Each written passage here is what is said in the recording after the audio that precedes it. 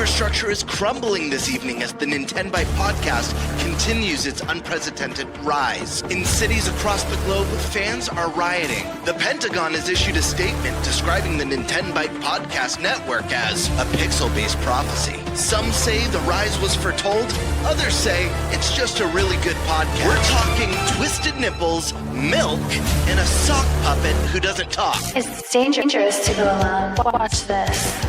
Welcome to the Nintenbyte Podcast, bitch. That's right, ladies and gentlemen, you're watching the greatest Nintendo podcast ever! Yeah! Is that a Joy-Con in your pants, or are you just happy to see us?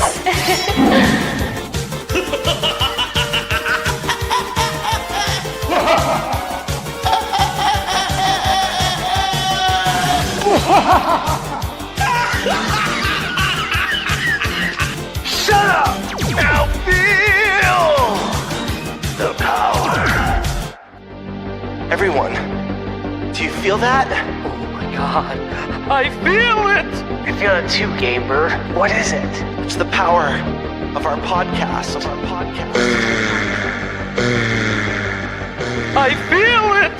This is rad, Nintenbyte. So rad. Power.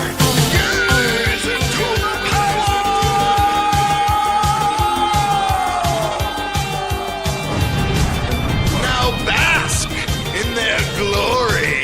I'm Nintendo Brian. Oh baby.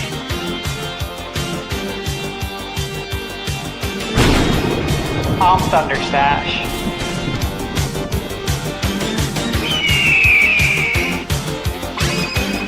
I'm Gamebird Classic.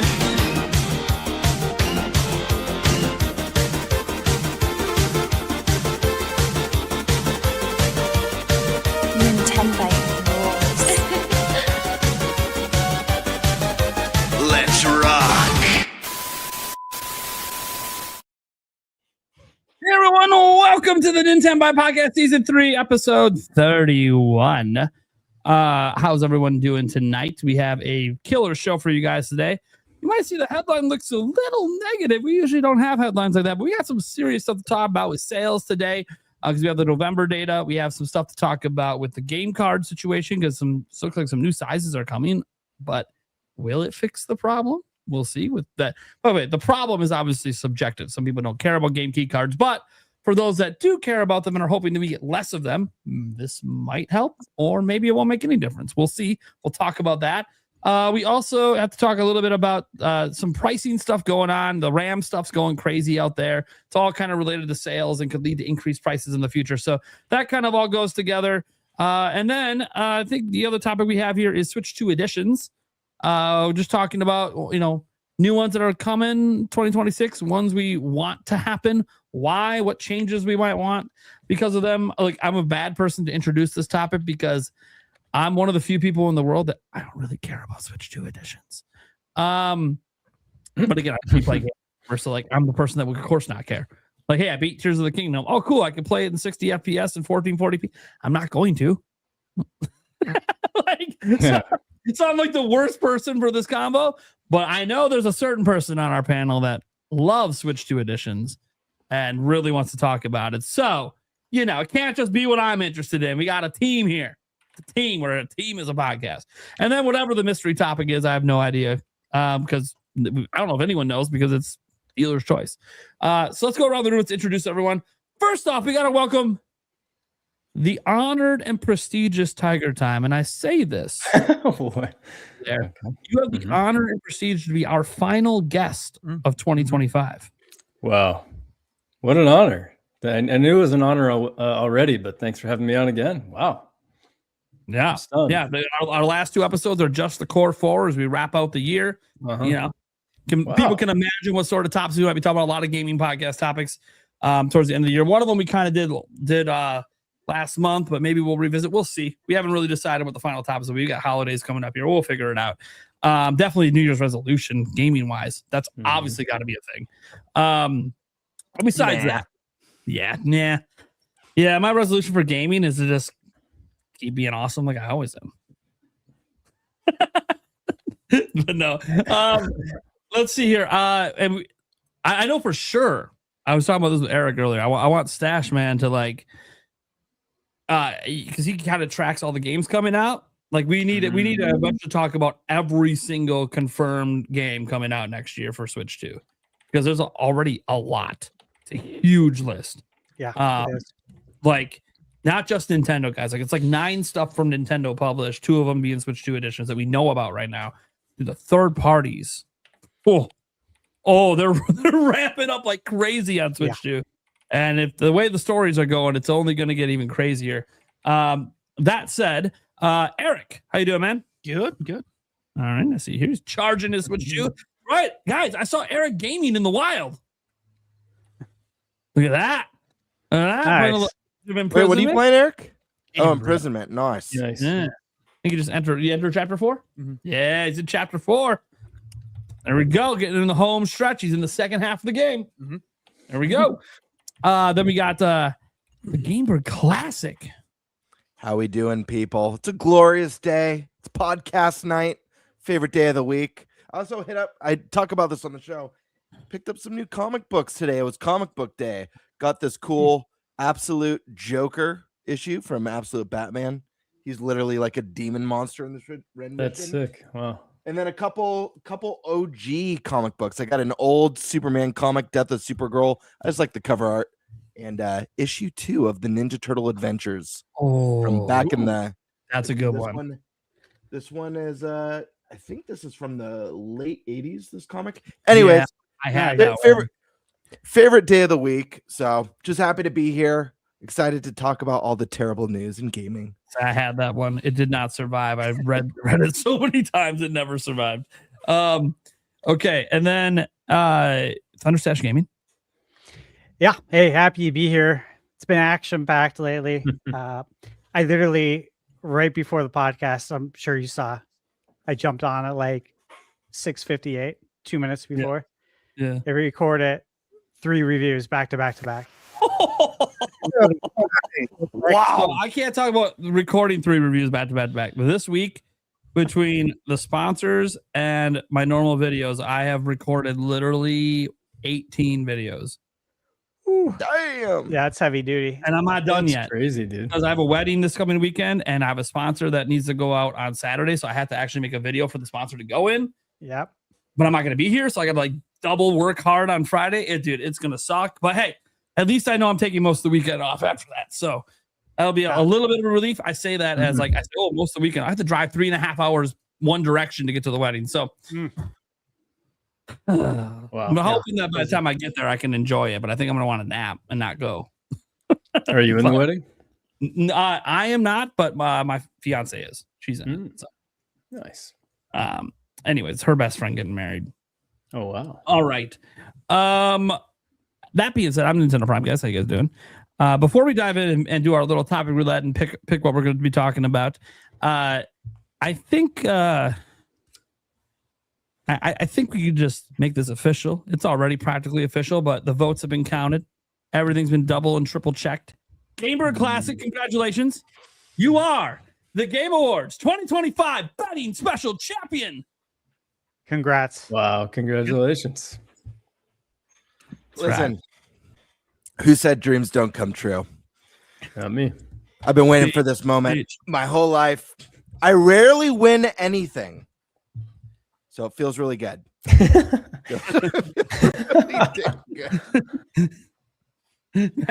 huge. It went dark in a hurry. Was this a blowout? This is one of the rare categories that I'm like, oh, I could be really competitive in this because, like, I figured worst case scenario this year, it'll be close. I didn't think there would be a thrashing. I think everyone did really well. I was actually scared of Eric because I was there. I was kind of trying to check while I was watching, but I was so focused on the show.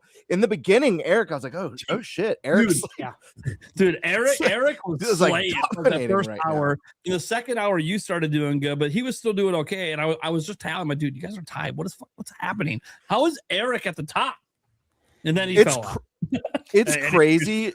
And I'm sure this applies for everyone else who competed. But like there was a couple of my picks that were, and I said it on voting day. I know Stash was out. I was like, I had 3 ties and 2 of the ties I got wrong.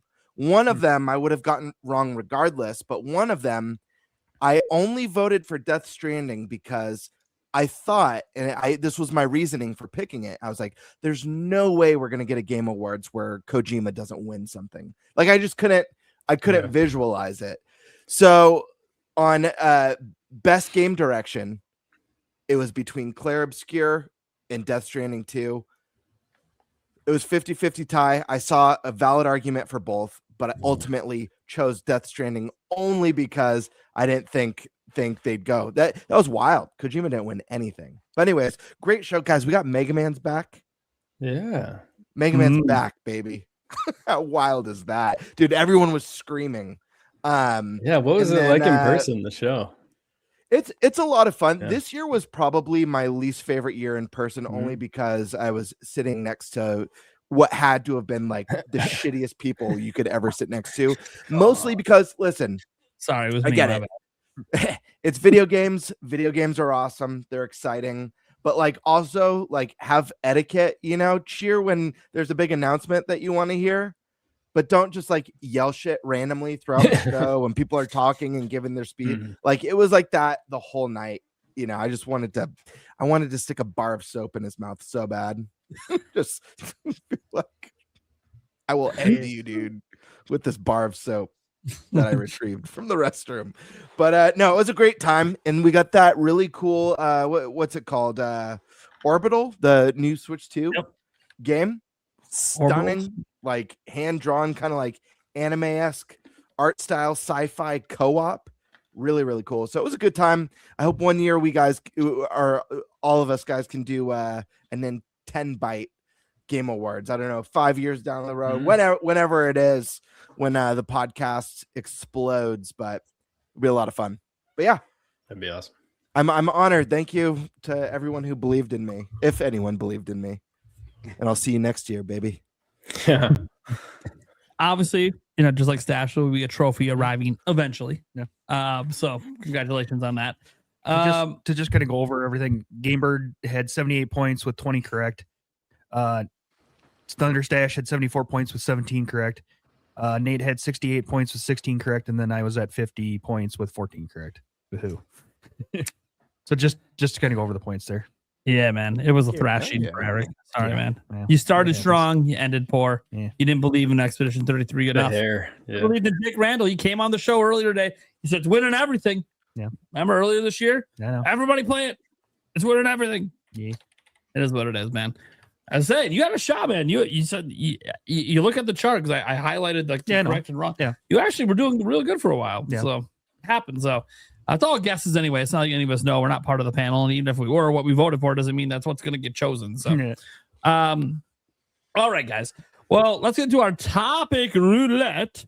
Let me see here. Let's have Thunderstash go first. Really? Okay. I know. It like never happens. I know. I never have you go. That's what I'm saying. Like, I feel like we always need to go Eric first or Gamebird first. I'm like, come on. Yeah. Let's switch it up. Okay, I'll do the Switch 2 editions. Okay, I figured that. I wonder who's the person who wanted to talk about that. Yes. All right. Let's go with Gamebird. I'll do dealer's choice. I don't have a topic yet, but I'm feeling You'll figure it out. creamy. Yeah, So. creamy. It'll come up. Eric. I'll go with are we concerned about RAM and SSD and sales? Yep. I know if that sounds confusing, guys. Don't worry. It'll make sense when we get there.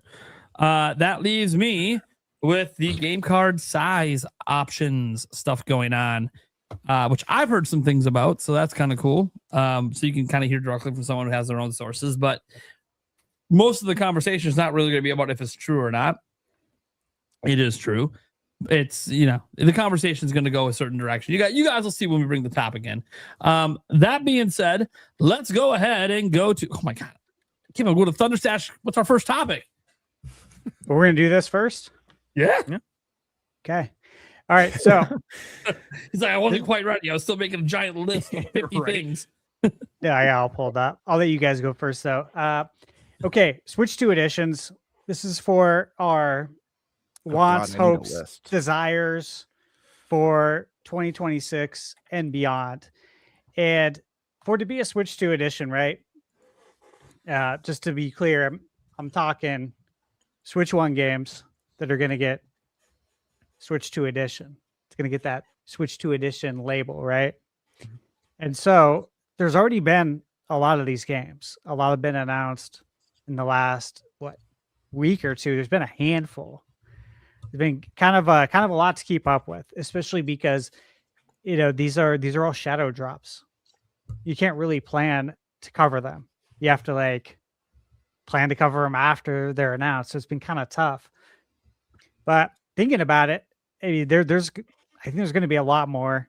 I know earlier this year when we did our bingo cards going into all the Switch 2 predictions before it was even shown, we talked about this a lot. Switch 2 editions. This was on my bingo card, for instance, that we're going to get a ton of Switch 2 editions.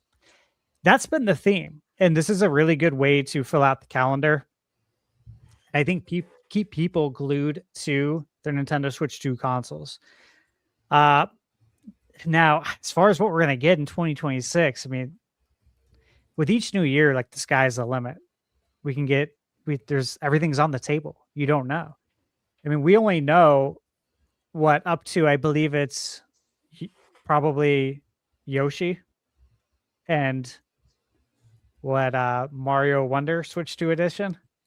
Outside of that, we really don't know what's coming first party. So, anything's possible when a new year comes, which is what makes all of this exciting to talk about right now here on December 17th, is because we don't know what's going to happen. So let's talk about what we'd actually like to see happen.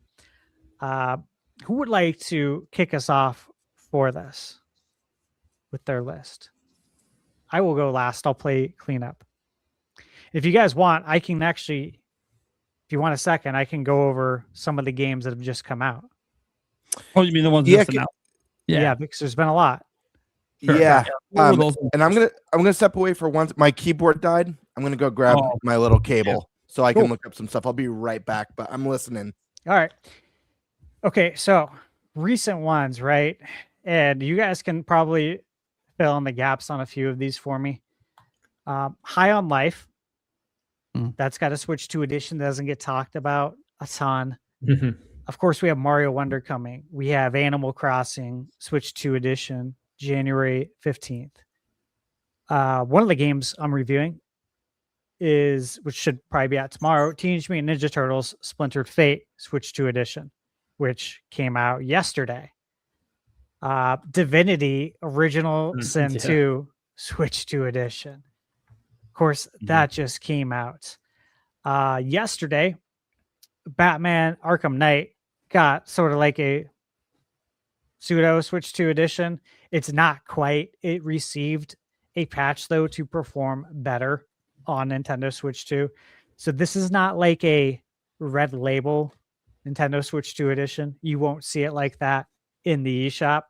However, WB is making strides, it seems, to get this running better on Switch 2, which is good. Dispatch was just announced.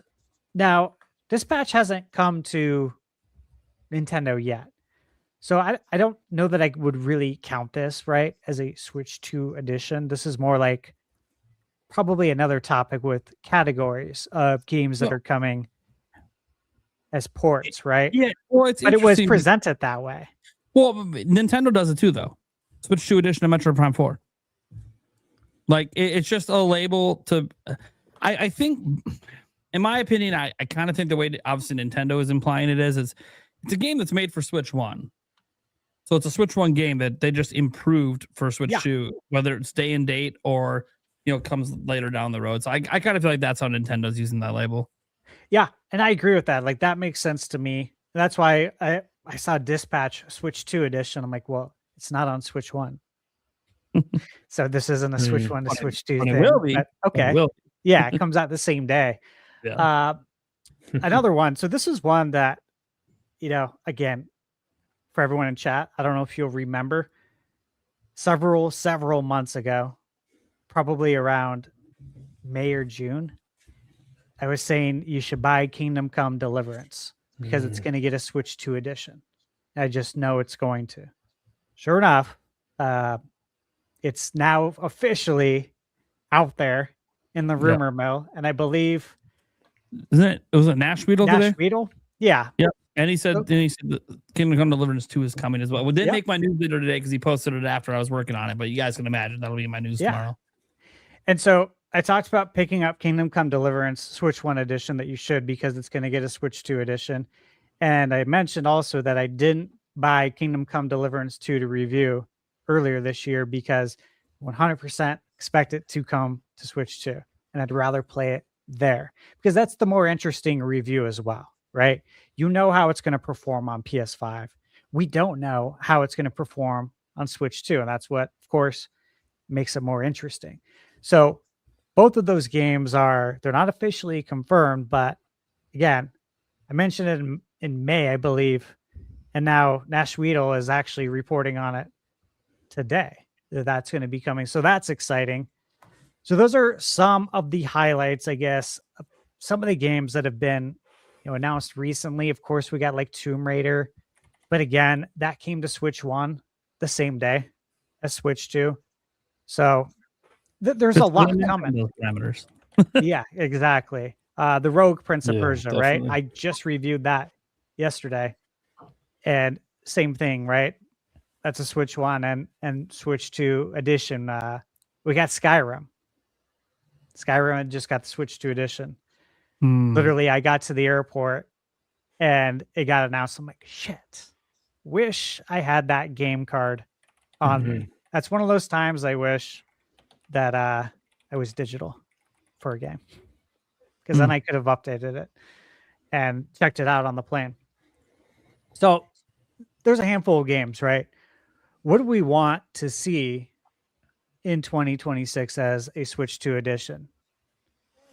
Now, with the foundation laid, who would like to go first? I'll go first. Okay. Start off by noting, guys, that I don't care that much about Switch 2 editions. I think this should be pretty well understood by my audience, but for the extended Nintenbyte family audience, I don't really replay games. So like games getting updates like higher resolution, better frame rates, which is what a lot of it is. Maybe a couple new features and tweaks here and there, mouse support. It's just not, I just don't care because if I already beat the game, I'm probably not going to replay it. Now I realize on this show, I'm the weird one. I'm like the only person that doesn't replay games. So that doesn't mean though, I don't think that Switch 2, there could be some neat Switch 2 editions especially for those that replay or those looking for a first time experience. Witcher 3 Switch 2 edition. This needs to be a thing, especially if we're going to get Witcher 4. I think you really got to get Witcher 3 Switch 2 edition. Besides that though, a lot of the Switch 2 editions are like things that like the ones that I think could use it are things that were either 30 FPS or just running really poorly. It would be nice if all of those games eventually got Switch 2 editions, but it's also like I think Nintendo and even some of these third-party companies also have to worry about the balance. Like we don't want there to be like March comes and there's 17 Switch 2 editions and no new games. Like it can get really overwhelming really fast because of how many games are actually on Switch 1. But that said, if I look at any Nintendo game that I might want a Switch 2 edition for, they've kind of got most of the big ones covered. I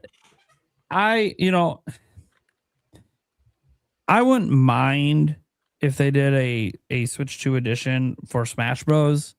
That's kind of the one because they never really released it with all the DLC. Yeah. So if you do a Switch 2 edition, it would be like a deluxe edition, but then it would also probably run at like 4K or something like that, which would be neat. I don't know if that makes sense. It kind of depends on when the new Smash Bros is coming, because like there's going to be a new one. If it's coming next year, even, which is possible. It sounds like the Kirby Air Riders team was a temporary, not the same, not the team from Bandai Namco entirely. Like it wasn't some dedicated team. It was a very temporary side thing that he was working on. That's what it felt like to me when he said, hey, the team's going to be disbanding. So this isn't like a primary development team. So this was a side team. Yep. So they very well could have been still like him and Bandai could have been working on Smash at the same time, is what I'm trying to say. So because like you guys know, Sakurai doesn't do all the programming personally himself. So like very easily these games could have been developed at the same time. So that's the thing. If there's a new Smash coming next year, then I don't think we'll get a Switch 2 edition. But if it's still like 2028, I can see a Switch 2 edition of that. Besides that, though, I had thought for a moment like Nintendo would never do it, but Mario Kart 8 Deluxe getting a Switch 2 edition that includes all the DLC and 4K would be awesome. They want to do that and even attempt to try to make World look worse. It is. So I don't. By the way, you can play Mario Kart 8 on your Switch too. It's not like they took that away. It's just not in 4K, and they're just not advertising it really anymore. Notice how there was no Switch 1 bundle this year officially for the holiday for it. I wonder why. It's like they want you to buy the Switch 2 Mario Kart. But yeah, so then I kind of lean towards like the third parties, and there's like so many third party games that were kind of rough. Like if we're gonna get Doom the Dark Ages, then I want Doom 2016 Switch 2 edition. Let's get that up and going so it kind of matches with what we're gonna see from Dark Ages in terms of performance and resolution. Anything that pretty much anything that's been put out there by Bethesda. We know we got the Skyrim one, but what about all the other ones? Like Wolfenstein, stuff like that. Mm-hmm.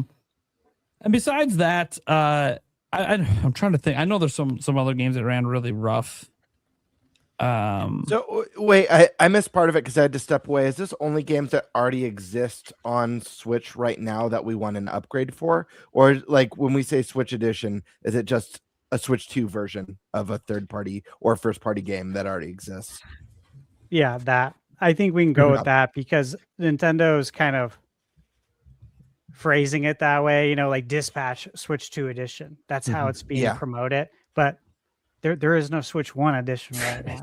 Right. So, I think it's being used pretty loosely to probably encapsulate way more games. How about a Hyrule Warriors Legends Deluxe Switch 2 edition? Just keep making the name longer. Another one though that had some performance issues that it would be cool to have that one topped off as well. Same with Age of Calamity, actually. Would be really nice to see consistent performance in that with a higher resolution. But yeah, I can rattle off a billion of these. I don't want to take them all. But these are just the ones that I'd be interested in seeing, but I probably wouldn't play any of them because these are all games like I already played, I already beat, I'm good. For the multiplayer games that never end, I've probably moved on to other multiplayer games at this point.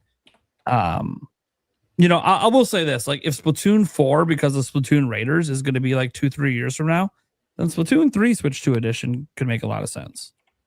I'll throw that one out there. There's another Nintendo one that like it kind of just like here's the problem with the Nintendo ones for me is it's like, yeah, there's what I want, but then also am I going to care about it if a new game in that franchise is coming out around the same time? There's a Splatoon 3 Switch 2 edition. There is? Okay. Yeah. See, it got announced. Yeah, it came out like probably a month after Switch 2. No, when it was real hot and hectic. Yeah. I was too busy dealing with the Mario Kart backlash at that point. Yeah, I didn't know that either. That's fine. Totally just woo. Well, I should check my system. Yeah. Maybe get Splatoon 3 updated. That shows you how long it's been since I even attempted to boot up Splatoon 3. It's been a while. And someone else brought up a good one. This one I think should only happen if we're not getting a sequel. Because if we're getting a sequel, then that'll be a key feature for the sequel to advertise it. And that is Mario Maker 2.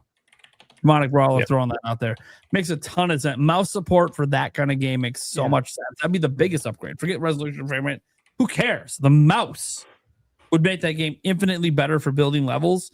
That said, again, if they are ever planning a third one or a 3D one, they might just say, we're not going to do that because we want mouse to be like this big special new introduction for a new one. But the 2 didn't sell extremely well, so that's why you could see them maybe just bringing that one back as a Switch 2 edition on the cheap, but we'll see. And the last thing I will note is No more $80 Switch 2 editions, please. That's all I want to say for that. I don't care. I know a DLC, it's Star-Crossed World. I'm cool. Cool. Well, guess what? Kirby and the Forgotten Land is not a new game. We can just sell that at 70. We can just sell that at, well, I mean, probably because on Switch 2 70. So you just knock it down to 70. It's not that big a deal. Nintendo, I love you. I know you need money, right? You're desperate. You're a $100 billion company. They're gonna fold in the next 20 minutes. Exactly. You might be trying to buy Square Enix, for Christ's sake. You got to make more money. I saw that. Yeah. By the way, guys, the That's Square Enix interesting. story, the reason we're not really talking about it tonight is because, like, if you actually read the article, which I did in my video, they're not actually for sale.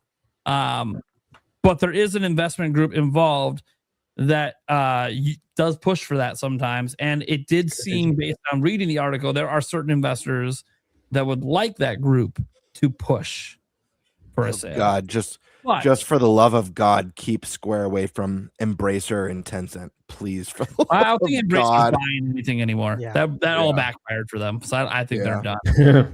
done. But guys, Oh, Square good. They could take all those great IPs with them too. But if it's like a year, 2 years out, and it is for sale, well, okay, you kind of know where this conversation started, and it started with this company getting involved with investing with them. Anyways, so yeah, that's what I got. I'm good. Okay, Who who would wants like to go next? I got Oh, two. go for it, Eric. I just got two. One of the biggest ones I want is a like Mario Rabbids Kingdom Battle and the That was on my mind, yeah. Get a Switch 2 for that one. Maybe combine them. Yeah, Whatever. I didn't. See, I was going to bring that one up, and the reason I didn't is one, I figured you might. Yeah. And two, they kind of already said, Yeez Guillemot kind of said in the past that like we're probably going to be doing that anyways. It's just not announced yet. Right. But like he said this back when he's like, "Oh, Nintendo was right. We should have waited to release this for Switch 2.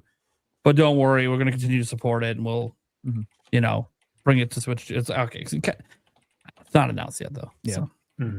And then the other one I could see kind of leaning towards what Nate had said, coming out before another one, Luigi's Mansion 3. Getting that out and up to Switch 2 edition before Luigi's Mansion 4 comes out, I think would be a smart idea. Dude, they put that in 4K. It's gonna look right. Dude, that game already looks so good. I just need it to be 4K not 60. blurry on my TV. I do like this TV behind me. I just need it to not be blurry on it. That's it. That's all I need. Like that. Yeah. So those are my two. Those are the ones that I really want. All right. So Yeah, I mean, for me, this is kind of a hard list to put together if we are looking at it in the sense of games that are already out there that we just want enhanced for Switch 2 that exist on the original platform. Just because honestly, what I really want, and what it seems like we're going to get this gen for the first time ever, really, is day and date third-party stuff. It looks like that pattern is already starting to show itself with Resident Evil next year. So that's really, really exciting. But that being said, there are games that we do have that, and one of these, the first game actually I'm going to mention is one I was thinking about last week, because we got a little game called Metroid Prime 4 Beyond, and I've been playing it and enjoying it a lot. And then I've been thinking about, man, they should do a free upgrade for Dread. That way I can experience Dread, with the 120 frames or and just like all the Switch 2 glory. Just in that Metroid mood right now. And would love to see that one. Another one that comes to mind is obviously Bayonetta 3. It's a fantastic game. Had some performance issues. They could easily do a 60 frames 4K version of that. Beautiful, runs smoothly on Switch 2 the way the game's meant to run. Another one, this is a Game Bird favorite, but one that did not run very well, unfortunately, on Switch when it came out, is No More Heroes 3. You guys all know I'm a big Suda 51 fan. So that's one that could really use some love from the extra horsepower behind the Switch 2. This next one's kind of a twofer.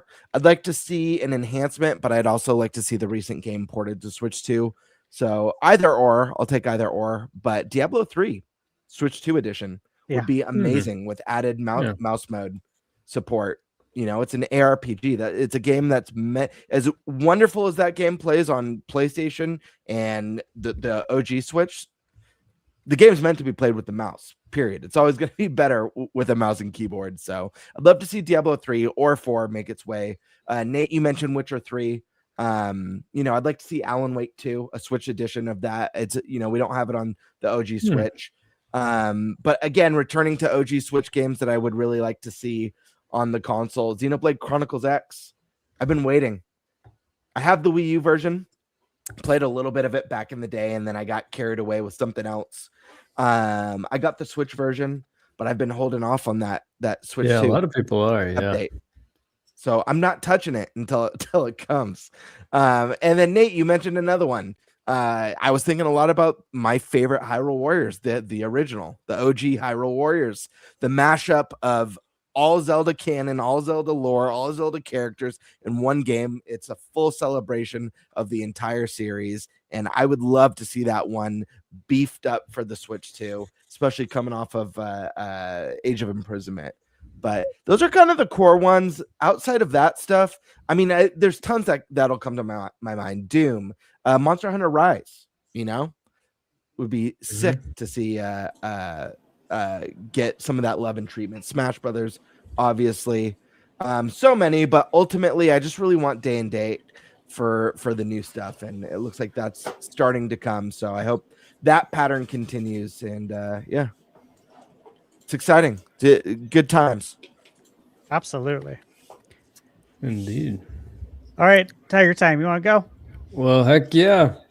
So yeah, I put together a little list here. We talked about Resident Evil 7 and 8 got Switch 2 editions, right? They are. Yeah, they are. Okay, yeah. Yeah, they're coming out the same day as Resident That's Evil. right. They're coming in that triple pack. That's right, yeah. Well, they popped into my head, but that's going to be resolved soon here. But I kind of like the idea of using the Switch 2 editions for kind of, you know, like an advertising or a transition piece into the next game. Kind of like how Divinity 2, after that trailer from the Game Awards, just now they're doing the Switch 2 edition. I kind of like using that tactically like that. So, you know, I thought of like, again, Luigi's mentioned 3, like Eric said, sort of, you know, not right before the next game, but kind of, you know, after the reveal trailer or something like that. Because, you know, that's the game that everyone talks about as kind of the peak of Switch beauty, basically. But seeing that in 4K, 60 FPS would be amazing.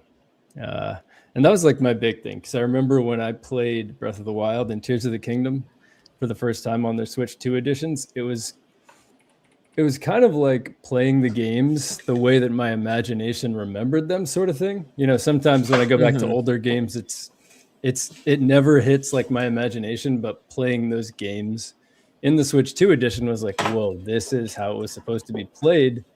I feel like this is how I played it, but I must not have. And so then you go back and check it out, and it really is a huge difference. So I just think of all these first party titles specifically, like if they did this with Arceus, I know that people kind of want that open world kind of experience that ZA didn't offer. So if they released a Switch 2 edition of, you know, of Legends Arceus, that's kind of meeting that middle ground and just making that 4K. It could just, because that game had some beauty, even though the textures weren't great. Like the night skies, there was some beautiful vistas in Arceus. I think seeing that super enhanced would be money. But yeah, and then I think of Fire Emblem 3 Houses. That's another game with Fortune's Weave kind of on the horizon. I think that if they did that, that would be really cool, because that's a game that, again, does still look pretty decent, but, you know, it could obviously look even more beautiful. The Thousand Year Door finally getting its 60 FPS that it deserves. I don't know if that's necessary, you know, to do a whole Switch 2 edition necessarily for it, but if that's what it takes, I love that game. Maybe even for any of these two doing kind of like a Kirby style Switch 2 edition where there's a little piece of content would be so freaking cool, especially for Thousand Year Door specifically. And then I think of Donkey Kong Tropical Freeze 2 was another one that popped into my head. Yeah.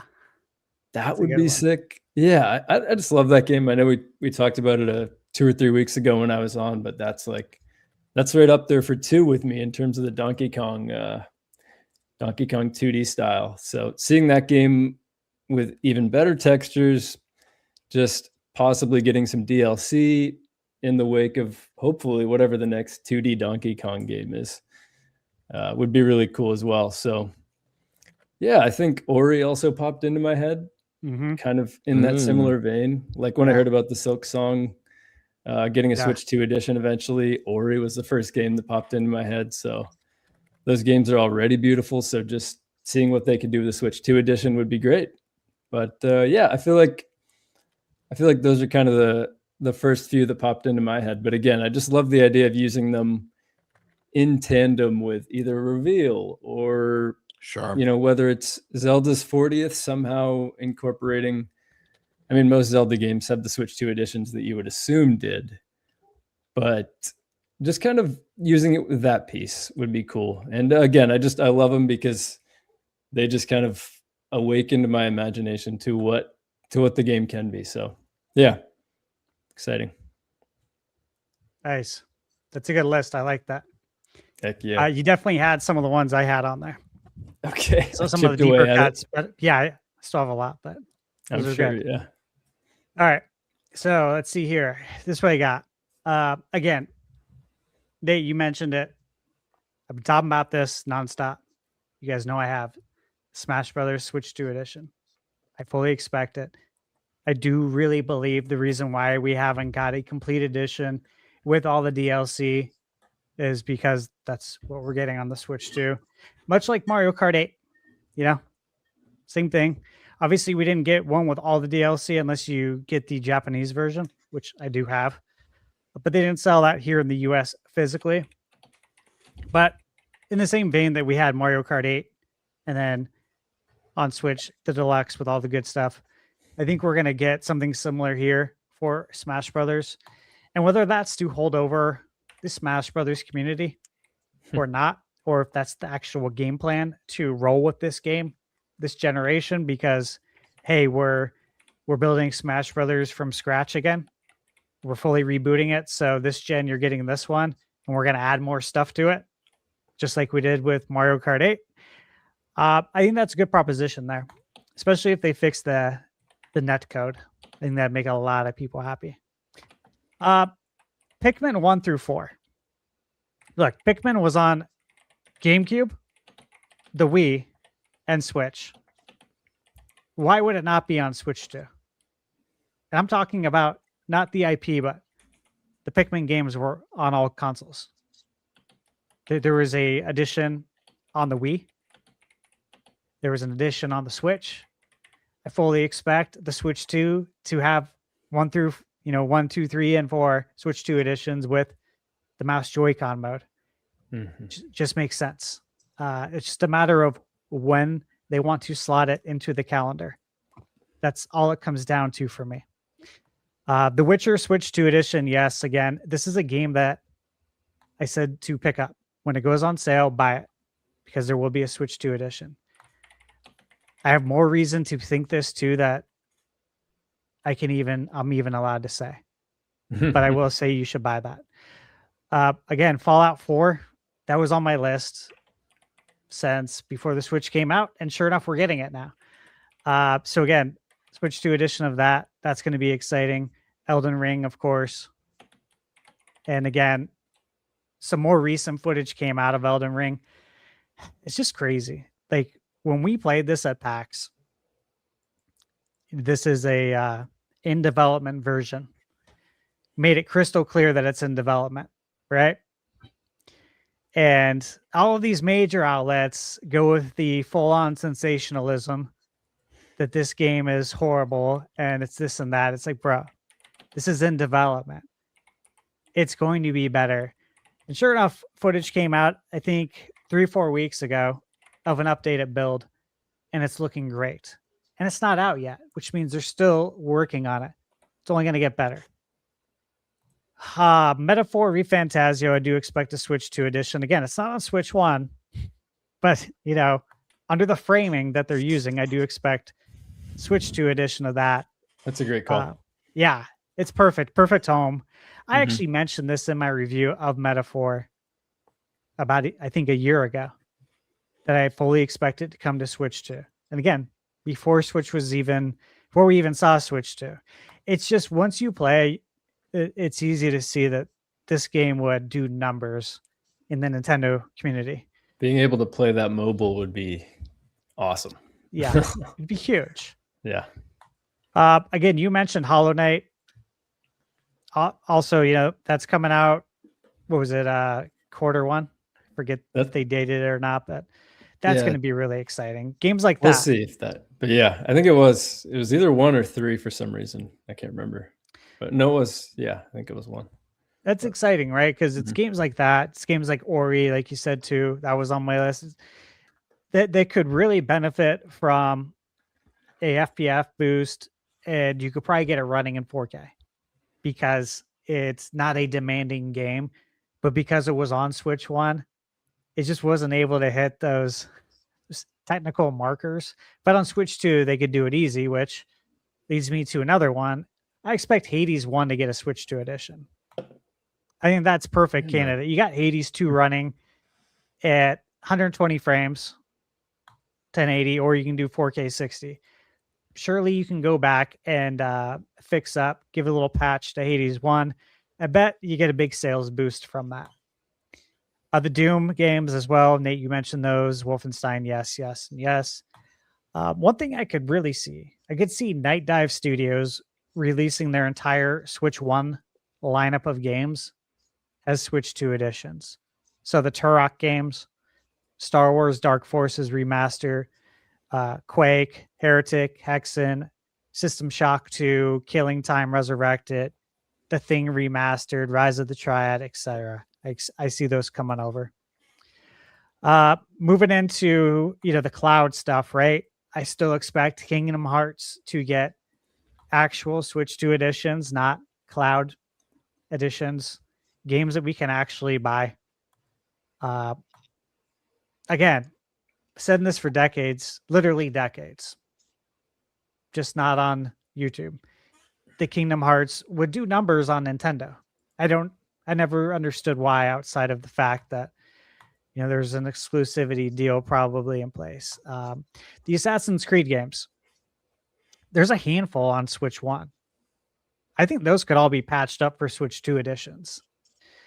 On top of that, I do expect Origins and was it Valhalla and what is the other one? Odyssey's the other one. Odyssey. I platinumed that game. That was a good one. Game's so good. Yeah, so good. And just seeing what they've been able to do with AC Shadows, which I believe it got another patch today.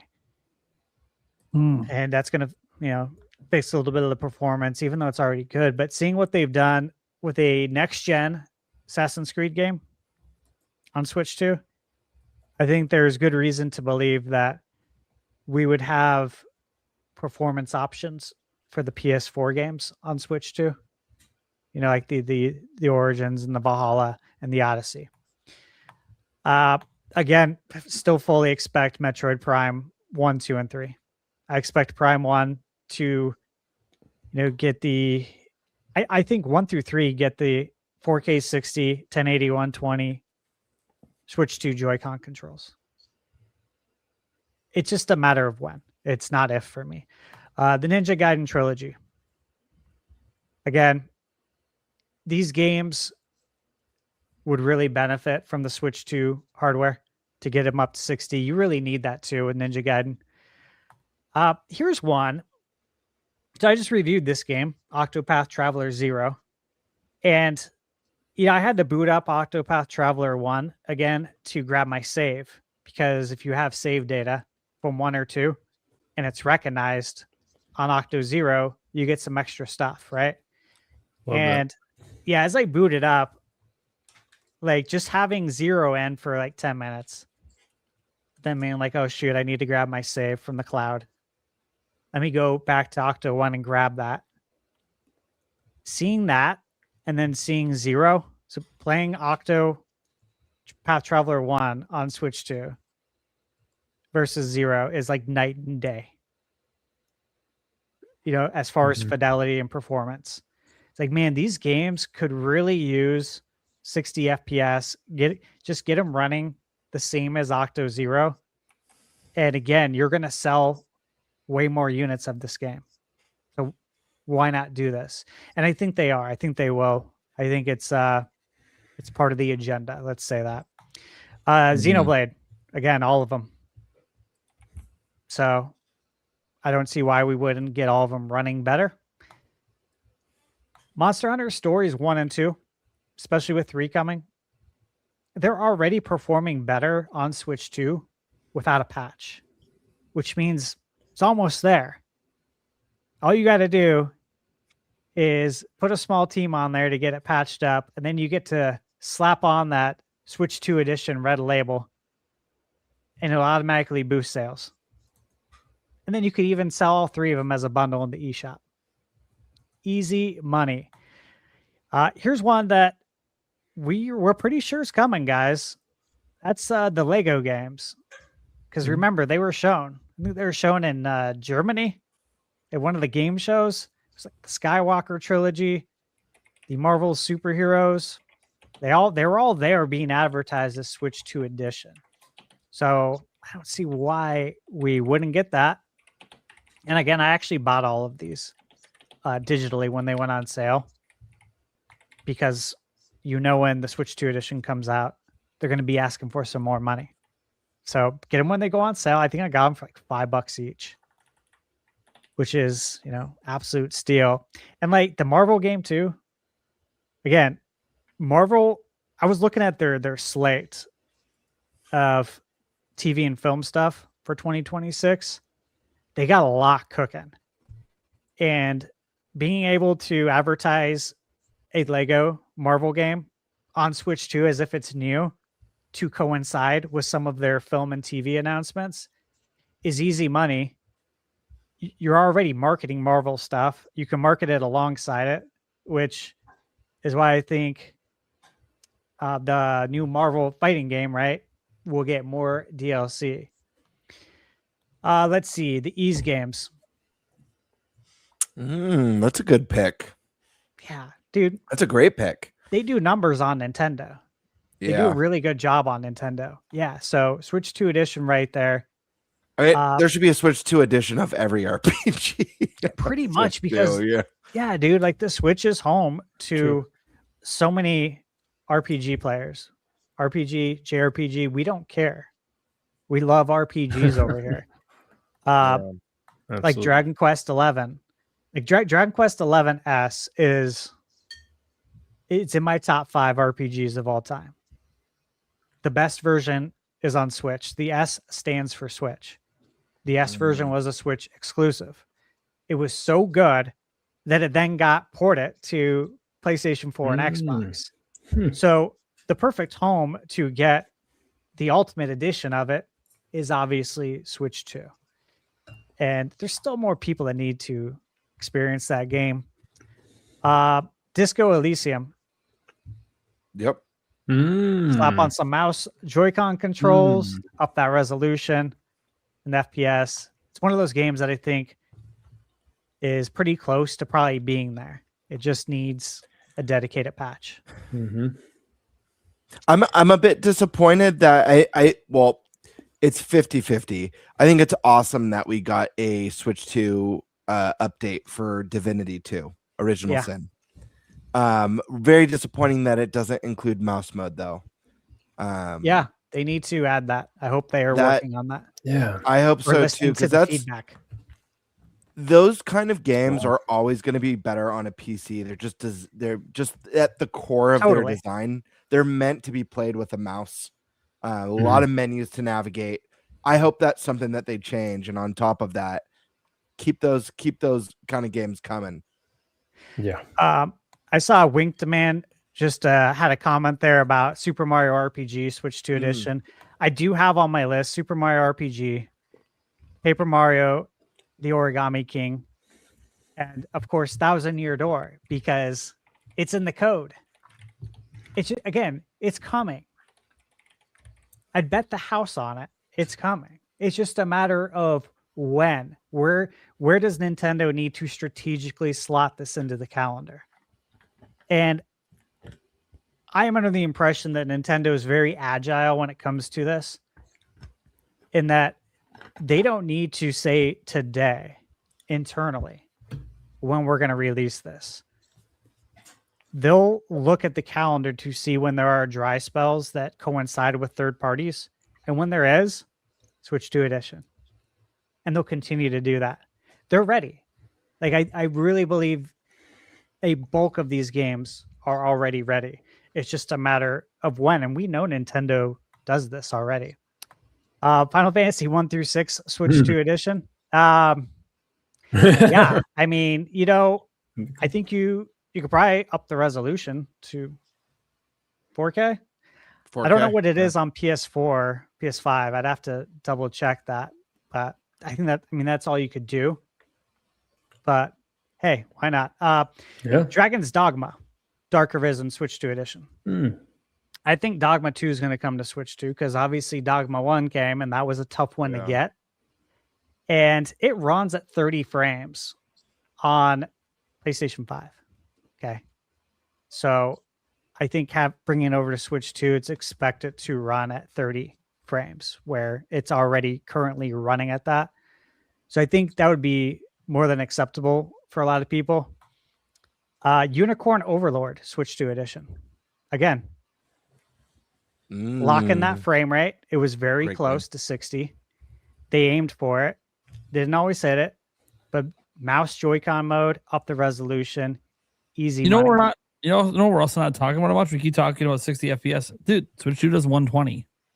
Yeah, some of these 120 I mentioned. I think Unicorn Overlord should be like 120. I think they can pull that off. Switch 2. You'd think so.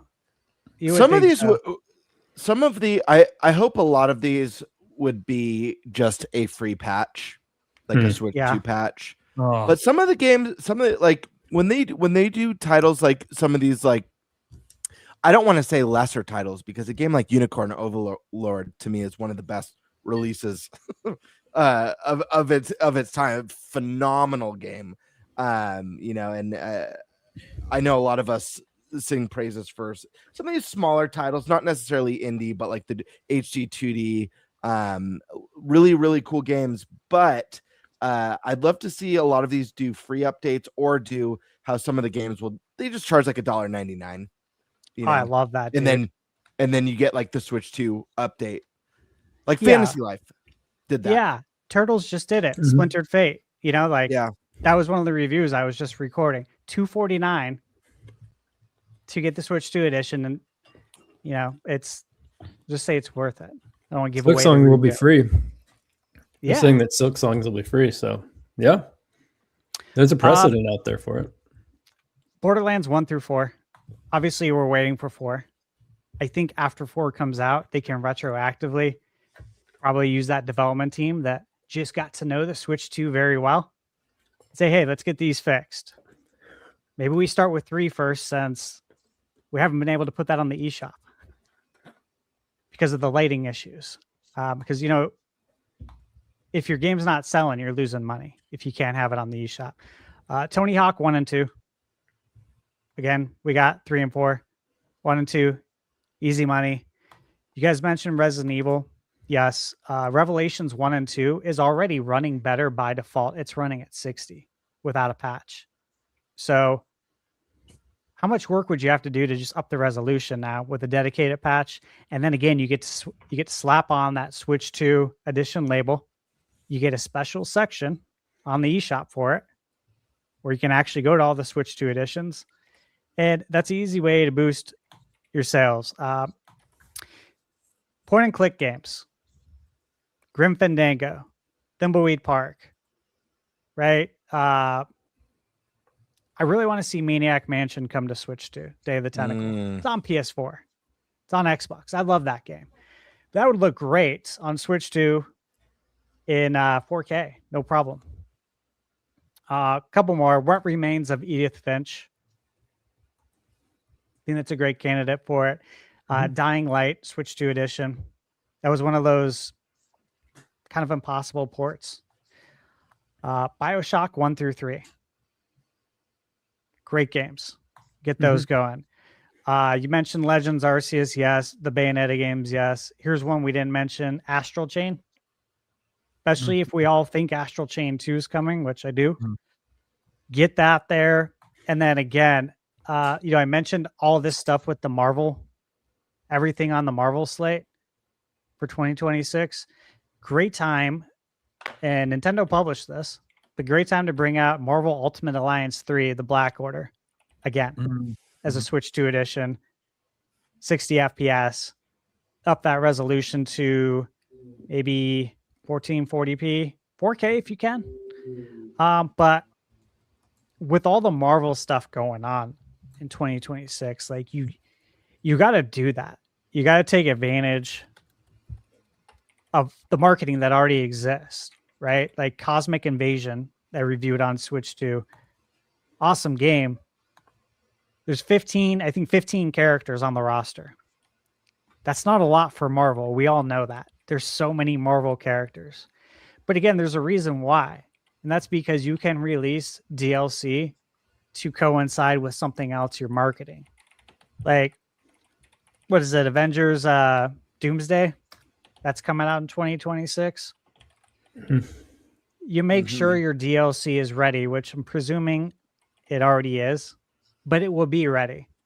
Again, I'd put money on that Avengers Doomsday, there will be DLC in or around that time frame for that game as well.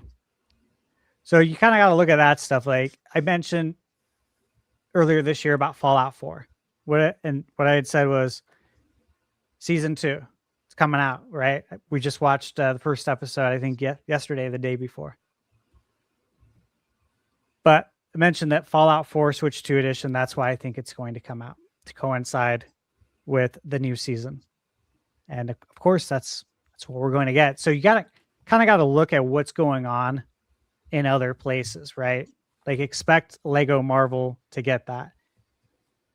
Expect the other Marvel games. Anything that coincides where marketing dollars are already spent and you can capitalize on marketing dollars that you didn't have to spend in order to like increase your game sales. Just like with Mario, the Mario movie, same thing. Mario plus Rabbids, Ubisoft doesn't have to spend money to market the movie, but they can benefit from the movie's marketing and sell more copies without spending any money on marketing. That's how you do it, right? That's the list, guys. And obviously I could have kept going, but I did think of one more yeah, real quick. Not that I necessarily want it, but Starlink Battle for Atlas. I think that could, yeah. if they updated the frame rates and stuff and, updated that one because the Star Fox, DLC for Nintendo, I think that could have a small revival. They gave it a Switch 2. That's a good call. I like that. Let me give one shout out to HMon661. He said Portal Collection, Switch 2 edition. That'd be cool. That would be good. That'd be good with the mouse. Yeah, I've been trying to think of the mouse that's in my head, like CRPGs. It would be good. Mouse controls have a ton of potential. Well, some of the games that I just am working on the review that are going to be out in the next day or two, I was using mouse Joy-Con mode on these games. That's awesome. And yeah, I'm just like, dude, I love my Pro controller. Who doesn't? It's an amazing controller. But the type of precision you can get with the mouse Joy-Con when it comes to aiming, it's unparalleled, which again is why PC players always have had an advantage, right? And shooters because of that. So yeah, I think there's a lot. Obviously The Sims is something I talked about last year again. This time last year, actually like November, when I bought the Sims game for Michaela, the My Sims. And fully expect that to come to Switch 2 the actual The Sims 4. Because have you guys seen how much DLC they have, or how much things you can buy? Yeah, it's endless. Dude, Scary. someone put out a post, and it was about how much money you'd have to spend to buy all the extra stuff. We need to look this up. It is insane. For what game? For The Sims 4. Oh, dude. I have a feeling it was six figures, like over 100,000. I remember even back in the day, like Sims 2 or 1 on CD, they even had a ton of CD expansion packs, like Halloween party, Christmas, pets, and there's so many. What do they call it? Packs, kits. They have all these different names for it. Packs, I feel like. As of 9 months ago, it was $1,929.10. 1,920. Own everything. But that is because they took a lot of the individual purchases and they put them into packs. That makes it cheaper to get them. Okay, so But if you bought it on the individual level, there's much more, obviously. right. So EA, who is now working with Saudi Arabia, right? Do we not think that they want this game to continue making more money, like on a platform that you didn't release on? So it's not like a PS4 to a PS5 edition, which I think is also going to happen alongside this release. This is, hey, dude, you haven't sold yet to Nintendo gamers. Did you know that they had the largest install base of any console with the Nintendo Switch? That means you lost out on the biggest piece of pie. You know they're going to be like, dude, get that game over there immediately. Mm-hmm. Evergreen it as much as you can. And people will spend the money. We got a comment from Joe Taku. That's a great call. Ooh, that's a good one. Yeah. Hopefully Hat in Time gets an update. Really cool game. It crashes on Switch too. I did see that. Really? Thankfully, the devs said they are aware and are waiting for kits. They're a cool little team. Like I'm glad they're ready. Yeah, there's so many games like that, though, right? That could really benefit from the Switch too. What's the other game? It was by the Sega team, Sega's old team, the one that did Sonic, not Origins, but the other one, Penny's Big Breakaway. That could really benefit from like a Switch 2 edition. It's games like that. Mm-hmm. Demonic Brawler with the $5 super chat said, you know what's all BS aside? How about all Switch cloud only version games get a free native Switch 2 edition? Come on, Nintendo, what are you doing? And bro, I love that idea because Kingdom Hearts. Oh my god. Right. The cloud experience is not a good experience. So if you spent that money, I think if you own it already on the cloud, to give it to those folks for free. Everyone else, they pay whatever price you come up with, but to give it to them free for enduring it, I think that would be a really, really good call. And Wink Demand 07, I would love to see a Mario Maker 2 Deluxe with more themes. That would be great, but it would be even better if we got a 3D Mario Maker instead. Dude, heck yeah. I mean, I would love to play people's Super Mario 64 creations, whatever they come up with, because I love that game. Super Mario Maker 2, Switch 2 edition, add mouse support already from Demonic Brawler, $2 super chat. Thank you. And Demonic Brawler with another $2 super chat. Kingdom Hearts Trilogy Collection, Switch 2 edition. Dude, totally. And you could come out with a really nice physical collection for it. And look, if it's key card, it's key card, right? I don't think that's going to slow down sales for Final Fantasy VII Remake Integrate. You know, I really don't. Do we all want it physical? Yeah, of course. But we need actual editions for it. Demonic Brawler, another $2 super chat. Xenoblade Chronicles X Definitive Edition, Switch 2 Edition. Jesus. Love it. Edition. Dude, We all know the it's coming. All It was in the Xenoblade code. edition. It was in the code, right? Yeah. We know it. That Paper Mario, one of the Ease games had it as well. So we know these things are coming. It's just a matter of, hey, when is the best time to strike? Because we don't have to release games on top of each other. That won't benefit anyone. I think Nintendo and third parties are working together on that. The Legend of Zelda Wind Waker HD and Twilight Princess HD bundle Switch 2 edition from Demonic Brawler, $5 super Also, chat. this implies they would also release it on Switch 1, of course, because it can't be a Switch Yeah. 2 edition if it's not. That's true. The long rumored Wind Waker Twilight Princess bundle. Have you guys given up hope on that? I haven't, but have you? I have not. No.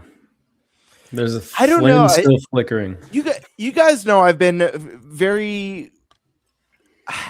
weird on this one because I mean I've said it 100 times. I think even Nate and I argued about it on one episode. Just that it'll be an inferior version not having the dual screen. So how do they like? How do you? I mean, I guess they'd have to bundle them together. Maybe that's the selling point. You get both of them for the price of one. What if they allowed you to use your cell phones? The selling point is literally the selling point is you can't play the HD versions unless you owned one of 13.5 million consoles. Most people cannot play these games in HD. Period. Yeah. On official hardware. That's the selling. It's the same selling point. There's just now a bigger audience. Same as Metroid would be. Right, but you could play what if Wind you do Waker Tears of the in Kingdom? high definition right now on Switch 2 or Switch 1 if you have it, or Switch 2 if you have NSO. Yeah, but that's not the same. You know, Wind Waker HD on Wii U, it's not the same. You don't think they dropped Twilight Princess on NSO on the GameCube? They could. It still won't be the same. Yeah, I'm not saying it'll be the same. These games are enhanced. They've been enhanced. You know, it's not just the dual screen inventory management stuff. Forget about that. The games originally didn't have that. It's really the visuals. The visuals were enhanced. It wasn't just HDing old GameCube textures. It was like new textures, new lighting systems. You know. So, Yeah. I mean, I'm not here's saying the it's thing. not coming. I've just been kind of like on the fence with it because of some of the core features missing. I understand what you're saying, Brian. I've just been kind of on the fence with it. I don't Yeah, know. well, because here's my thing. To Like, bundle and present it in a way that's Yeah, like we talk about like the NSO stuff, but like that's not widescreen, true 1080p. That's not, you know, the rock solid 60 FPS. But plus the NSO, GameCube has a little bit of latency problems. sure. Like bringing these games back natively, because I'm not completely out on it. I do think it's actually going to be a while before they do it. At this point, but I think it's just like they never got a fair shake the first time around that they brought them back because unfortunately the console they came on bombed. So, you know, bringing them back again, it really is just the same selling point, except I don't know, we're on Switch 2 now. Would have been 4K. I wonder if they redid the UI on the Switch 2 on a Switch 2 version. If they redid the UI, they make it the same as Breath of the Wild. well, no, please God, no. I was gonna say like you know how Skyward Sword has like the radial menu where you could just pull up the radial and The Twilight Princess have that too. Does Twilight Princess? It's been so long. I'm pretty sure. It probably does. I'll double check. I'm pretty sure it does. I know Wind Waker didn't, but No. I'm trying to remember the GameCube and Wii version. I'm just looking right now. It's got to be like a screenshot of it. Pretty easy to find. Yeah. It definitely. Okay, good. I'm not an idiot. I remembered something correctly. About Zelda. My God, I'm like, I swore selecting your items, and that's exactly what it is. Selecting all your different items is the radio thing. Wind Waker's 25th anniversary is in 2027. That's insane. That's disturbing. That I is know. wild. I just Time go. double checked. I'm like, holy crap! And of course, Holy Zelda. hell, dude. The Zelda movie comes out that year. That feels like yesterday. I feel like they'd be split if they my released. God. I don't think they do a bundle. I guess so. Maybe I don't have faith in that. But I think they'd be also split. don't. Yeah. Yeah. Why would you Like bundle Metroid it? Prime Remastered. Yeah. Yeah. They're not. It's not Galaxy 1 and 2. It's not the game and Exactly. its sequel. These are two totally different Zelda games, different art style. Everything's Well, different. that's why the dude. bundle looks so appealing. Oh, for sure. Dude, I've seen the fan-made box arts. It'd be They look sick. so- they It'd be look sick I so too. good because- They're so 'cause good. they like contrast like really well. I mean, dude, this is actually kind of sick. It'd be cool. It would look awesome. Like, it doesn't really make any sense. It makes more sense to like, hey, if you're gonna do Wind Waker, why don't you bring Phantom Hourglass and Spirit Tracks as well and do a 3-pack bundle there? But Well, they should get a link between worlds for sure. You got to get that off only 3DS. That game's brilliant, dude. So Yeah, good. it's so good. That's the only Zelda I've missed because I didn't have a 3DS. It ranked pretty Oh, damn high, man. didn't it? On IGN's It was high. top 100. Wasn't it like very high? And I think a lot of people who hadn't played it were like, "Oh shoot, like it's that good." And it's like, yeah, It's so good. that good. It's And like so good. the overworld theme has like acoustic guitar in it. It's rad. Like I remember like acoustic guitar kicks in and stuff. I'm like, holy shit! They're My cousin cooking had it. with this music. Yeah. It The looked story's so good cool. too. yeah, The story's fun in Jotaku that one. has given up on the Zelda bundle. He thinks it's just too good to be true. Unless they charge 70 or 80, which is exactly what they would charge. It would Well, definitely sure, do that. sure. I mean, Like- then you're asking either $34.99 or $39.99. I if it's bundled, I could see them charging exactly Yeah. what they did for Galaxy 1 and 2, $70, or you buy them individually for 40 each. But that's about IP preservation. There it is. It's just Demonic Brawler. You man. read that one. Demonic Brawler says Nintendo Prime. You still forgot the ending of Ocarina of Time. I know. That's why I was giving myself credit for remembering something correctly. Stop it. I'm supposed to be a Zelda expert. But not to 712. Still holding on to my Z card. So, all right. Is that what we got for that topic? Then we good? Should we move on? Yeah. Awesome. I believe it's Gamebird. What All are we doing? right, we're going to dealer's choice already. No cartridge sizes. No, go for that's the last time. All right, fair enough. Okay, what was my topic again? Hold on, let me pull it up. I get like panicking.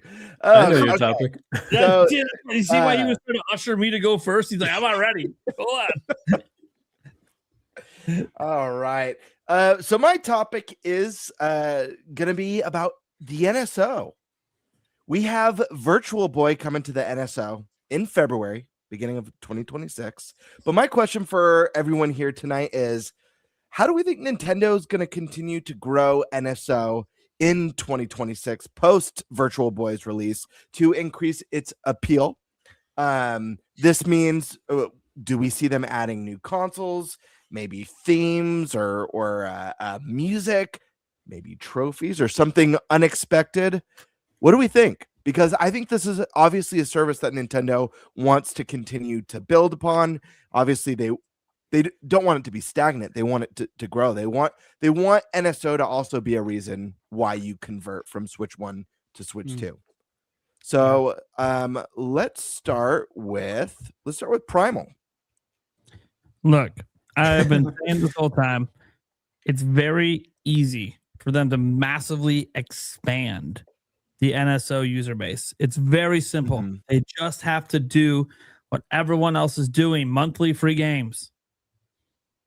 Simple. But here's the thing, Prime, and this is great saying what they need to do, but I also want to hear what you think they will do, if anything. Maybe you think they're not going to do jack shit after Virtual Boy comes out this year.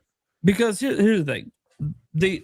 They need to do that if they want to actually expand it beyond what it currently is.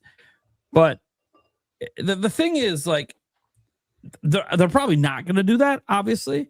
At least I don't think they will. Maybe I'm wrong.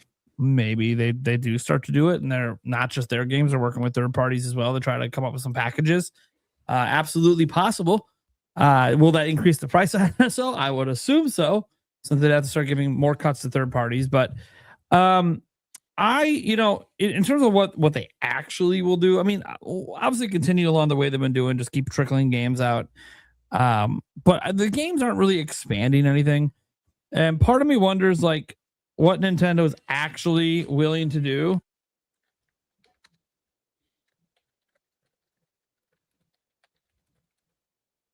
My fiance is walking in. You're playing copyrighted music full blast during a podcast. My God. I'm like, can you like calm down? Wait till I'm not talking. Anyway, sorry guys. That's why I went dead silent for a moment. I'm like, hold on. If we don't want to get copyrighted over here. I'll go talk to her in a moment. Let me get through what I was going to say. No, so I think that what Nintendo will do is keep trickling out games, and I do think an achievement system is coming. I think they've been working on something. We've seen patents already that already suggest they've thought about it and tried things, and we do see that they've had like some achievements in individual games, and we've seen like even on Switch 2 a couple games using the same terminology for their achievements from Nintendo, like almost like Nintendo might be trying to universalize the terminology, but not every game has them. Even new games that have come out don't have them. Kirby doesn't call them the same things as the other games do. You know, the same with Metroid Prime 4. So I think that's something that they will do. I don't think they're going to do it next year. I think it's more like a middle of the gen, like 3 years from now, 4 years from now is when they'll finally get it out there. Because I think the problem they're going to run into right now is they're going to want to retroactively add achievements to a lot of their Switch 1 games. And to do, it's just going to take a long time to kind of, because some of their games already have their own achievement systems, right? So like they got to do a lot of work to like merge in their individual game achievements into this system. So I think it just takes a while. Like we already know they technically sort of have one. Like when you go to My Nintendo, you'll see achievements for like the mobile games and stuff. So it's just, you know, I think they're working on it. I think they know people want it. The problem is it's not really going to expand NSO because achievements should be there regardless of if you're subscribed to NSO. That shouldn't matter.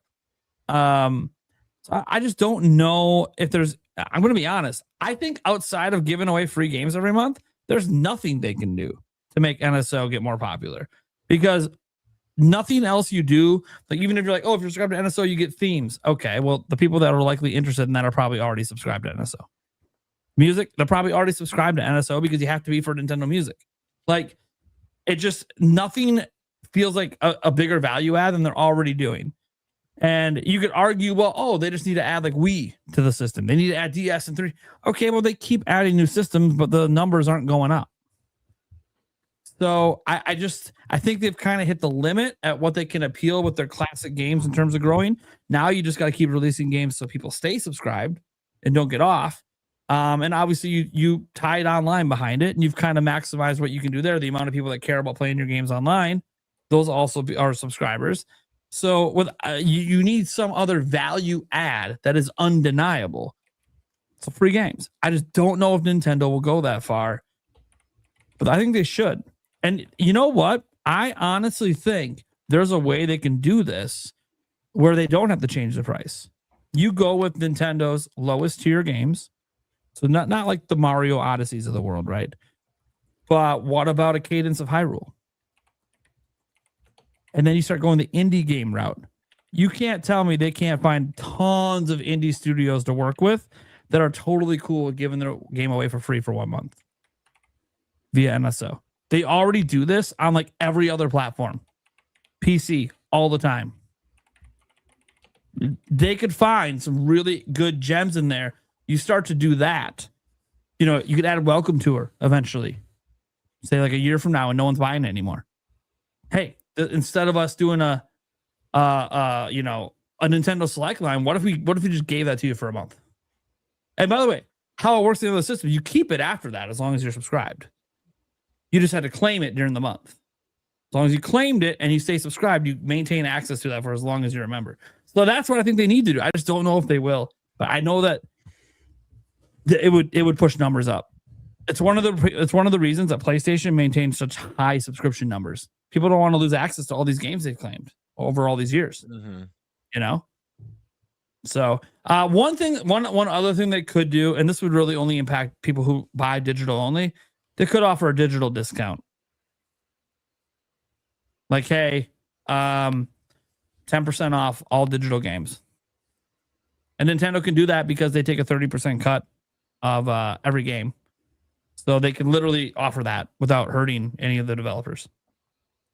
So something like that would also probably increase because people would be like, oh, I'll take an extra 10% off every time. You know, for how cheap this is. You know, it's a $20 a year. It's probably part of the expansion pass, to be clear. It's $50 a year. Yeah. That's also, it's got to be something like that. That's like a big value add. Sure. With that, I better go see what the hell's going on. I came in here dancing. It's Jake Randall. Literally, play copyrighted music and be like, I'm like, dude, I'm not going to tell you it's Jake Randall or not. I don't know. He's he's probably dancing somewhere, working his bakery. Yeah. Shout out to the Sunflower Bakery and Jake Randall. Glad you guys are having success out there. Congrats on your grand opening coming up. All right. I will be right back. Kick it over to somebody else. Yeah. I know. Yeah. Oh, that's right. I don't have to lead it. All right. Cheers, man. Some great points from Primal. But let's go over to Tiger Time, man. What do you think? What do you think Nintendo could do? What do you expect them to do, if anything? All right. Yeah, I feel like kind of the inherent problem with NSO when I think about other things like, you know, subscriptions you pay for, like Netflix or any of the streaming services, is that, you know, they're always creating new content. And that's kind of the appeal. And just like how the Switch, kind of what sold the first Switch was the actual content. So like the games, the software sold it. And kind of, you know, same thing with streaming services. What sells Netflix is something like Squid Games or Stranger Things. HBO's like Game of Thrones. And NSO, because it's relying on the past, you know, that's not really something that they can lean on. And so, you know, when I think about what makes those grow, what keeps people on those services is paying for the new stuff or, you know, paying for stuff like that. So I feel like my first completely most unrealistic idea would be having some teams dedicated to making, you know, I wouldn't say they'd be the highest quality games, but making some new games in the style of these older consoles. So like, you know, you'd have a GameCube team that would make kind of a GameCube style game. And again, I say maybe not the highest quality because I don't know that they'd want to dedicate, they'd want to get them out fast. And I don't think they'd want to dedicate so much time to that. But I think it'd be interesting if they had like, you know, a somewhat new Game Boy Advance style game. That's one that I can't. That makes me think of, not to cut you off, Tiger Time, but that no. makes me think of there used to be and I wish I could, maybe Thunderstash is back, so maybe he'll be able to help me on the point I was about to make. There used to be eShop exclusives that were games just made for the eShop, and I can't remember any of them. I believe, yes, they were like WiiWare games. And I believe there was one on the 3DS called Pushmo that was like an eShop exclusive. But that's kind of what I think about when you mention like kind of like maybe like lower budget exclusives for am I understanding right? Yeah, no, totally. Because what I was kind of saying, Thunderstash, was I feel like they need to offer something new. And that's kind of how streaming services keep people in, is with new shows, new great stuff. So if they could offer something like that in NSO, even though it's reliant so much on the past, that could kind of keep people interested and keep them subscribed, because they'd wonder what's coming next. And the fact that it's something that they have never played before, even though it's kind of reliant on nostalgia, if there was that element, I think that would be kind of a nice next step. So yeah, that's exactly what I was talking about. That's a good point. So, you know, there's a bit of a precedent for it. So maybe they would dedicate the time to that. That'd be cool. You know, obviously I do think about achievements. I think that they have the profile picture kind of set up already, so they could do a similar style thing with themes as well. You could unlock those in a similar fashion. It seems like it'd be an easy fit in there.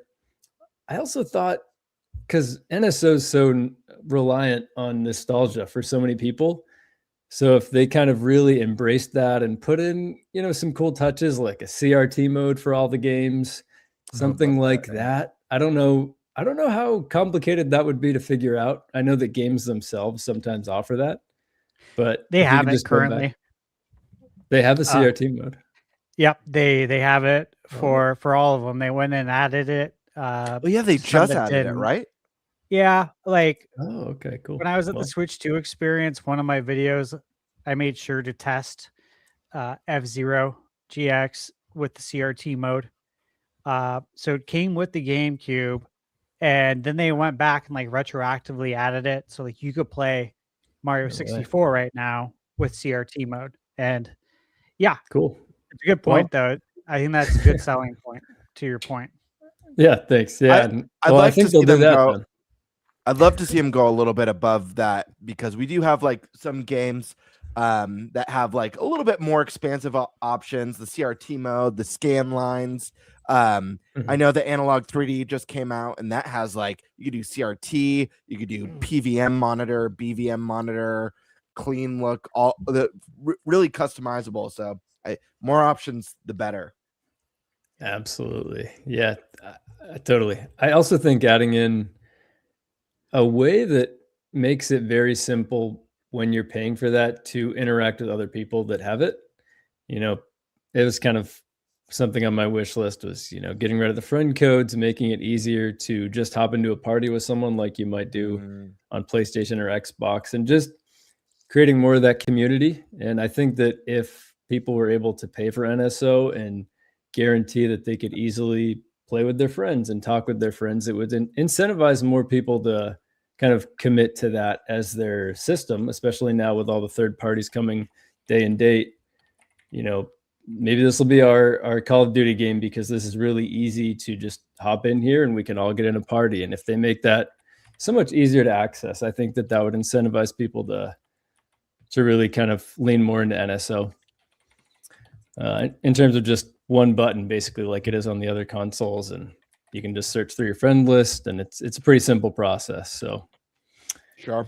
But yeah, at the end of the day, when it comes to NSO improving, it really has to battle with the fact that it's so reliant on the past, and the past it's catching up. The past gets a hold of all of us one day. So, and it's coming for NSO. But yeah, again, I think just making new content, and it's really that sells a service like this. Sure. So if they could do that, that'd be great. Yeah. Okay. Very cool. Yeah. But in terms of what I actually think, I guess I didn't answer that part. What I actually think that they would do, I mean, I could see them definitely adding in the littler touches like achievements and themes and so forth. Okay. But I mean, I think that crazy. If they increase, I don't think so. I like the idea of adding in a lot of, indie games and making it more a space where people can discover games they'd heard about as a kid or they couldn't afford or something like that. And it's just like, oh, I remember my cousin playing that weird game. Let me subscribe to NSO so I can play that. And if they added in more of that, I think that'd be cool too. But I feel like they need to get games out faster as well. I think they might do that. That's something realistic. They'll hopefully increase, like the GameCube output would be good. Hell yeah. Awesome. All right, let's go on over to Eric. And I apologize, I got to run to the restroom. But so if I'm not back when you're done, Eric, we're going to go to the stash man. How dare you? You don't wear a catheter while we're doing the stream, right? I do need a Nintenbyte funnel is what I need. I mean, look, we could just do, depends. We've talked about this before. Yeah. We have, but we haven't branded them. We haven't started selling them yet. Yeah, so Tariffs have also increased the price, so we got to find a way to reduce it. You're right. I refuse to wear a get a diaper discount. unless it has all of our faces on it. So. Get a discount. Yeah, guess you got to buy it from us. We don't provide it for free, but yeah. I understand. You got to make your money. I get it. Yeah. So yeah, no, what I think they will do is, bring out. You remember the playtest? God damn it, Stash. What my peppermint crunch junior mints Oh my Crunch. god! Christmas edition. Oh man, that's amazing. Yeah, I'm pretty Those hyped look about this. amazing. I was saving it for That's so tonight. funny. But do continue. Christmas snacks got to be next week because that's it's Christmas next week. Right. But I'm gonna get some eggnog. I think for that episode. ooh, I have it ready. there we go. Are you sure that's not a bottle you're gonna drink between now and then? You'll buy a new bottle. No, I'm sure this one's really special. Man, that Oh, bottle you whipped out on like a podcast or two ago looked super nice. Looked like there was like a nice glass bottle, like Lon Ranch style. It looked, Yeah. It's from pretty that cool. same company. They make a special, and it's a very limited batch, candy cane eggnog, and it is insane. That Yeah. sounds That awesome. does sound good. Yeah. That does sound good. Had to pre-order it. Dude, yeah, you gotta let me know. I gotta pre-order this shit next year. That's Holy crazy. Right. Yeah. So what I could see them doing is adding in. Remember this thing they did not too long ago with the playtesting? Mm-hmm. They could actually release a game on NSO that involves concepts from the playtest. Yeah. I think Um, you're, I think so you're right. Tiger Time Eric. suggested like a NSO specific game, Mhm. only available on NSO. They sort of did that for a moment. Mario 35 was obviously a temporary one, but even like Tetris 99, that was originally like on NSO. the other that kind of leads me into my other thing is I can kind of see them bringing in their mobile games and stuff like that. Their old like Mario 35, Tetris 99, things like that into a collection where you can cross play between your phone and your Switch. I don't think those games are on a phone. Well, those ones aren't, but like the mobile games like your Mario Kart Tour Oh, sure. and Pocket Camp and Fire Mario Emblem, Bloom. whatever. Yeah. Yep. And Fire Emblem Heroes, but where you could cross play and pick up your save on the Switch and then jump back to your mobile if you wanted to. I could see that happening. That'd be actually I'll really take kind of that. cool. Mhm. That would be cool. I wonder if it'll double my step count in Bloom if I have my phone on me and Right, go on right. a walk Yeah, right. with the Switch. There it goes. The other thing I'd like to see is bringing in like, expanding some of the ones that they have already with Sega, like bringing in the Game Gear, Dreamcast, things like that. That'd be cool. Yeah. Yeah, that's kind of pretty much what I got. I mean, besides expanding massively, or eventually adding in a movie tier where you could watch all the movies, Yeah. Yeah, or get a that's discount on tickets or something. interesting. They'll That have an is- app for that. It'll be a separate app Yeah, right. to add to the app collection. I could see in like 15 years Nintendo having TV shows and movies and having their own experience. Yeah. Yeah, that's what I Yeah. got. It's just All gonna be right. called Nintendo Video. Yeah, pretty much. Thunder I mean, Stash. Nintendo Music. No video. They're very What are we direct. thinking about? What are we thinking about NSO in 2026? How can Nintendo improve it? And what do we think that they'll do, if anything, in 2026 to improve it and grow it? Okay. So I've already said this before, but for anyone who has not heard, I'm standing by this. And I have even more reason to believe now that it's going to happen. Okay. Like when this was announced, I celebrated for two reasons. Not just because I was very excited to own my own Virtual Boy, but because that told me 100% that my prediction that I had already given was more than possible, more gosh. plausible than it ever was. feel And like- that's get the I f- what? I feel like we have the same thing. I want to hear what you have to say, but I feel like we have the same thing. It's Go the ahead. DS. We're getting a second screen attachment. Yeah. And I said this probably a year ago. I remember, I think Super Metal Dave was on that episode and he scoffed at the idea. And I'm like, yeah, it's going to happen. The Just only like, thing me and Dave just like agree on. everything else I predicted has happened. Dude, we got Virtual Boy. Okay. There's a million reasons why that should not come out. One of them could be your eyesight going bad from it, but it's still coming out, dude. Like, we're totally getting DS. They probably fixed the things that make your eyesight go bad with it. They probably have, but there will probably be fools that try to take advantage of it. And then we'll get their ass owned in court by Nintendo because there's always someone who's going to try that. But that right there told me, guys, that it's without a doubt coming. Again, it's just when do you want to do this? I also think the Wii is coming. And there are reasons, a lot of reasons behind this. One, the mouse Joy-Con mode is really a natural fit. It's a natural extension for the Wiimote. You could sell a Wiimote. You could sell an attachment that goes over your Joy-Con as a Wiimote if you want, because all the technology is in there. You could sell a shell. There's things you could do to make this work in ways that we probably wouldn't think right off the bat.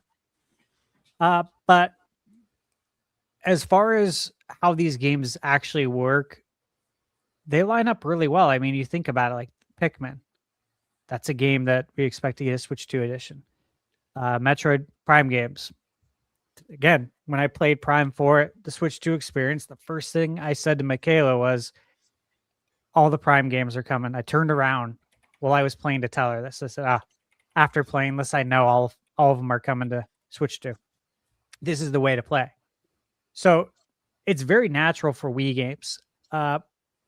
Next year, we will be 20 years old, which is crazy to think, but also a really good time, I think, to bring it back. If you're going to do it on NSO, it's a great way to celebrate the Nintendo Wii.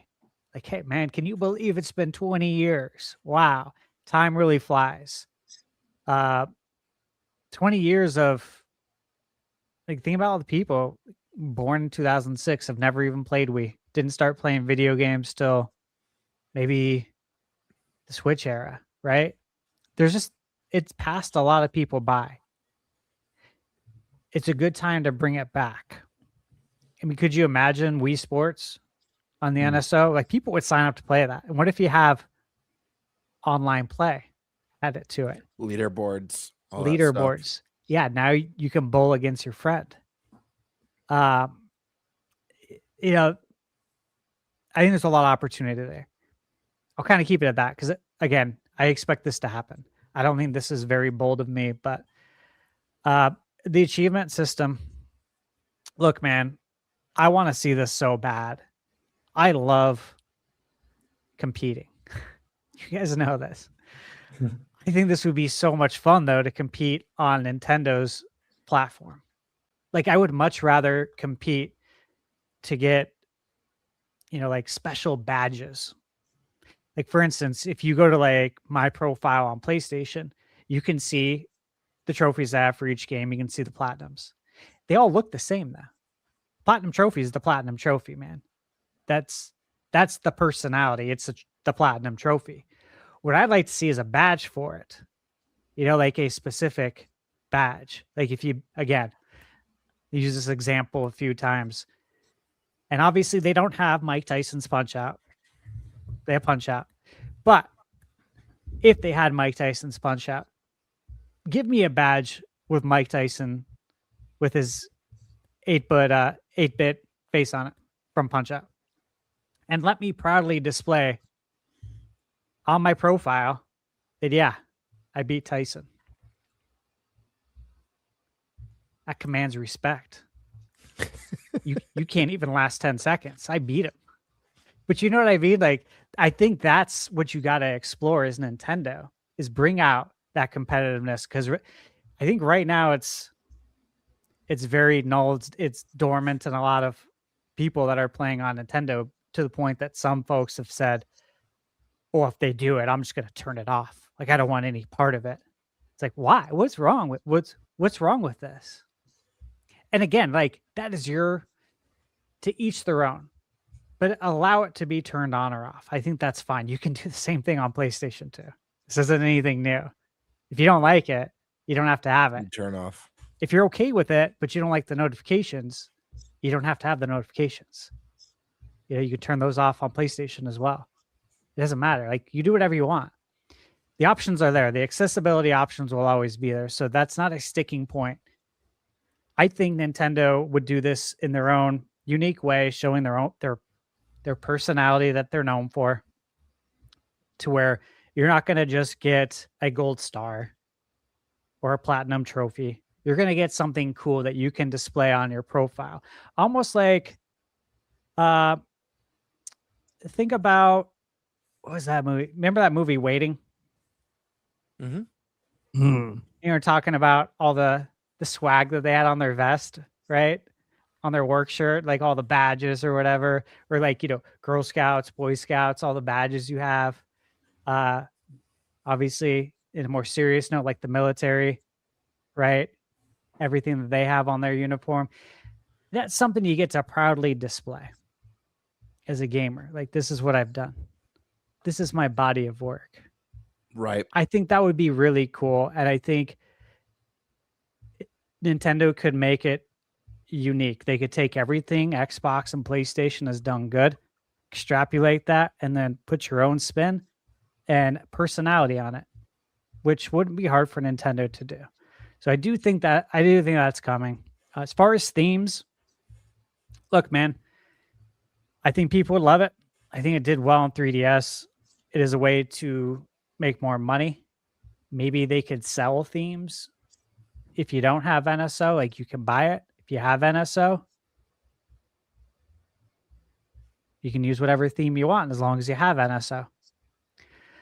I don't think that's outlandish. The music part, look, I enjoy music in the menus. I do. I loved the eShop music for the Wii. Absolutely loved it. So good, dude. Like, it makes you want to shop longer. And we kind of talked about this before, about the online shopping experience. Like, on the Switch, it was painful because it was so slow, so laggy. There's no music. It didn't have that personality. But with the Wii, you didn't have any of those problems, and you had the really good music.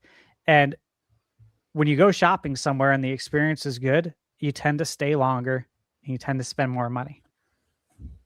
Like, it's not that hard of a formula. So the eShop's working great now, right? If you put some really good music in there, I might stay longer. It really might, if it's really good. Like, think about Mario Kart World. How sometimes I would just leave that on. I might be working on something, might be replying to emails. Like, I'll leave it on. Yeah, see what music I hear. You know, maybe I haven't heard all the songs. I don't know. They haven't released the soundtrack. So maybe there's stuff I haven't heard before. And it's so good that I want to hear it. So being able to add music would be very cool. And then I think that's it. Look, they're already releasing exclusive games there. Right? F-Zero 99. That's an NSO game. You need NSO to play it. They're already doing cool things, right? Like the Breath of the Wild and Tears of the Kingdom Switch 2 editions. If you own the game, you get those for free if you have NSO. Otherwise, you got to pay money for it. So they are doing some cool things. I don't see, personally, Nintendo ever giving games for free. With the way development is today, I also don't see it going any further than it is right now as far as exclusive NSO games. And I also think that if you do that, you might limit yourself. I think Nintendo's okay doing it because they're releasing their games there. But as far as a third party doing that and then trying to figure out what the split's going to be and how this is going to work, that doesn't sound like fun numbers to crunch or to figure out. I wouldn't want to write up that contract. But also, it really limits you. Because if, say, 30 million people have NSO, but we have 150 million Switch users. Take Switch 1. 150 million, 30 million NSO. You might come out with an absolute banger game, right? Like we've seen with these indie games, sometimes they just absolutely take off. And then what happens if, well, the only way you can play this is here, and then it doesn't take off because it wasn't exposed to 150 million people. It was exposed to 30 million. So I look at stuff like that too. I think Nintendo is going to steer clear of the we give you a free game thing. I think they value their IP differently. And that's why, like I said, we saw Galaxy 1 and 2 on store shelves for $70 and not, $40 or $50. Because to the average consumer, it makes it look lesser. Why is this game less than the other one? It must not be as good, right? I mean, there's 2 games. If they have to give us 2 games and the price is less, these games must not be good. Look, to us as gamers, it's dumb, right? It's illogical. But to the casual people who don't know any better, that's how they're going to think. And so if you start doing stuff like that, I think it kind of devalues things as well. And I don't think Nintendo wants to do that because, look, they're pumping a ton of money and resources into expanding their IP with the movies, the parks. So that's where I'm at. I think you do all that. Look, the price is right, dude. Like that is to me a huge selling point. $50 and I get all of this. I get 64 games. I get GameCube. Right? I get Nintendo. I can play Mario Kart 64 online now, which I couldn't do back then. I think there's a lot of selling points I truly already do.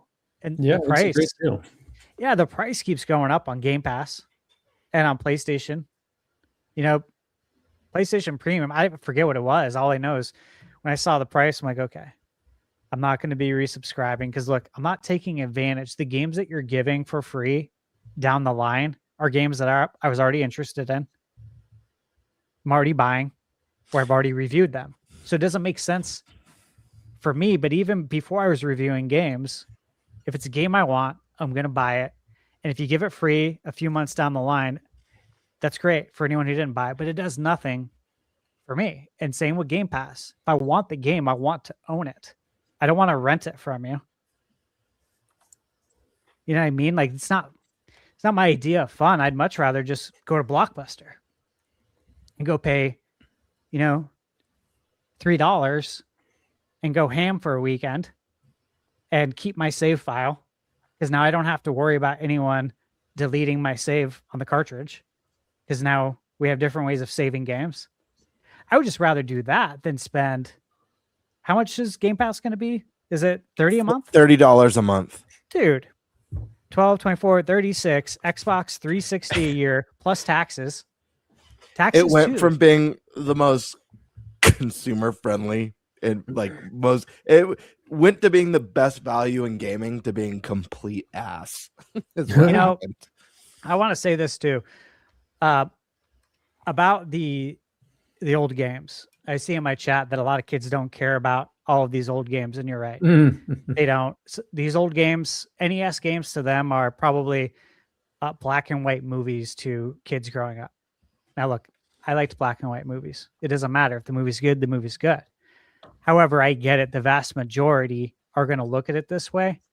But if you go back to the Wii and DS era, Iwata and Reggie spoke in detail about the virtual console. And it's not so much about the kids. Those games are not there for the kids. Those games are there for your parents. And they made it really clear in their interviews. I just reread some of it when I was actually flying.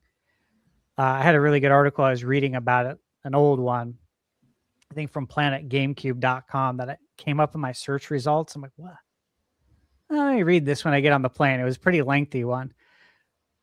But it was going over those details again. And they made it very clear that these games aren't for the kids. They're for your parents. They're for us. They're for the people who grew up playing them. And if by chance the parent wants to show this game to their kid, like, hey, this is what I grew up with. And then they also made the point that it was about selling it to the moms. This was a big point they made. Moms hate clutter. They hate having all of these wires and all of these consoles set up under the TV or on the floor, right? With the controllers unwound. Parents hated that, but moms especially hated that. They want one box, one thing that can be hidden. It's not huge, and it can play all the stuff. And it can even play the games your mom might have played growing up, like the original Mario Brothers, original Zelda.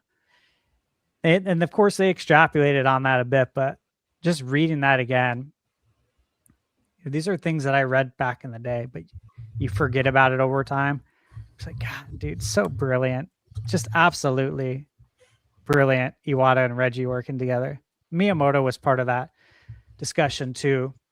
Even Hiroshi Yamauchi was part of that as well. That idea to get the parents playing. So I think part of that goes into selling your parents on it, right? Like all these old games, are they going to sell? Like Nate, are all these old games going to sell your kid? Nope.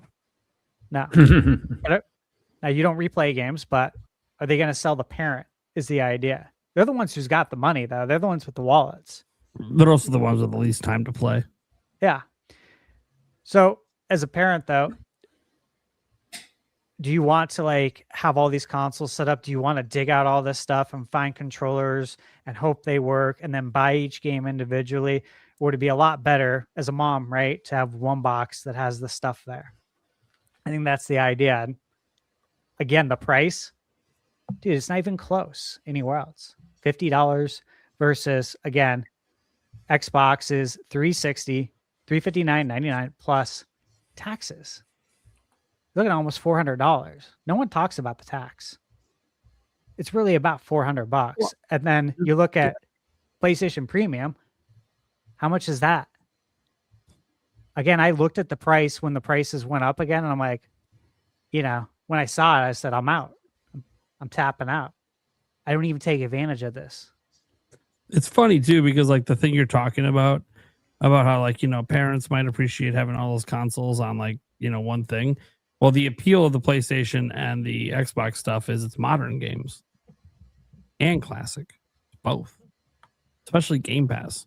Like, I know we can talk about how like the value is shit, but they're adding brand new games day and date to Game Pass almost every month. Like when they come out. I'm not saying but you have to want to play them all for it to be a value. That's like the one thing. Like you have to actually value all of those.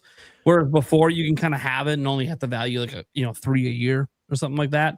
But I will say, and look, I think the price is ridiculous for Game Pass right now. Absolutely asinine. And I don't have to pay the new price for it for like a year. But I will say that like talking to the point of having things available, who uses Game Pass the most in my house? Yulia. Yeah. Constantly getting new games off Game Pass all the time on the Xbox. All the time. Like I said, hey, I don't know if I want to keep paying for the service. She's like, well, what happens to all the... Well, we could just buy the games. Yeah, but then I just want to start buying new games. What if I don't like them? I know. I get it. If you use it enough, it's still worth... Like Netflix, well, it's still worth the $24 a month if you're using it all the time. Mm-hmm. Exactly. In a way, it's like you have a ton of demos. Yeah. Yeah. So like that's why even though the price has gone up specifically for the console, actually the PC didn't. If you're on PC, what the fuck do you care?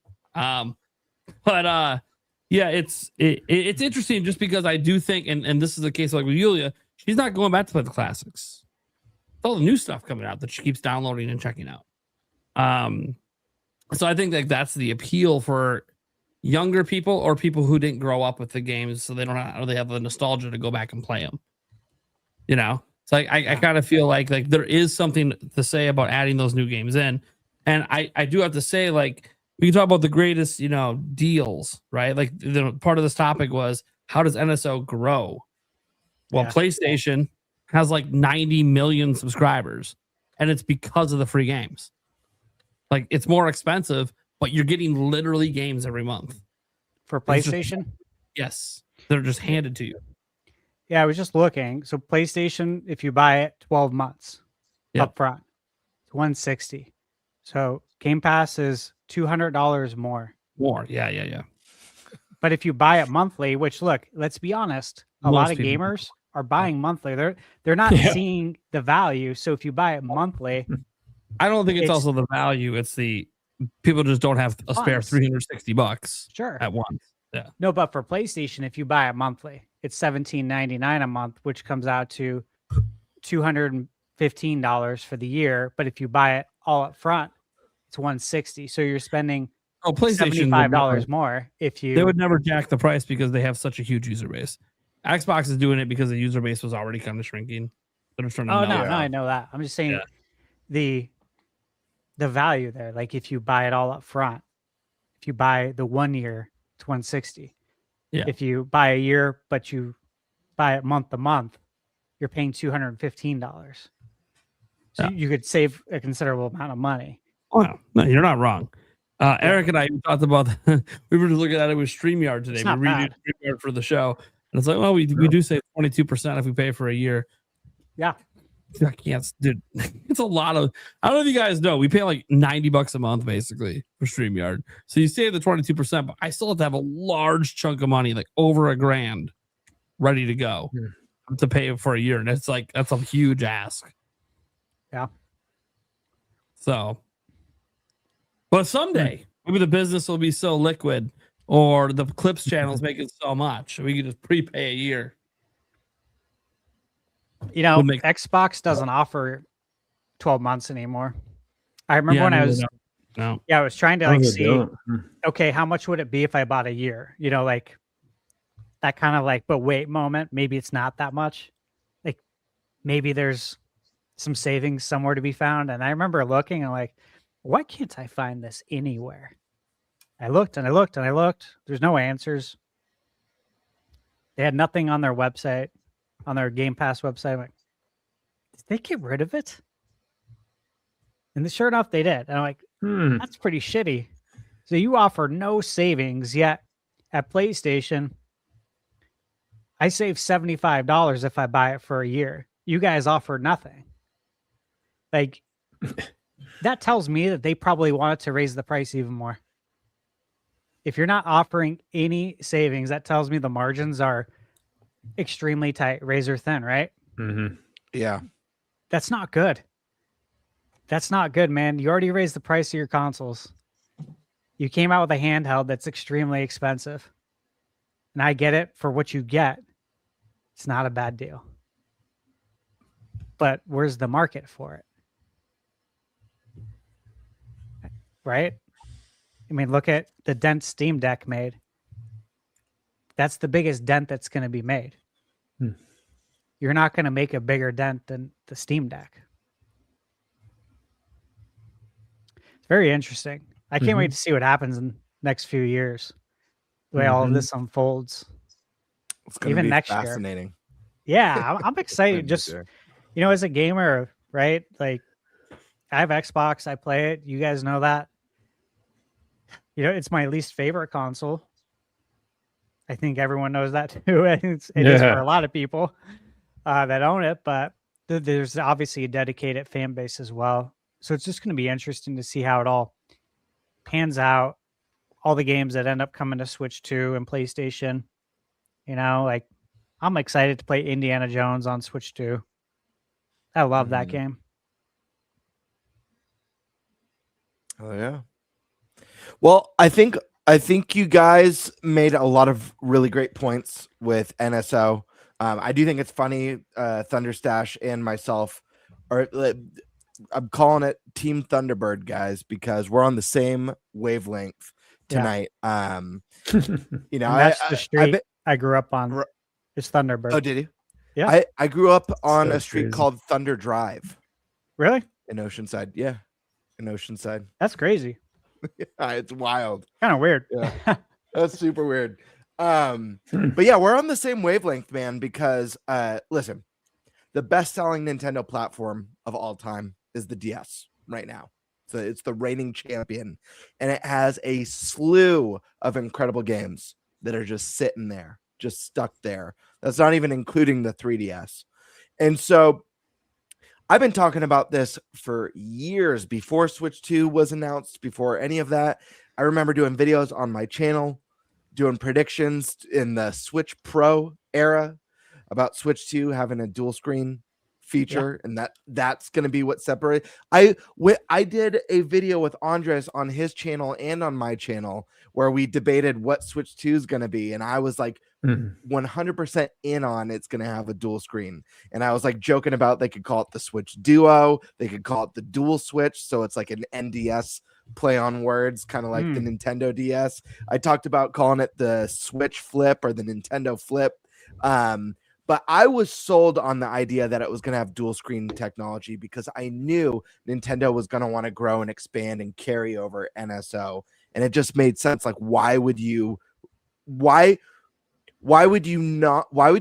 behind what made the Wii U great, what made the DS and the 3DS great, when you have this idea that you could kind of reinvent and have it work better than it ever has. The Switch already has motion controls. The Switch 2 now has mouse mode.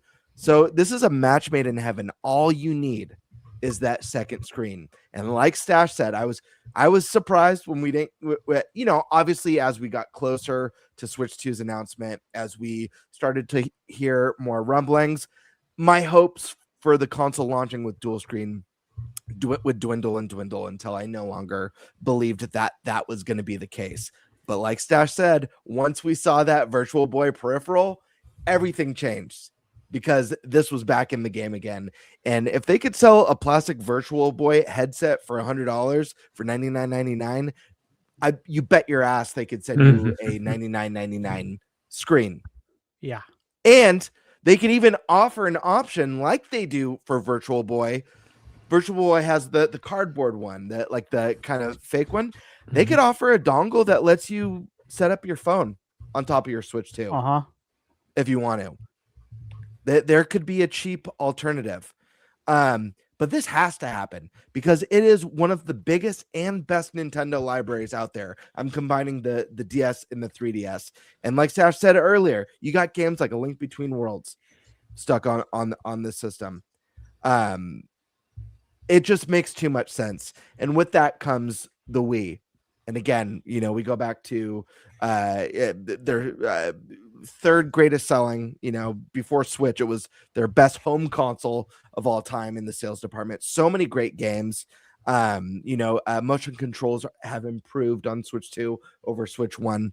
It's just a match made in heaven. And I feel like there's such a wide appeal between the DS and the Wii and the 3DS that is a huge incentive for anyone who's been on the fence. For anyone's like, I like the N64, I like the GameCube. These are consoles that weren't massive successes. These are known as consoles that Nintendo didn't do as great on. The NES was obviously huge. It saved the industry. Super Nintendo, a little bit of diminishing returns. N64, huge diminishing returns. GameCube, massive diminishing returns. We all love these games. They're all nostalgic, all these consoles. But the Wii, the DS, and the 3DS was when Nintendo exploded into the mainstream again and was peak pre-Switch. So it just makes too much sense. It's leaving money on the table. And I think the themes is another one that just makes a lot of sense. Nintendo's already releasing free avatars, like monthly pretty much. They already have a system to do this. Add the themes, put it in with NSO, and like you guys said, charge, like give an option to charge, or do NSO exclusive ones. Maybe you sell some, maybe they're all free, but maybe sometimes there's NSO exclusive ones. I do agree with Stash. And I don't want to put words in Stash's mouth. We've talked about this before on the podcast about trophies. I think Nintendo needs to add some sort of trophy system. I don't care that much about trophies personally. I enjoy them, but they're not make or break. They're not a big deal to me. But I've mentioned this 100 times. I specifically know people who will not buy the Nintendo version of third-party games because there's no trophies or achievements. I know plenty of people like that. I do. I too. get that version, but there's no achievements, there's no trophies, so I'm going to stick with the PlayStation or the Xbox. Yep. So just add it. Give it a cool Nintendo spin. Where we might differ, I'm not sure, Stash. I don't think trophies should be locked behind NSO, simply because I think that's just going to be another reason for people to be upset and complain about Nintendo being greedy and locking things behind a paywall. There's no reason for that. Right. Themes I could get behind because that's extra. That's cosmetic. Whereas trophies, like, this is something you want to be able to share with your friends. You want to wear proudly on your profile. And I mean, if anything, it's an incentive to keep people in Nintendo games even longer. So I think it adds a lot of value. Yeah, absolutely. It adds value to the ecosystem, like big time. I'll just add to like about the DS, right? Sure. Let me ask you guys one question. How many of you are working on 2 monitors right now? I am. Okay. Not at the moment, but I prefer to. How many of you work on 2 monitors at work? Yes. Okay. I feel handicapped without it. In 2004, how many of us were working on 1 monitor? I know in 2004, I was working at Wells Fargo, and we were still using a DOS-based operating system for the bank. It's called Hogan.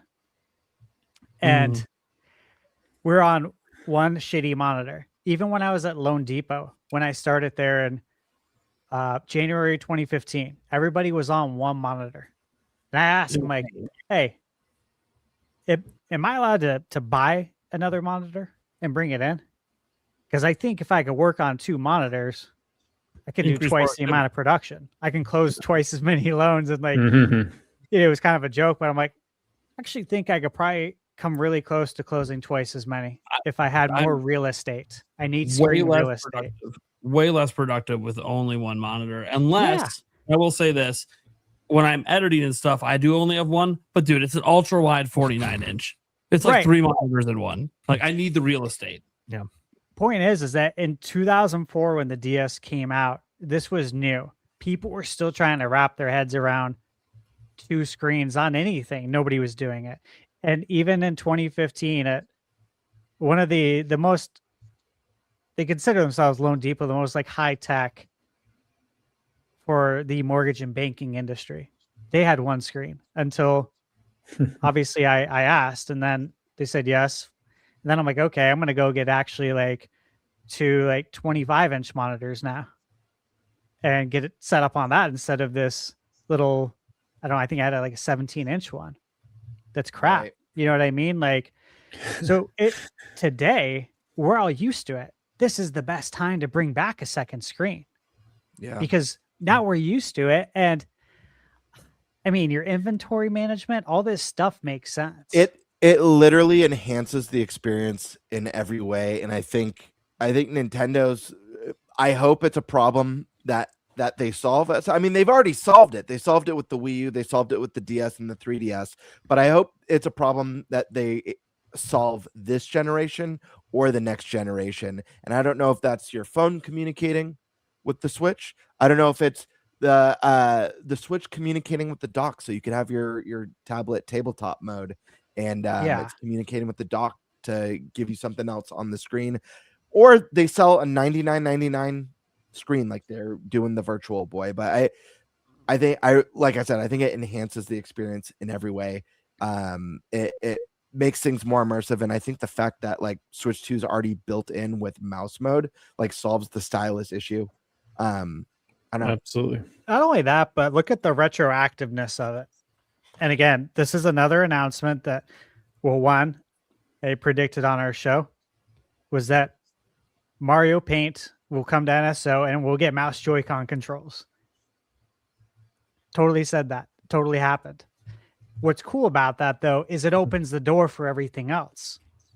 So the fact they go back and retroactively add mouse Joy-Con controls to Mario Paint, So like, why can't you do it then for other games? Like we just got a comment, I think, about Duck Hunt with mouse Joy-Con controls.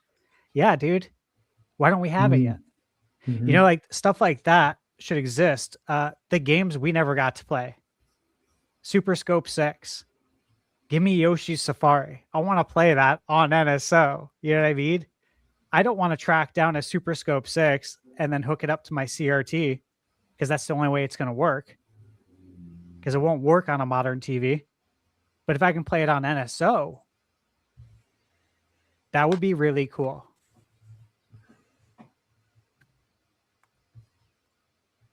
Yeah. All right. I think it's possible.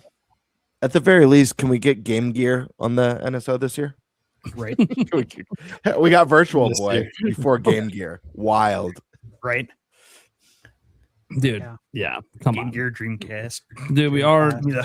like Saturn on, would can- be the crazy one. ultra stop at Yeah. Genesis. Come on. We should Right. get everything Sega. Mhm. All their Yeah. old consoles should come eventually. Good Hell, deal.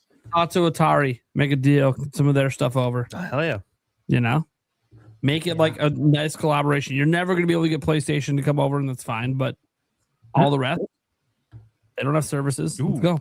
Get a rare tier. Bring back all the rare games.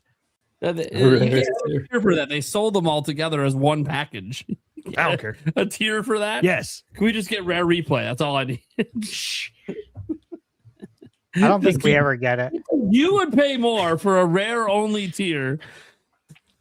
$50 a year. Nate, you have the family plan that I'm on? Yeah. Well, you need to get the family plus plan so I can have my Rare games.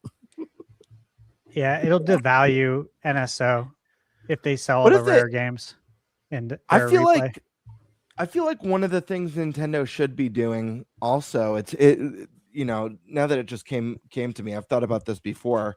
When Switch 2 launched, NSO, if you're an expansion pack subscriber, you get some of the Switch 2 editions for free, like the upgrades are free. Breath of the Wild, Tears of the Kingdom.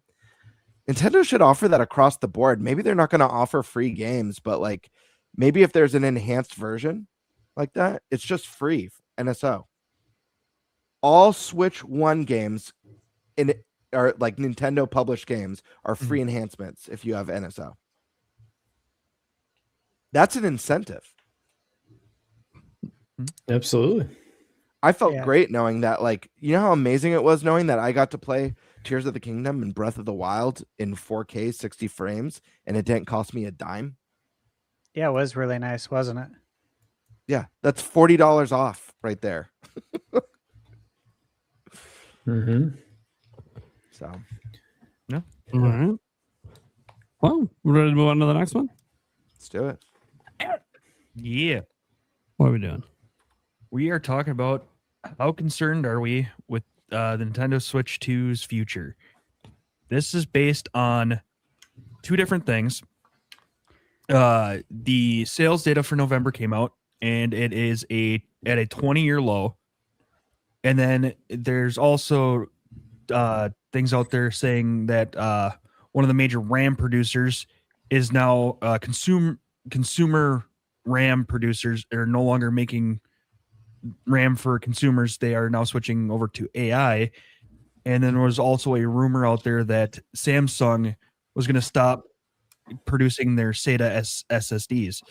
How concerned are we, based on those two things, price wise, going forward, the sales data for the Nintendo Switch 2? Yeah, I'll go first on this one. Just to also add some more context for the sales data, because I didn't put a lot of like fine notes in there.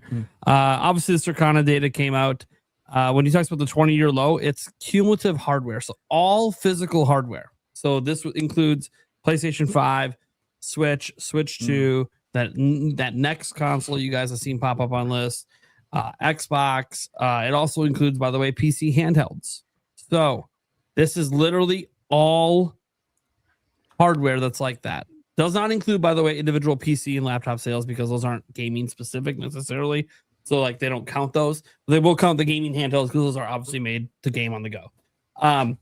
So all-time low for the last 20 years. Only 1.6 million total hardware period, combining everything together, sold during the month of November. It's the lowest since 1995, which was 1.4 million. So a 20-year low.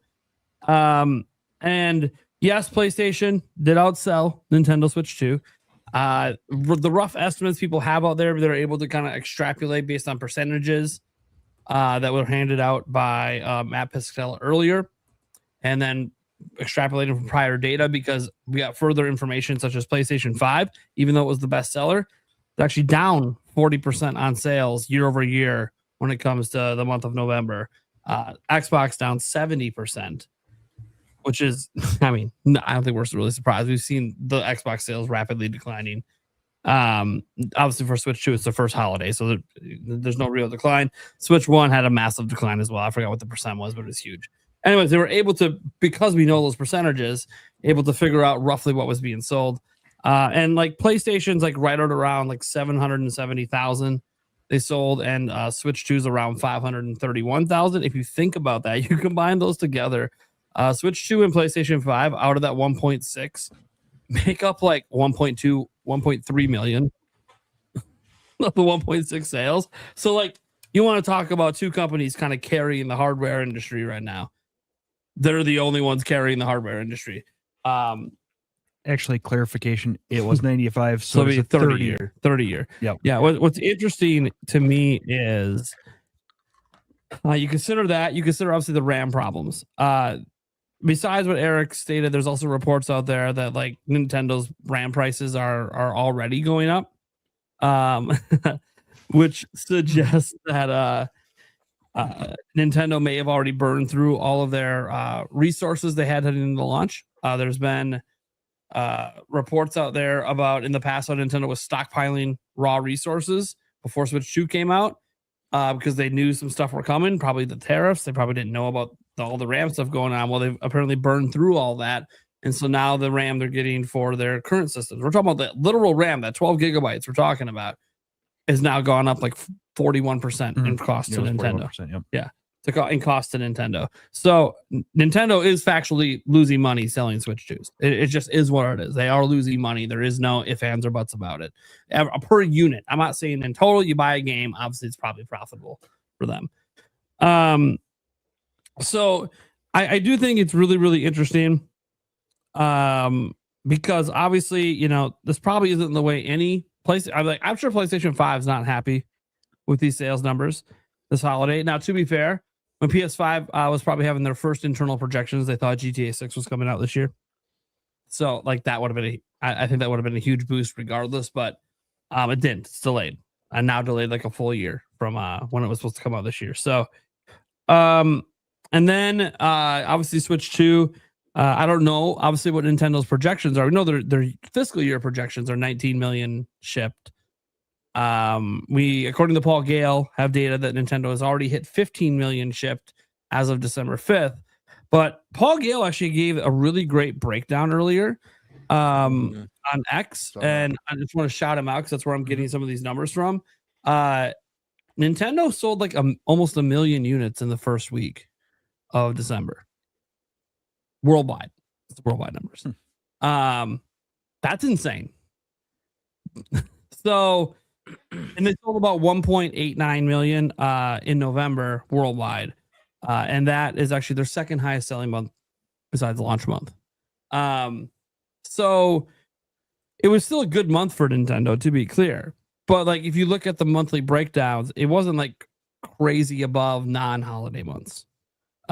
Now December looks like it's definitely going to be trending ahead. We haven't even gotten to the big sale period in Japan, which is like the last week of December, right after Christmas. Is like when they have their like Cyber Week, Black Friday stuff, and they just go nuts with video game sales at that time. So you know that's going to play a factor in December as well. But setting all that aside, I think that there is, I think I'm less concerned about Switch 2. It's more so a general industry concern.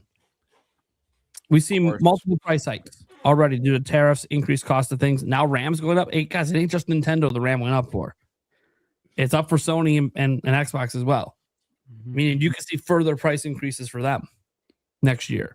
I don't think they'll do it now, obviously while we're during the holidays, but it's a really bad look to increase the price during the holidays. But I can see more price increases coming next year.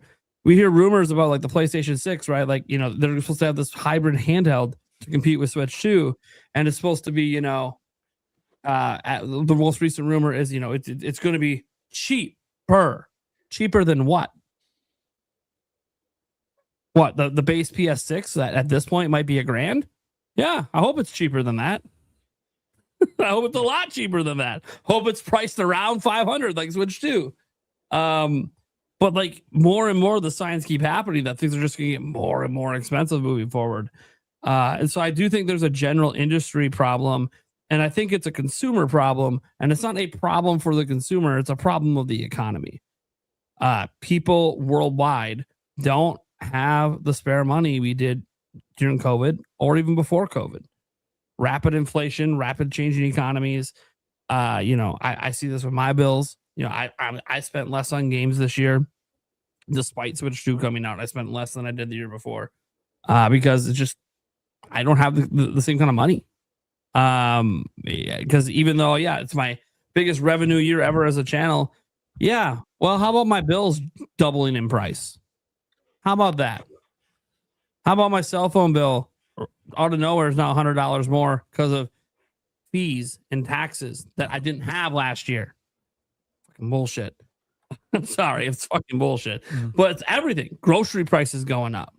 Everything. It's just it eats away and chips away at you, and then you start thinking, "Hey, man, oh look, I need to go buy some socks, and I don't like having like the super dirt cheap dollar store." That it's like putting fucking cling wrap on your feet. There's no padding. There's no layer. Like I get why people buy them. Like you have to have those available. But I'm sorry, man, I'm 39. I'm ready to have a little bit nicer feeling side. I don't need to be premium. I don't need the Gucci sock. But Costco brand socks at least. You know what I mean? Like so. Those are solid. Yeah, and those are even twice as expensive as they were a year ago. Yeah. When I went to buy some more last month, I'm like, Jesus, why are these like? Look, I know it's not like a crazy amount of money, but dude, I have my receipt from last year. They were not this much. So it's like everything's going up. So I think there's just and obviously jobs don't keep up with inflation. They can't. It would actually just make inflation go even quicker and rise even higher. So like we want pay raises, but like it actually wouldn't fix anything. So in the end, I think there's just a worldwide problem with this. Video game consoles are a luxury item. I think people forget about this. This is not like TV, where technically free TV still exists. So if you could just get your hands on a television, you can use an antenna still and get free TV in the US. So you can argue that like, hey, you have a bit of a right to certain levels of entertainment. Turn on the radio, right? It's still free for now. To turn on AM and FM radio, still free for now. I don't know if it'll. Look, we already have paid radio and XM. I don't know what would happen. Don't worry. They start charging for FM and AM. Don't worry, your automobile manufacturers are going to start charging you monthly subscriptions to the radio. To access the radio. Yeah, something like that. I've seen that. I could definitely see that. So I think that's a larger problem than anything that these companies are doing in particular. I think a lot of this is basically outside of their control. As much as people bitch about how expensive Switch 2 is, guys, you can literally, we already know it was costing $410 per unit to get it from manufacturing to the retail store, meaning the retail store had a $40 margin. That's what they were paying for. We know that thanks to someone stealing units off a truck. So we found out publicly how much retail's paying. So like Walmart per unit is paying $410 to get a Switch 2 unit to their store. So that's what they're paying Nintendo. Now, obviously, we don't know how much of that $410 is any profit margin for Nintendo. We don't know.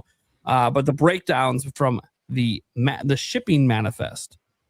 So how much it costs to even get the unit into the US. We know this thanks to tariffs. One benefit of the tariffs is, hey, we know what the tariff add is to the price because we know the tariffs are based on how much it costs to ship it in. So we found out that price, and it turns out the margins were already kind of thin for Nintendo. And now they're gone. They're absolutely gone. So Nintendo's losing money per unit sold. I'm kind of tired of hearing about how it's overpriced and everything, because it's really not. Not in this economy, it's not. You might talk about how it's cheaper in Japan. Yeah, their economy's even worse. Just give it time. They're gonna bounce back. What are you gonna say when the yen bounces back and then suddenly it's the same price? You know, I feel like they're definitely in trouble in the sense that momentum could be lost quite quickly. For all these consoles, by the way, because people are having less and less money to buy premium luxury items. That's what I'm going to call it. Not saying you can't buy entertainment, but the premium side, you know, cheapest PS4, $400. Cheapest Switch 2, $450. Cheapest Xbox, can you even find one on the store shelf? I mean, the cheapest, what is the next box? And even go look at that, it's $250. Like, oh, that seems like a steal. I'm like, is it? It's a system that's never getting new games. It just comes pre-packed with a set amount of games, and that's what you get. For what? For $250. No, what did you call it? The what? The next box? The next. Oh, NEX. Oh yeah. The one that actually did some numbers. Yeah. It beat out Xbox. Yeah. And it's obvious why it did. It's a nice little neat family system for, especially when you have kids, like young kids. I guess, you know, it's basically revisiting the Wii days. It's really what it is. So it's understandable. Although it's more Kinect style than Wii, but it's fine. You know, that style I always felt like the Kinect was just a little bit ahead of its time. They needed to wait a little bit to have a no controller motion gaming, which, by the way, is nothing new. PlayStation iToy. Come on. Yeah. What are we doing? Like, yeah, we've tried this before. Anyways, yeah, I think it's just we're in a bad economic situation that leads to the luxury items finally getting hit. They've kind of somehow, as Matt Piscatella put it, avoided really getting major hits this year, in large part because Switch 2 popped off so quick. It's also possible, let me have to throw this out there, that, hey, because Switch 2 was never really truly sold out outside of like launch week, you know, some of the sales that would have happened in November kind of could have happened more front end than back end for the holidays. And on top of that, Nintendo didn't release a single exclusive system seller this holiday season. Sorry, Kirby. Sorry, Age of Imprisonment. You guys are exclusives, but I don't think a lot of people are going to pick up a system just to play you. And while we have obviously Pokemon, I was hoping Pokemon would be better because of the bundle. They never restocked the bundle, so the bundle ended up not mattering at all in November. Yeah, so I really think they should have had a big holiday exclusive. I mean, I talked about it on the podcast all year. Yeah, what's going to be the big holiday game? What's going to be the big holiday one more game? announcement. Then it'll be at the September Direct. It'll be at the September, and then it just wasn't. I thought for sure there would be something just because it that's what you do. Yeah, so I like you have Mario Odyssey the first holiday. You're gonna have Kirby Air Riders, another racing game. Yeah, what? So don't be wrong, it's a fantastic game, but it's just not a system seller. You know what I mean? Sure. So I think that, you know, a lot accumulated to make Switch Shootout sell quite as well. I mean, 500,000 by the way is nothing to scoff at. It's the second best month since launch. Like, it's nothing to actually like, oh my gosh, this is like horrendous. Like, no, PlayStation and Nintendo still did numbers, and there's still demand for those systems, and they're going to continue to, like, there might be the only things that continue to do numbers, but they're going to continue to do some numbers. But I think, you know, there is this thing where if Nintendo, especially, like, and we'll get into this in a future episode before the end of the year about all the games coming out. Like, even when you look at that list of games Nintendo has currently listed for next year, none of them are like system selling games. You know, like they're all we're still living in the B tier Nintendo scene. The big guns haven't been revealed besides Dustbloods potentially. You know, with what Elden Ring did number wise, you have to always be like, oh wait, well, it's from Software, so maybe new IP. So it's sort of hard to rely on a new IP to be a system seller, but maybe that could be the sleeper bang hit that just blows everyone away and gets nominated for a bunch of awards next year out of nowhere. So we do have to consider that potential. Everything else is like, you know, sports games or, you know, Yoshi and stuff like that. I know Fire Emblem Fortunes looks great, but Fire Emblem has never been a system seller. But we'll see. If it's more like Three Houses, maybe this one could be a little different. We think Gen 10 Pokemon is coming next year and will be exclusive. But what if it's not? What if it's another cross-gen Pokemon game? I think Nintendo goes big next holiday. I think they haven't revealed the big game for next year. At least I hope not. Yeah. But I'm reminded of this year. We kept saying, "Oh, there has to be another game." They're just never. So what if, like, yeah, there'll be more games next year, but what if it's Pokemon and then that's it? They don't have anything like big. It'd be wild. I feel like that's the cool thing. No, Ocarina of Time remake might be one of them, potentially.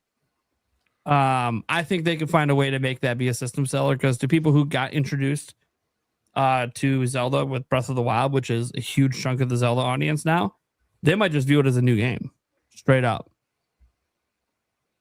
Yeah, and as long as it looks modern and great, it actually might do some crazy numbers for them.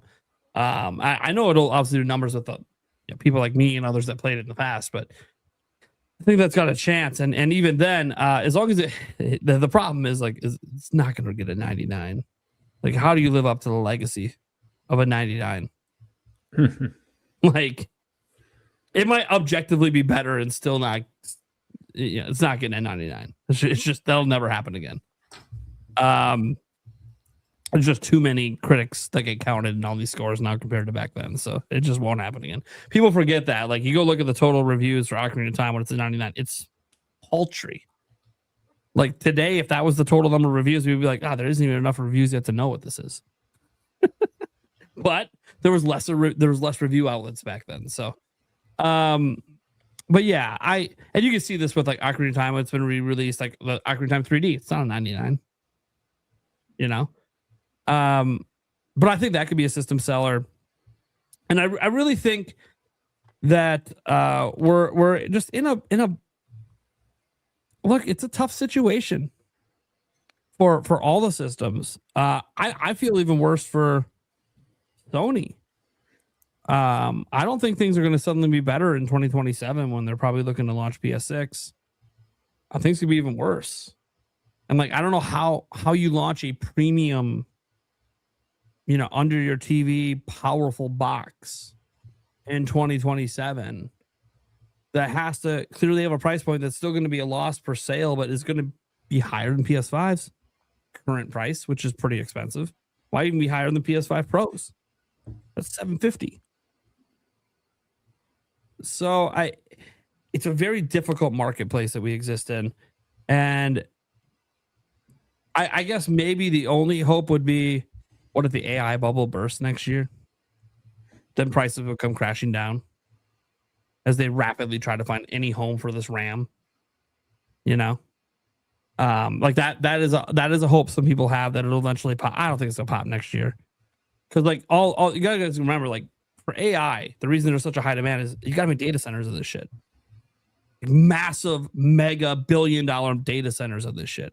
So like that takes a while to build out that infrastructure. So I don't think the bubble's coming yet.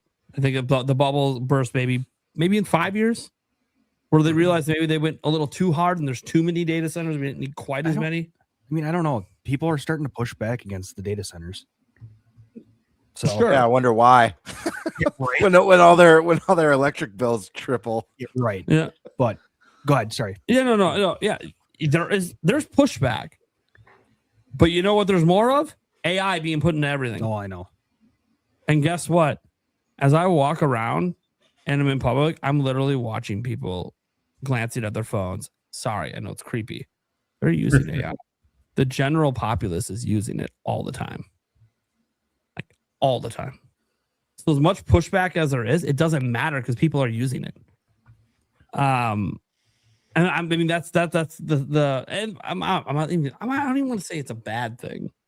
Yeah, AI is a tool. I don't care the tool exists. I just having it in everyone's hands. I just don't know if that's a smart idea, but it's there. We're here. This is our reality. OpenAI, ChatGPT, I'm just scratching the surface. There's so many other AIs. That's just one of the more people know what that one is, especially because there's Apple integration with ChatGPT. But yeah, I think we're at a point where for the first time since launch, there's a smidge of concern. I'm not too worried about this fiscal year. I think Nintendo will get close to their 19 million they're projecting, I think. But it dropping $50 during Cyber Week could have been highly likely due to these lower than expected sales the week before for Black Friday. Walmart's the one that started it. Walmart might have saw weak sales for Switch 2 compared to what they expected. So they figured we got to move units. Let's chop $50 off the bundle. We got a million of these bundles sitting in a warehouse. Let's chop the price. So that's also a little concerning.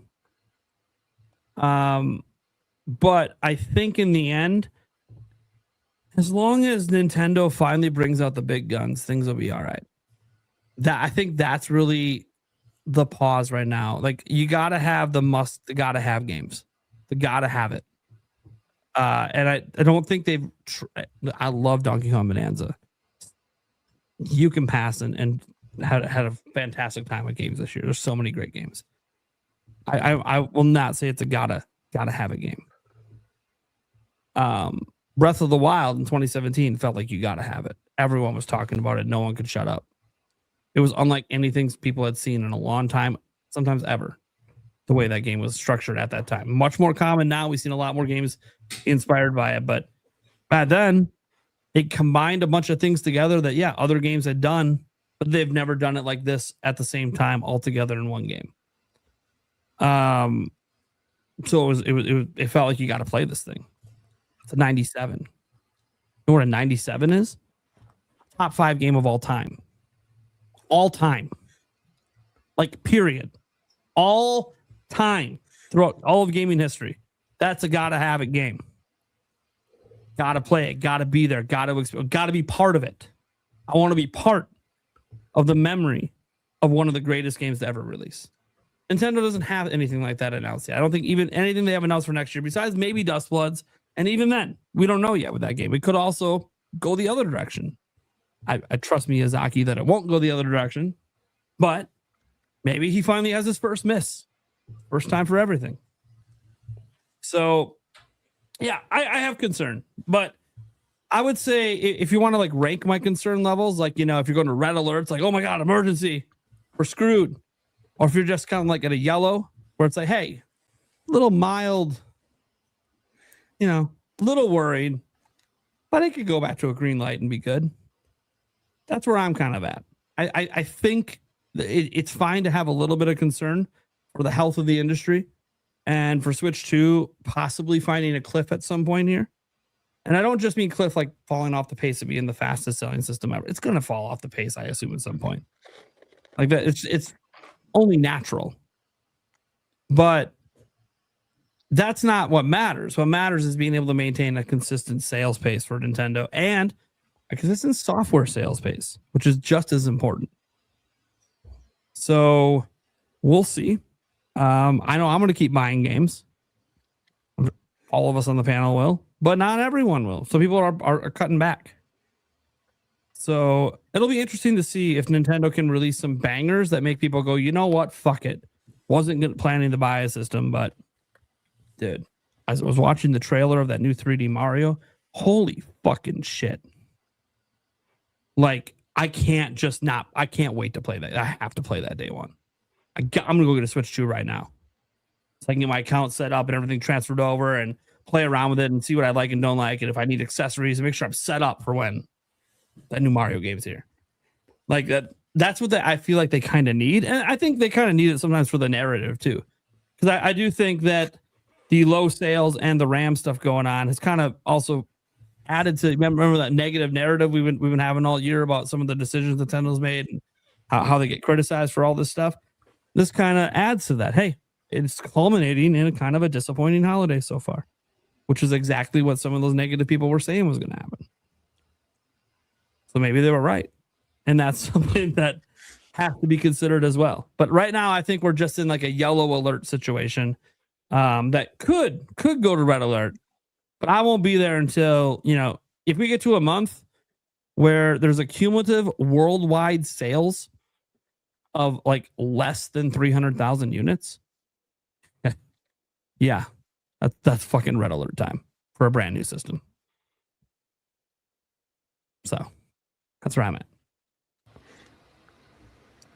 Tiger, what are you thinking, man?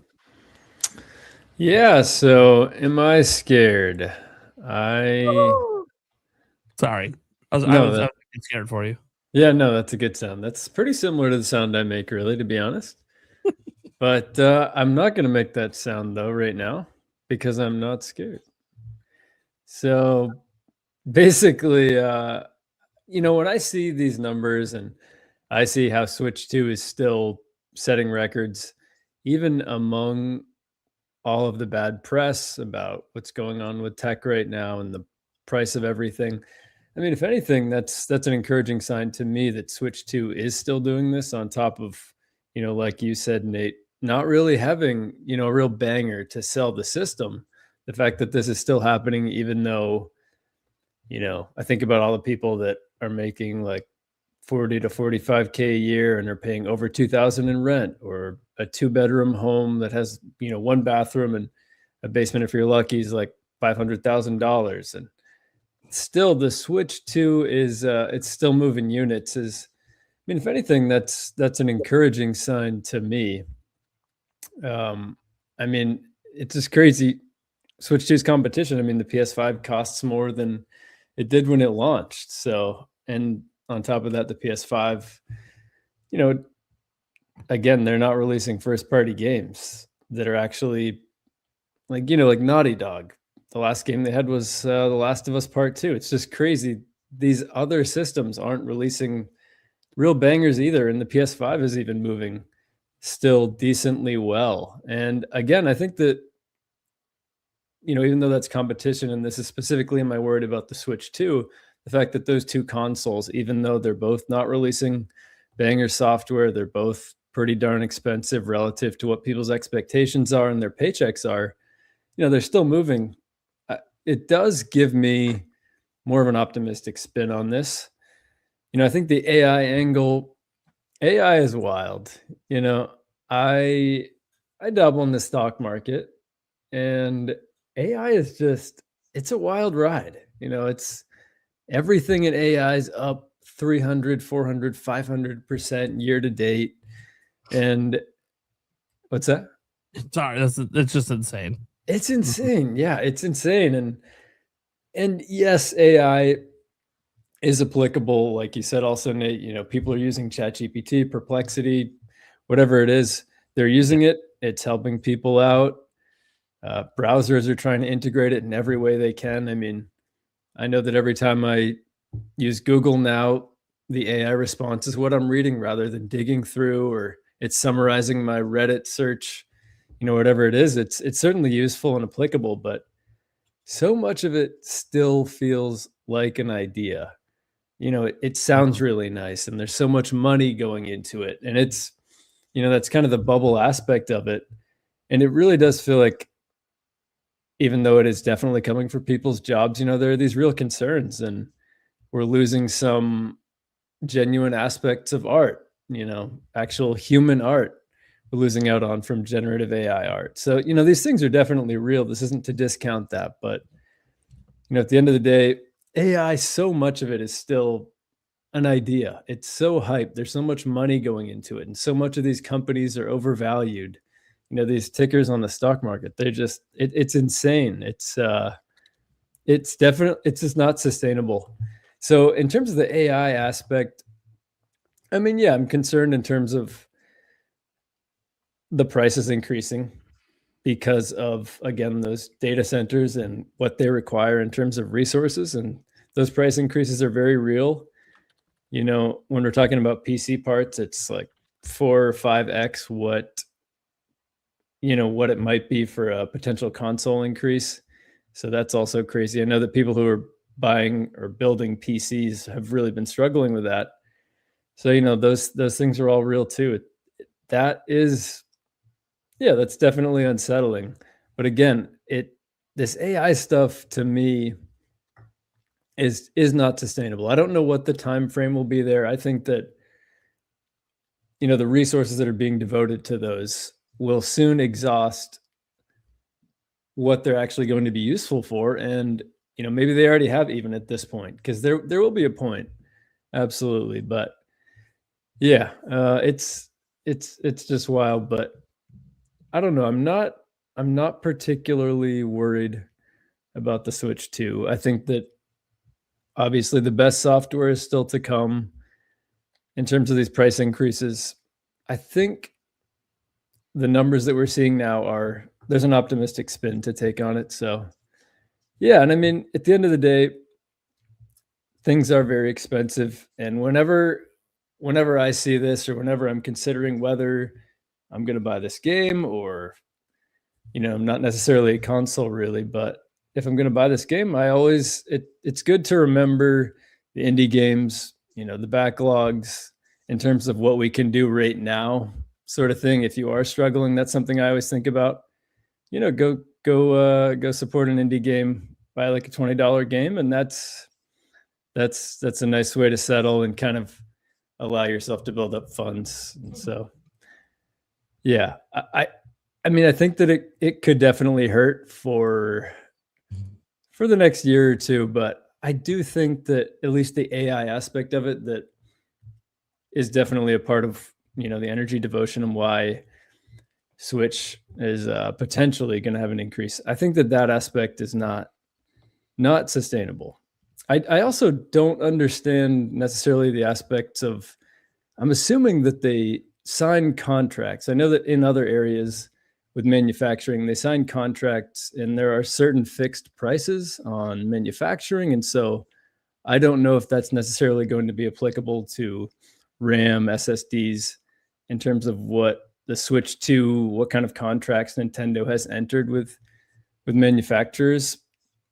I don't necessarily know, but I know that in other areas, yeah, there can be contracts that at least keep the price within a certain range so it won't be so overinflated, so that it will be fixed to some stance. But I don't know if that applies to this situation, but that's something that popped into my head too when I saw this headline.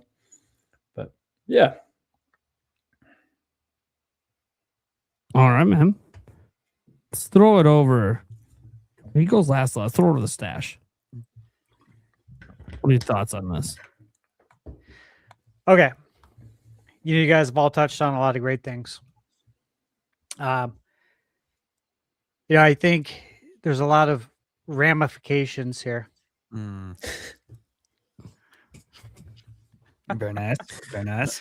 Thank you. I was saving that for a while. Why? I was like, I gotta use that. I didn't see that coming. It sat there in my brain for like 2 seconds. I had to think. I'm like, oh my god. Yeah. Okay. Now, but in all seriousness, right? Nate, you said that this affects everyone. That is 100% the case.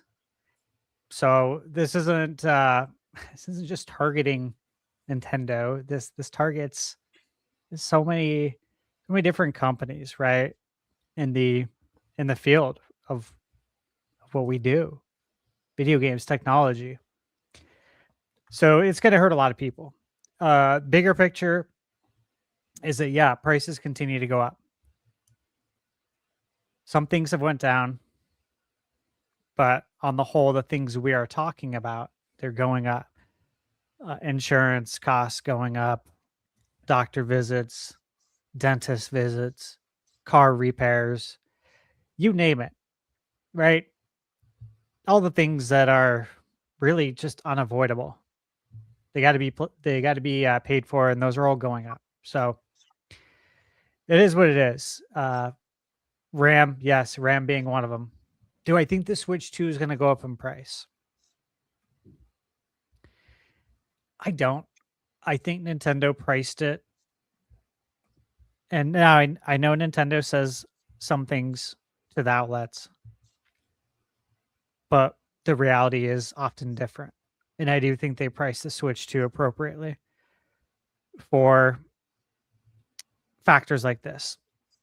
Rising costs. I do. I think they're going to be fine there. So I'm not necessarily concerned. As far as AI, since we were touching on that, right? Mm-hmm. Yeah, I have my thoughts on it. Look, I was saying in chat, Michaela knows this too. I've been talking about AI like in a very, very, very serious manner. I remember even talking about it once at Lone Depot when I was giving like a speech in front of several hundred people. And I was talking about AI and how it's going to take a lot of jobs, a lot of people here. It's going to take your job. I remember when I talked about this, it was probably 2017 or 18. And that was the moment where some people were like, this dude knows something. He knows stuff. And then other people were like, this dude's batshit crazy. You know what I'm saying? Like, there's a lot of people who are like, this guy thinks a robot's going to take our job. It's like, no, you're not looking at the big picture. You're not looking at what I just explained. So I think AI is here. It's coming. It's going to take jobs. It already is. And again, like, you don't have to leave it up to your imagination at all. All you have to do is look across the world, go look at what's going on in other countries. China. Okay. I looked this up earlier when you guys are starting to talk about AI, so I could have some little bit of details. But in 2025, approximately 54 to 77% of jobs in China are estimated to be at high risk of substitution due to AI. While all jobs have not been taken, entire categories are seeing massive displacement as China implements its AI Plus plan to reach a 70% penetration rate for AI and applications by 2027. So we are 2 weeks away from 2026, right?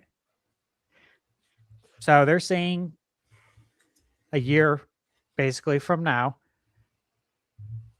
70% of the jobs will have AI agents and applications. And they're even approximating that up to 77% of jobs will be replaced by AI.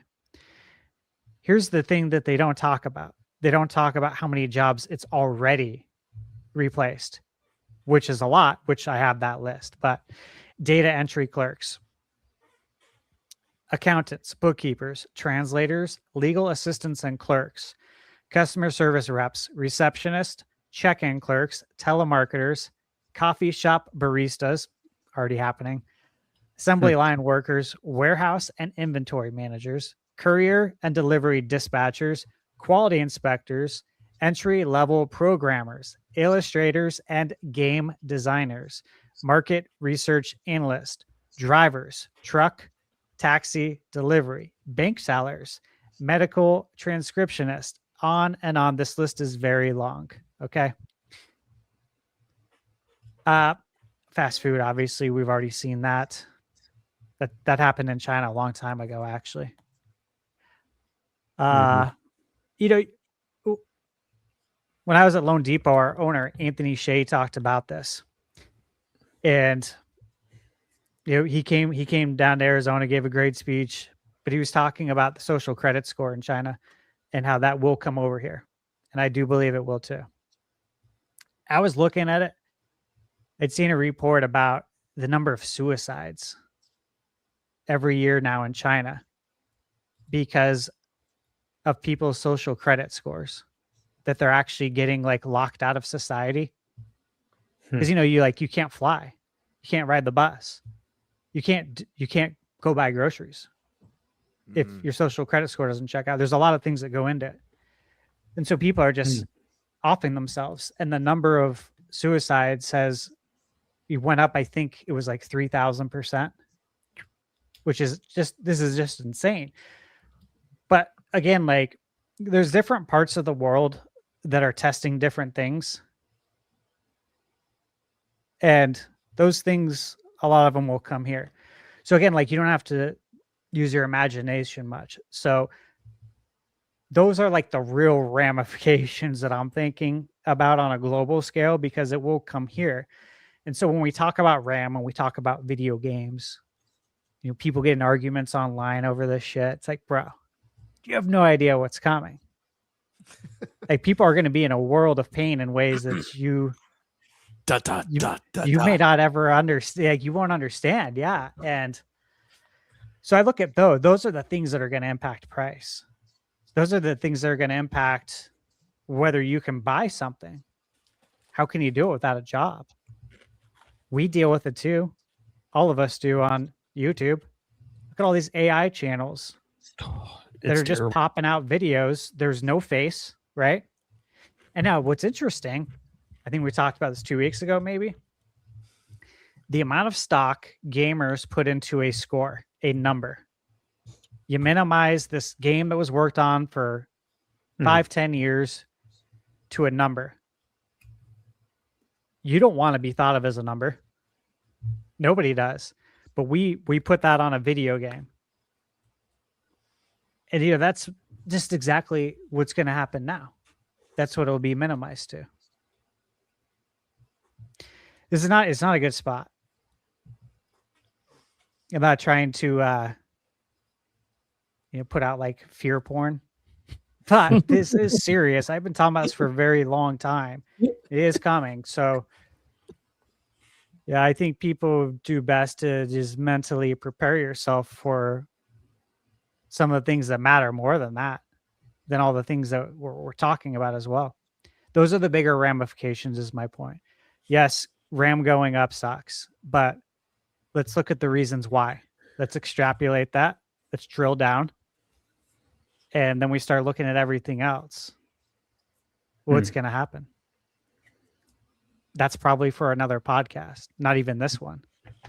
Mhm. You know what I mean? Like a whole different topic.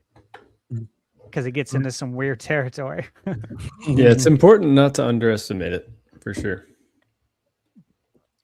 Yeah. But it's very easy to do because, like you said, people did think in terms of robots, but it's really more invisible and silent than that. And it's so easy to overlook because it's something you're not even really seeing. You know, it's interesting. When I was at Lone Depot, they wanted the gal I worked with, Kristen, she was the VP, I was the director. They wanted us to basically start like implementing and training AI to take jobs at the company. We both had like a real serious talk together, just her and I, like we always did. More or less, like, how do you feel about this? Like, just on a moral level, okay? Like, shoot straight, because you know this is coming. I know this is coming. Us saying no isn't going to stop anything.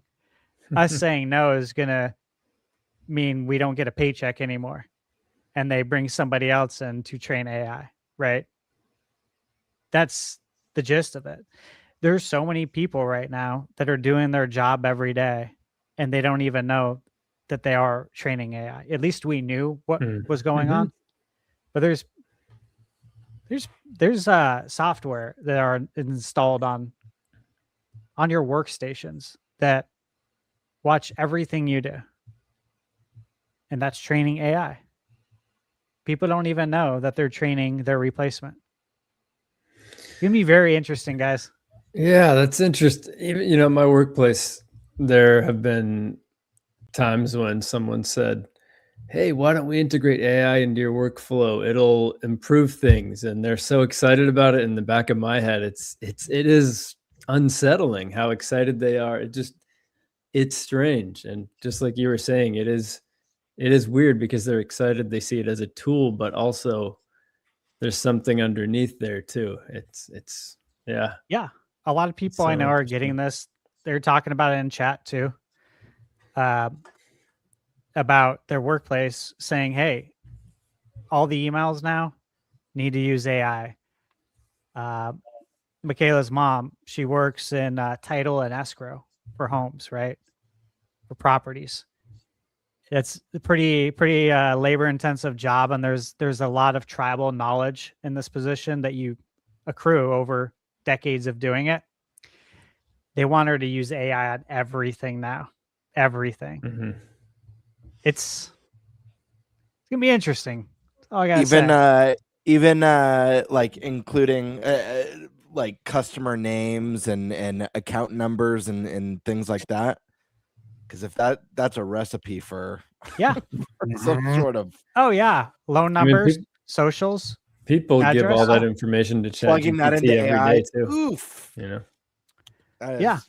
Well, absolutely. AI has access to all of that because I mean your credit report is pulled. It's your social, it's all your account numbers, your credit card numbers. We have your bank statements.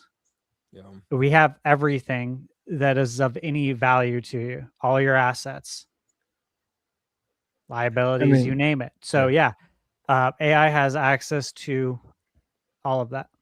This is why when the YouTube career ends, guys, I'm gonna be living in a ditch. The only thing they can't take from me is me, baby. And your mustard stained shirt. Yeah, dude. That's if I even still have a shirt, because they could take that. I don't know. I mean, I've thought about that too. Like where do you go? What happens? Live off the land, baby. Boy Scouts by the river. True. So glad that I had Boy Scouts, baby. I'll survive off the land. Yeah, that's good. That's good training, man. Yeah. I mean, in a way, AI even has our brains. It's like so many people use it. So many people use it as like their psychologist and like their mental health. You know what's scary? Yep. It's crazy. So like you talk about, how like AI is obviously not at the level of being necessarily more intelligent than humans because all it can do is regurgitate information, right? It can't necessarily do more than that. But I will tell you this, having been in the room with certain people in my life, I'm going to tell you right now, I get why people talk to AI. Some people, guys, some people are not very bright. Guys, the topic is Switch 2 holiday sales. What is happening? Hey, dude, there were other topics we had in the past, and then all of a sudden, you and Stash are both like, yeah, everyone's got mental illness. That's the problem. I'm like, it's out of fucking nowhere. Which we've been proven right. Hey, here we go. Let me give you my final answer, though. I guess I'm not concerned about Switch 2 sales. I think it's doing fantastic worldwide.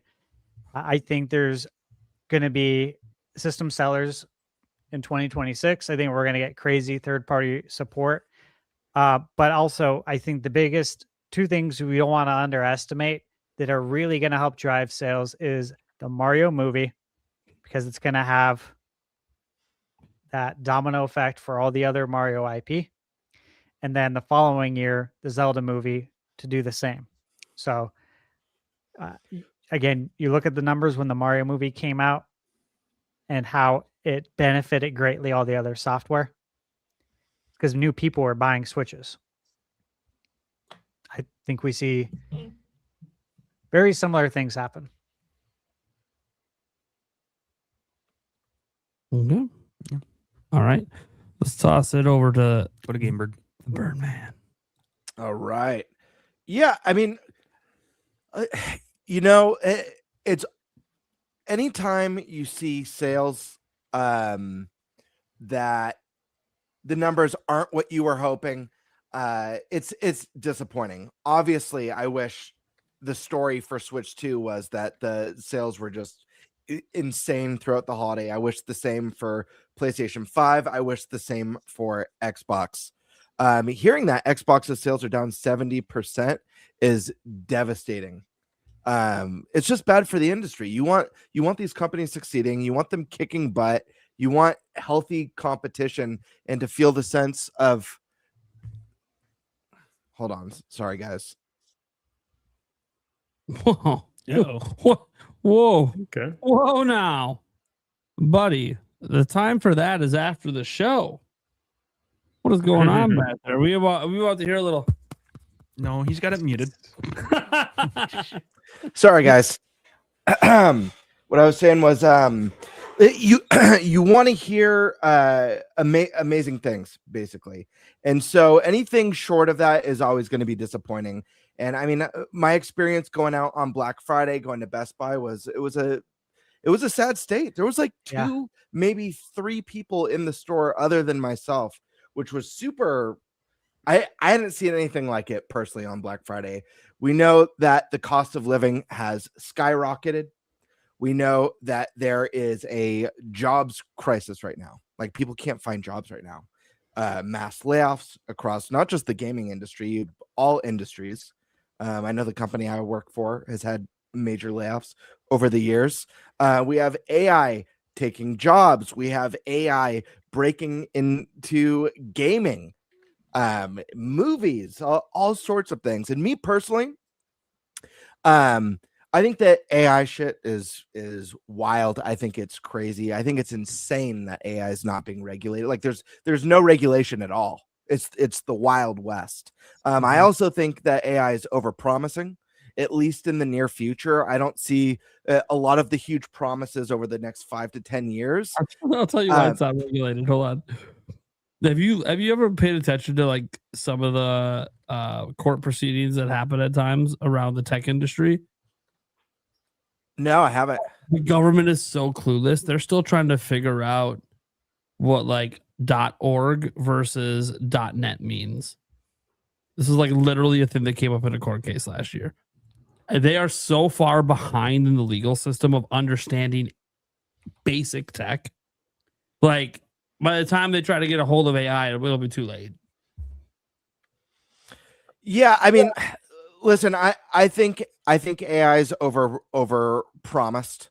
I don't think it's going to be a thing where in 5-10 years it solves all these problems and runs all these industries better than people can. I think it's going to be interesting to see, like, because AI, obviously, I mean, you know, my company, again, we use AI a ton. I know for a fact it's affected jobs at my company for a fact, but What? AI makes mistakes. We have people cross-checking reports that AI handles every single day, every single line item, because AI makes mistakes. I'm curious to see legal ramifications when some sort of AI mistake. Who do you sue? Do you sue the company using the AI? Do you? That's probably who you sue. Yeah. Probably. So there's going to be interesting ramifications. But the other thing is that AI pulls from what people have already created. So when we think about video games, when we think about art, AI pulls from art that already exists and creates based on that. We saw this with Marathon. Some artists' art got pulled, and used by AI in the game Marathon. It was a huge thing. When we stop using artists, when we stop using like graphic designers and animators, and it's just AI, what happens when AI is pulled from everything? What do we just get the same shit forever then? When there's no new thought, no new ideas, it's just pulling. They've pulled from everything, then what? So I think there's been an overpromise, unless there's like major, huge developments that happen. I think it's overpromised. I think it's very doom and gloom. I think it's very dystopian. I think it's just the state of the world. It's unfortunate. Nate, you said it. Stash, you said it. Video games, they're a luxury. It's one of the things that's going to be negatively affected by everything that's going on in the world. Not just that, movies as well. Art in general is like pretty cooked. Any art form, music, it's insane. Again, it's the Wild West. And I'm not worried about Switch 2. I think that despite it not being like this insane, mind-blowing record Black Friday for the company, its numbers are showing that it's selling very well. It's having a very good first 6 months on the market. We're at about 15 million units sold. We could possibly add a couple, 2, maybe even 3 million to that by the end of the fiscal year. That's nearly 19 million in less than a year. That's really impressive stuff. That's better than the Wii U. That's close to surpassing the GameCube. Yeah. Oh, yeah. No, I just mean like as far as like overall and stuff. Like the console's making strides, and I think ultimately what's gonna happen is that the Switch 2's success is gonna live or die on the software. I think I've said this before on the podcast. If Nintendo can maintain a healthy software lineup year after year without droughts, with great AA experiences, great indie experiences, and great AAA experiences, I think they're going to be set up for success. I do think not having a big blockbuster holiday title is a miss. There's a reason why I was hyping it up when I thought there was going to be one, because it just makes sense. I don't think that's going to be the case next year. I think they're going to have probably their biggest blockbuster title to date for Switch 2 next holiday. So we'll have to wait and see. But my hope is that this console continues to sell well. I hope that PS5 continues to sell well. And hopefully, some positive things come Microsoft way. I don't know. It's hard to foresee a positive story with Microsoft right now. There's just been so much bad news with that platform and that company, unfortunately. I'd love to see a future where they're able to pull themselves out of the hole that they're in right now. But we'll have to wait and see on that front. But it is telling. We just had the Game Awards. You guys all saw the nominees. There's some amazing games this year, from indies like Hades 2 and Silksong to some of the lesser known incredible indies like Blueprints or Ball Pit, to huge AAA games like Kingdom Come Deliverance and Claire Obscure is an indie game, but like those more what you imagine as those AAA experiences, Death Stranding 2 and Donkey Kong Bonanza, as well as dozens of other games. There's games that should have been nominated, in my opinion, like Trails in the Sky First Chapter should have been in RPG of the Year. It made no sense to have Monster Hunter there. Trails is the superior game and a better RPG through and through. So games kicked ass last year. This industry should be doing well. It's a sad state, man. It's not video games. It's not Nintendo. It's not a Switch 2 problem. It's a Switch 2 problem when the system's not profitable and failing to meet any sort of expectations. That's a Switch 2 problem. We're not there yet. Hopefully we never are there. I don't foresee that happening. But we just have a worldwide problem in all aspects of life. It's coming for us. It's dystopic. It's jacked up. Buckle up, grab a bag of popcorn, and enjoy the ride, because it's all gonna burn. Oh God. We went from a show to a cynic.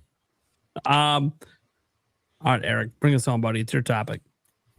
Yeah, so to clarify a couple things, Micron is the company that announced that they are going to stop producing consumer crucial RAM. Yep. Crucial consumer RAM. And I did look, I should have did this beforehand, but Switch 2 does not use SATA SSDs. So technically, if Samsung did stop creating those for consumers, it wouldn't really have any sort of effect on the Switch 2. But still, damn it. And anyways, with those two kind of corrections / a little bit more insiders, fuck AI. I fucking hate it. Do I think it has its uses? Absolutely. But I think they're very few and far between. And I think it should only be used to enhance things, not generate anything, not do anything else. Fuck it. That's all. I mean, that's really all I have to say. I'm so pissed right now. I literally just absolutely hate AI. Amen, brother. Am I concerned about the Switch 2's future? Maybe not right now, but I can definitely see how things could eventually get to a point where this will affect not only the Switch 2, but the whole industry, and it's gonna topple. It could. It's an industry thing. At the end of the day, Switch 2 is the affordable barrier Right. of entry. And the reason, I mean, yeah, I could have titled this as, concern for the industry, but we're a Nintendo podcast, so that's why I kind of added the Switch 2 twist in there. Obviously, it's going to affect the whole industry, but like I said, it's more of we're a Nintendo podcast, so it's, obviously, how concerned are you on the Switch 2's feature? Which I think we're all still timidly, optimistic, but yet at the same point in time, we could see a point where it could go down the shitter, for lack of a better word. Sure. I'm super optimistic. Yep. Yeah. I have no timidness in me. No. Just for the record. Sash just wanted to clarify. No chance. Zero. None. Yeah. No chance in hell. Like Vince McMahon would say. That's right. So if it does go bad, going down with the ship, baby. Mm-hmm. Yeah, if it goes bad, everything else is going bad. Because my whole channel relies on Nintendo being relevant. So no, if it goes bad, we'll have other problems to worry about. Yeah, right. There will be greater ramifications. I'm sure plenty more industries will go under before gaming will, but still, this was kind of, I just saw some of the news and thought this could be an interesting topic to touch on, just because of how it could affect, the industry and the Switch too. Yeah. It's really important to have these conversations. Mm-hmm. Worst topic of all time. Yeah, right. Or that. I had to slip it in. I'm like, he's about to say, yeah, right. Let me slip in something. Worst topic of all time. Yeah, right. Yeah, right. Yeah, no. I mean, you're probably not wrong. So, all right. We'll get into our last topic here before we get to the Q&A. Just a reminder to everyone watching the live show, you can super chatting questions if you want for anyone on the show or the whole panel. I obviously feature super chats as well, as you guys have seen throughout the topics, when it's really about the topics and not necessarily a question. So you guys can obviously be part of the show in that way as well. Sometimes we read them off, sometimes we don't. Kind of depends on what's going on. But we do actually read off the questions and answer them during the Q&A segment. That said, let's go ahead and get into our last topic. This one has to do with something I actually was texted about this morning from my own sources on Nintendo now offering third-party partners size options for game key cards. But setting aside me, you ain't got to take my word for it. Nintendo Deal and like 17,000 other people seem to be all hearing the same thing. And that is that Nintendo, as of today, is manufacturing and offering as an option to partners different size cartridges besides 64 gigabyte for Switch 2. Couple caveats on this.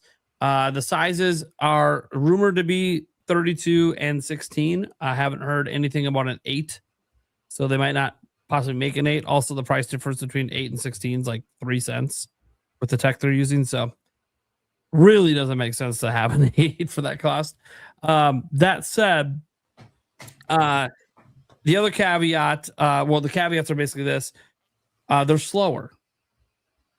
So that's one thing. They're slower than the 64 gig. Not as slow as the Switch 1 cards, but they are slower. So I don't know if they're just using cast-offs for the 64 gig that didn't meet spec. And that's a way they're trying to save a little money and reuse pieces. That happens sometimes. Like the on-branded microSD Express cards at Walmart, those are casted off Lexar chips. When Lexar, when it doesn't meet their speed requirements and everything, still can meet the requirements to be microSD Express, but it doesn't quite hit the targets. There's always percentages of manufacturing that don't quite hit what you want.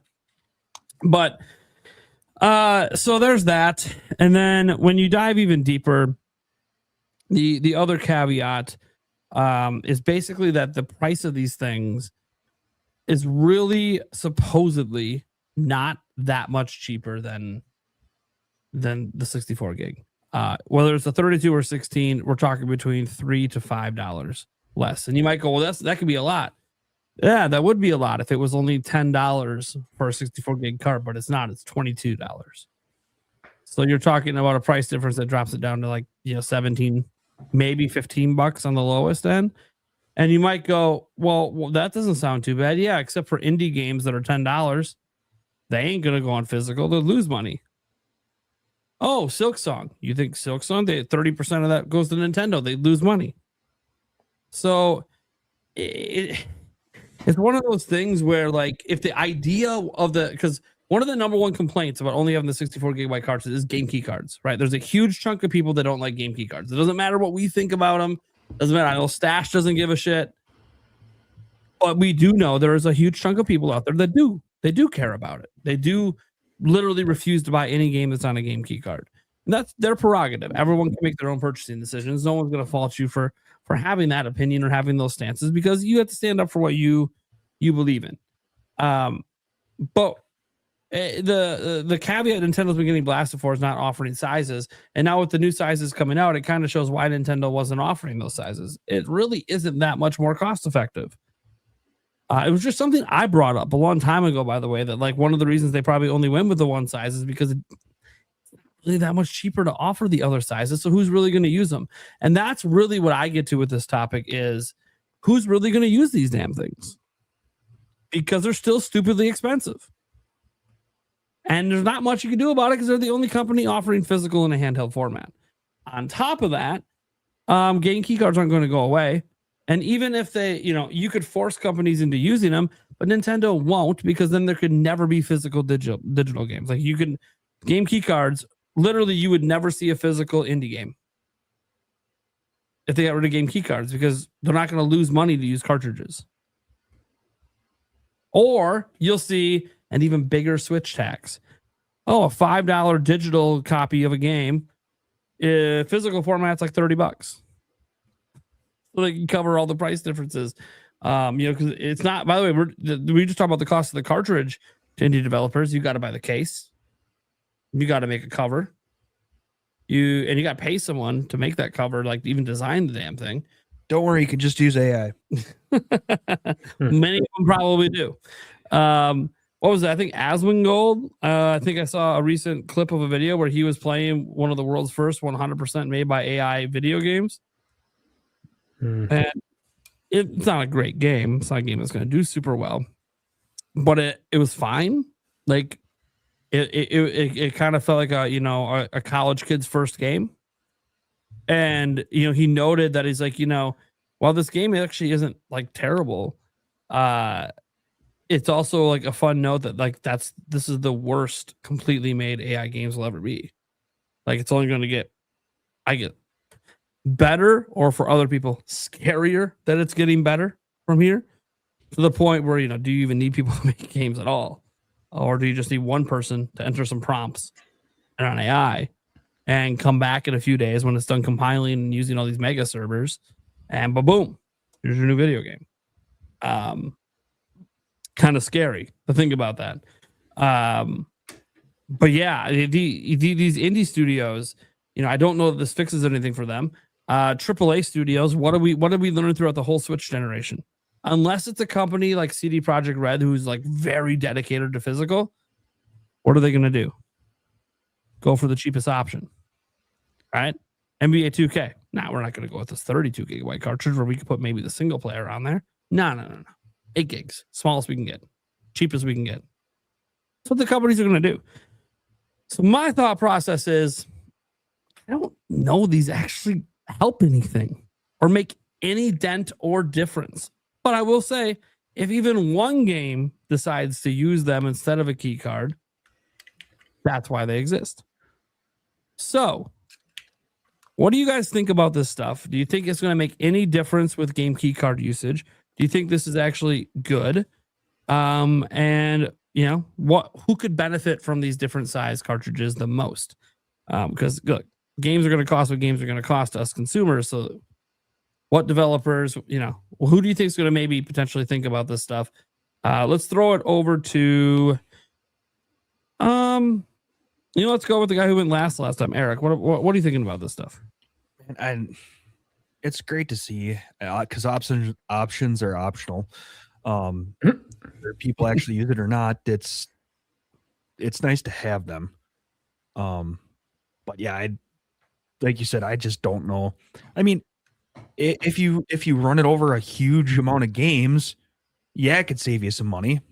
But some of these smaller indies and stuff like that are probably not going to print anywhere near as much as some of these AAAs. So the money saved is, not as much. I don't know. It's a tough call. So just to see anybody use it. Yeah. It's nice that they're there. I mean, but yeah, options are good. Again, it's one of those things that it's like, if the problem was the cost, well, I just don't know if this really fixes any of that. I will say I would have liked to see Nintendo, and I hope someone at Nintendo has brought this up in a meeting with the top brass. Hey, have you guys ever thought of repurposing Switch 1 cards to be install cards? Because the Switch 1 card prices are much better. So, because they're using an older tech that's not fast enough for modern games, but that doesn't matter if you're just going to use it as an install medium. Or they're going to be doing it off the SSD or off the, it's not SSD, but off the flash memory or off the micro SD Express. And this has been suggested by others online as well. I'm not the first person to think about this, but I hope someone at Nintendo has actually said this out loud in a meeting as a solution. If game key cards keep not selling as well as we have seen, that game key cards haven't seemingly moved off shelves as well as physical games, that full physical. That I hope someone's brought this up in a meeting is, hey, even if we do these new sizes, what if this doesn't work? What's our next plan?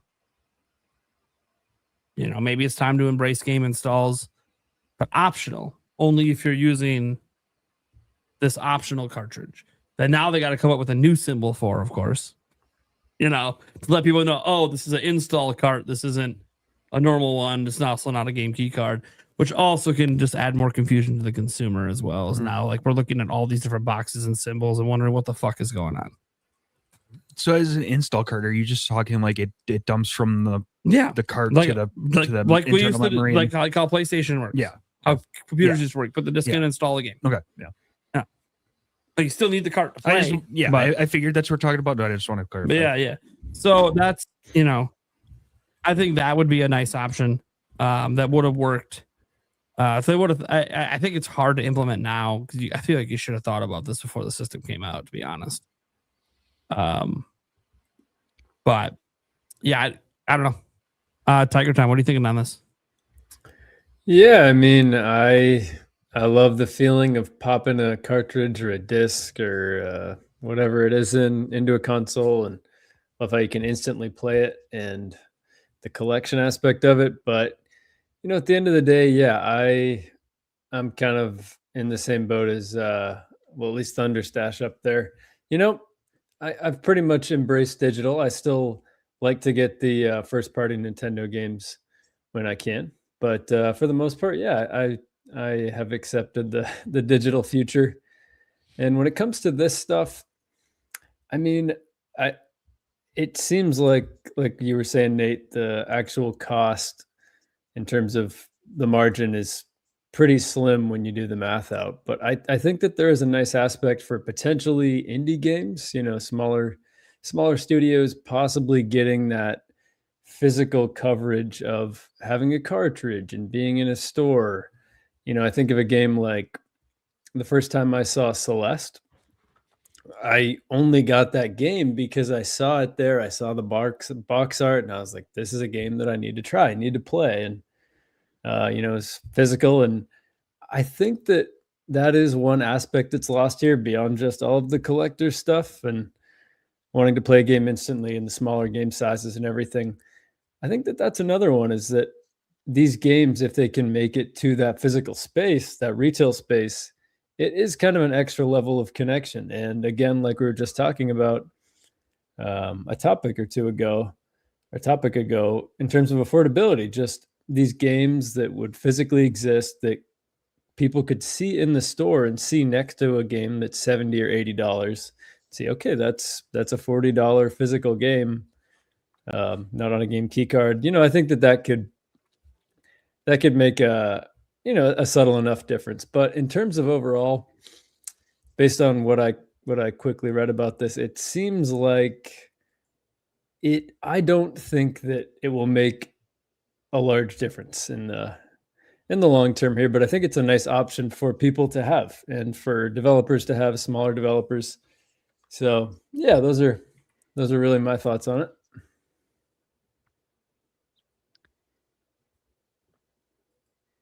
What is this? A mutiny? I think we lost. What? I think we lost Tiger Time's voice. Oh, did we? Oh, I no, can or hear no. you. Okay. Oh. No, Nate and I were discussing something here. Just in the backside. No, But, yeah. Apparently, Puka Nakua can't afford a home Oh, I in see the the place where mutiny he 'cause actually he plays gets football. back. Because he only makes like $500,000 a year as a 5th round pick, even though he's like a huge important player for them. He literally can't afford to even live there. Yeah, people aren't liking him lately, huh? Let's go to like the economy. This is a guy making $500K, and he can't even afford to live where his job is. Mm. But that's insane to think about. Like, damn, dude. that's Obviously, crazy. I assume he's gonna have a big payday coming eventually his way, and then he can, afford there eventually. But that's still insane. And I just gotta throw out what's also insane. It's happening again. It's just happening again. Yeah, I noticed Here the we go. dollar amounts here. Here we go. T is coming hard at Stash. He's dropping it again. I think last time he did this, he hit all of our channels a little bit. And then the time before that, I think he gave Stash like 1,000 in one night. It was insane. I don't know what is happening. Yeah. Really, this is Thunder Stash's #1 fan. He's been super sweet in the chat. you He's know- been saying some really nice stuff. We could just like officially declare that this is the #1 fan of Thunder Stash at this point. Like, Yeah, T's awesome. We love you, He's a T. beast, yeah. I read some of your comments on his channel. You're a good dude, man. All right. Anyways, sorry, that was insanity. Are you done, Tiger? Should we move on to the next person? Yeah. That's pretty much my thoughts on the situation. Yep. Okay. Let's sort over the Birdman. Yeah. I think if true, this is cool. I mean, more options is always great. More options for consumers, more options for developers, like Tiger Time said, indie devs with smaller games, especially, I think would benefit if they want that physical release. The game key card thing, I mean, we've talked about it. I don't really care about game key cards. It's a non-issue. I don't collect them. I don't buy them, but I also don't have an issue with them. The fact of the matter is physical media is on a death march. It has been. We're going all digital, whether you like it or not, and most people like it. That's the real truth. Is that, yeah? As much as I love physical and collecting physical, and I know you do, you guys, a lot of you guys do here tonight too. There's not many of us. No. It feels like it sometimes, because we're in a community where. Or a bubble where like-minded people share ideas and thoughts and nostalgia and memories and collection photos and videos and stuff.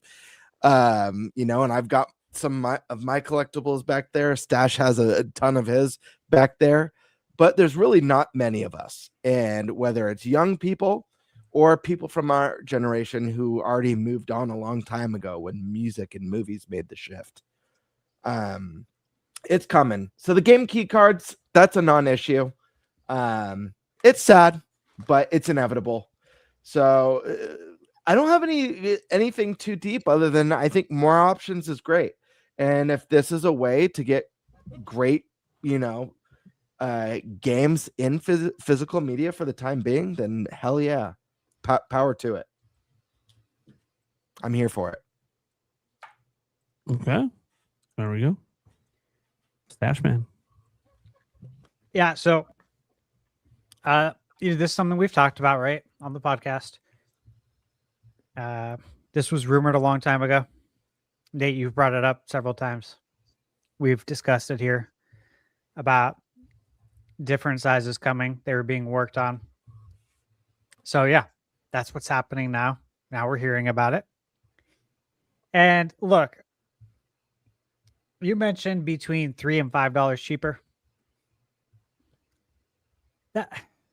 That's very small. I don't know that any developer is going to pass that on to the consumer. Who's to say any of them are going to? They don't have to, right? If you're an indie, you really got to watch your margins. Like going physical could pose to be a huge risk if you're an indie dev. Yeah, and so it's hard enough for indies to make a physical game because they have to first do really, really well digitally. And then that's, of course, when the decision comes. That's why, I review a lot of indie games.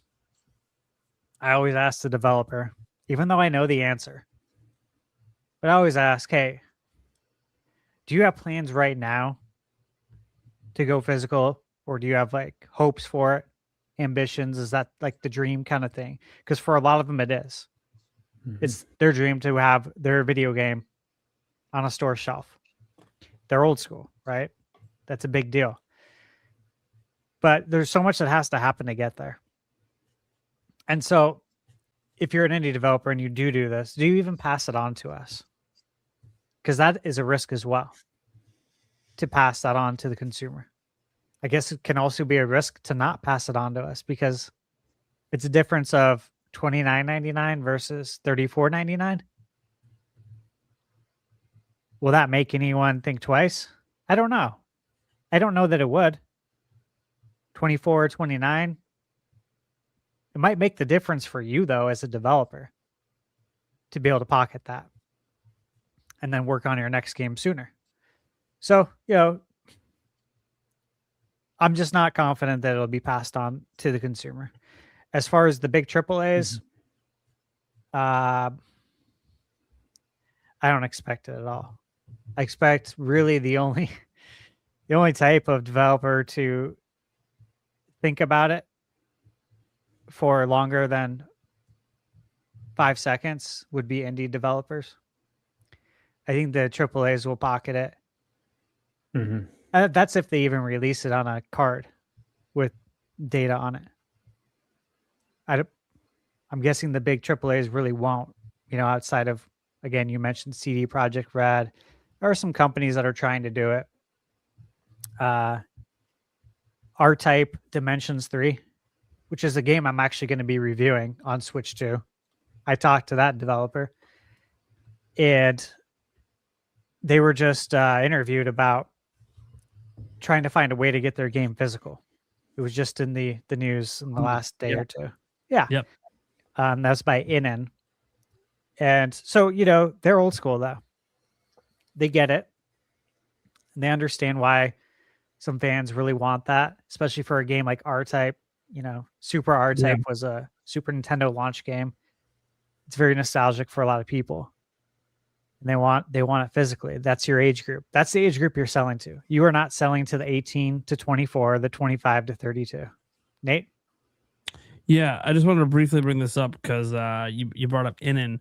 One thing we did learn that we didn't know is that Nintendo does not allow multiple format releases.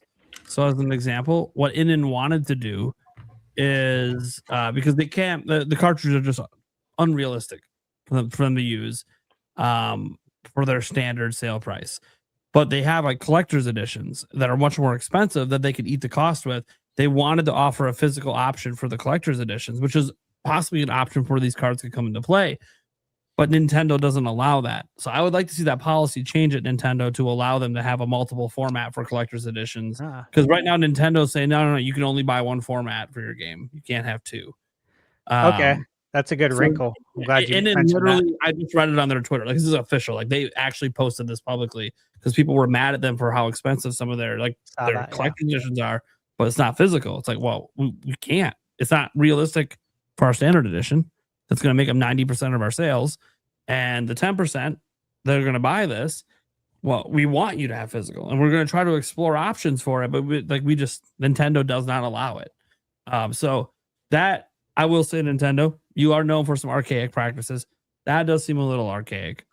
Well, let me ask you this. They're paying for the cartridges, right? You're getting the money. So why not just let them use them? Is there anyone else doing this?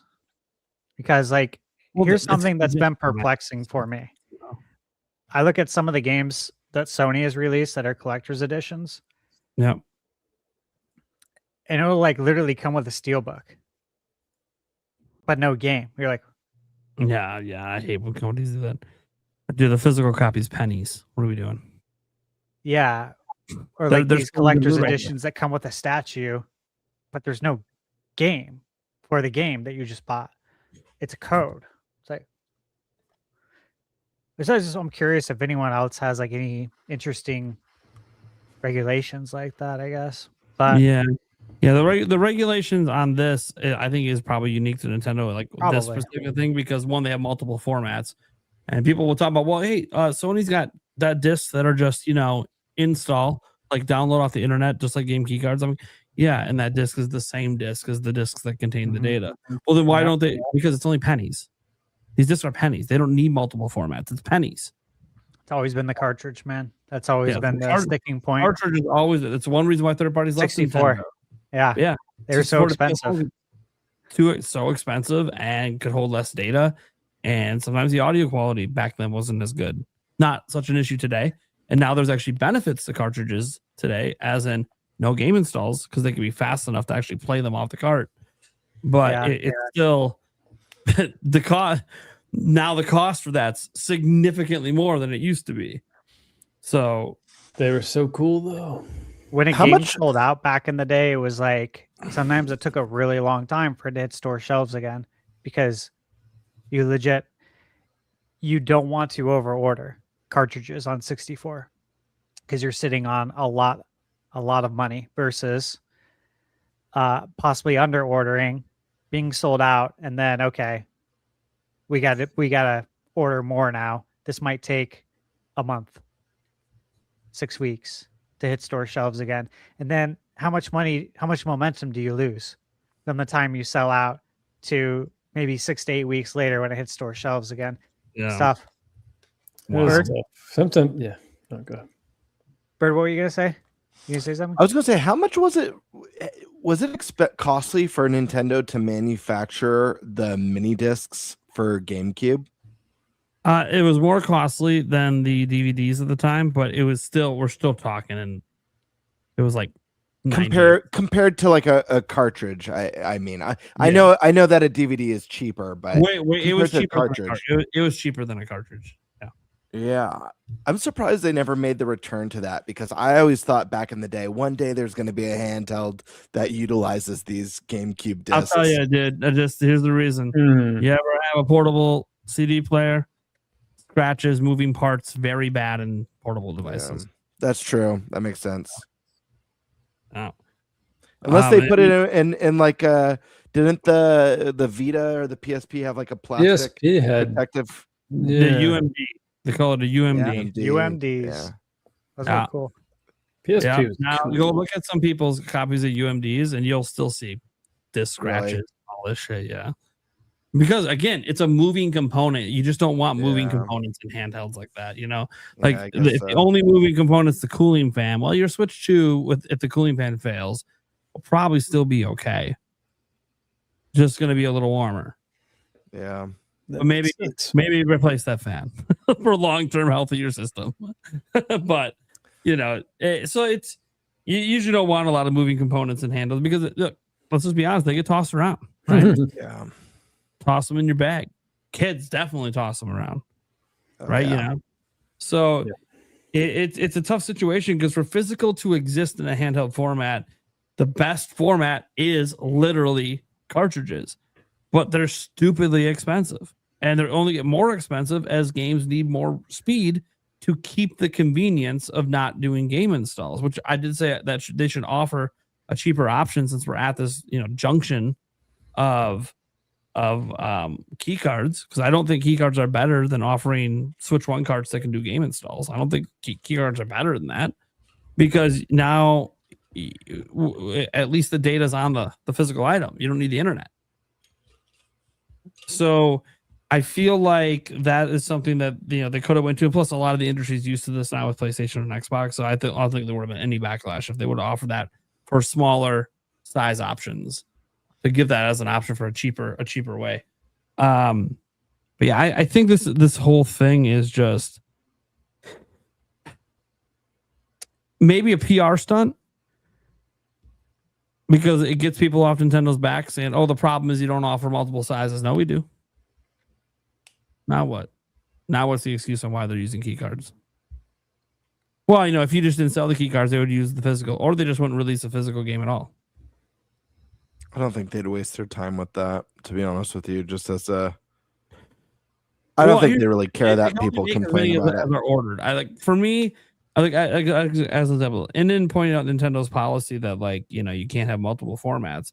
I think that's just an old policy of Nintendo. You know how sometimes old policies, just like we have old laws that don't consider current today conditions. Like key cards didn't exist on Switch 1, so they probably have the multiple format rule to be like, well, you can't be NBA 2K and your standard game releases on an 8 gigabyte, but then your deluxe edition's on a 32 gigabyte. Like, we're not allowing that. That's bullshit.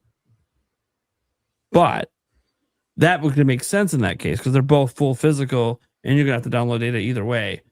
And so they wanted to prevent companies from maybe doing something like that.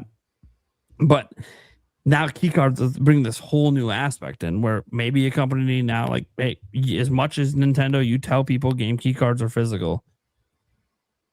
Come on. It requires the internet to use. It's not physical.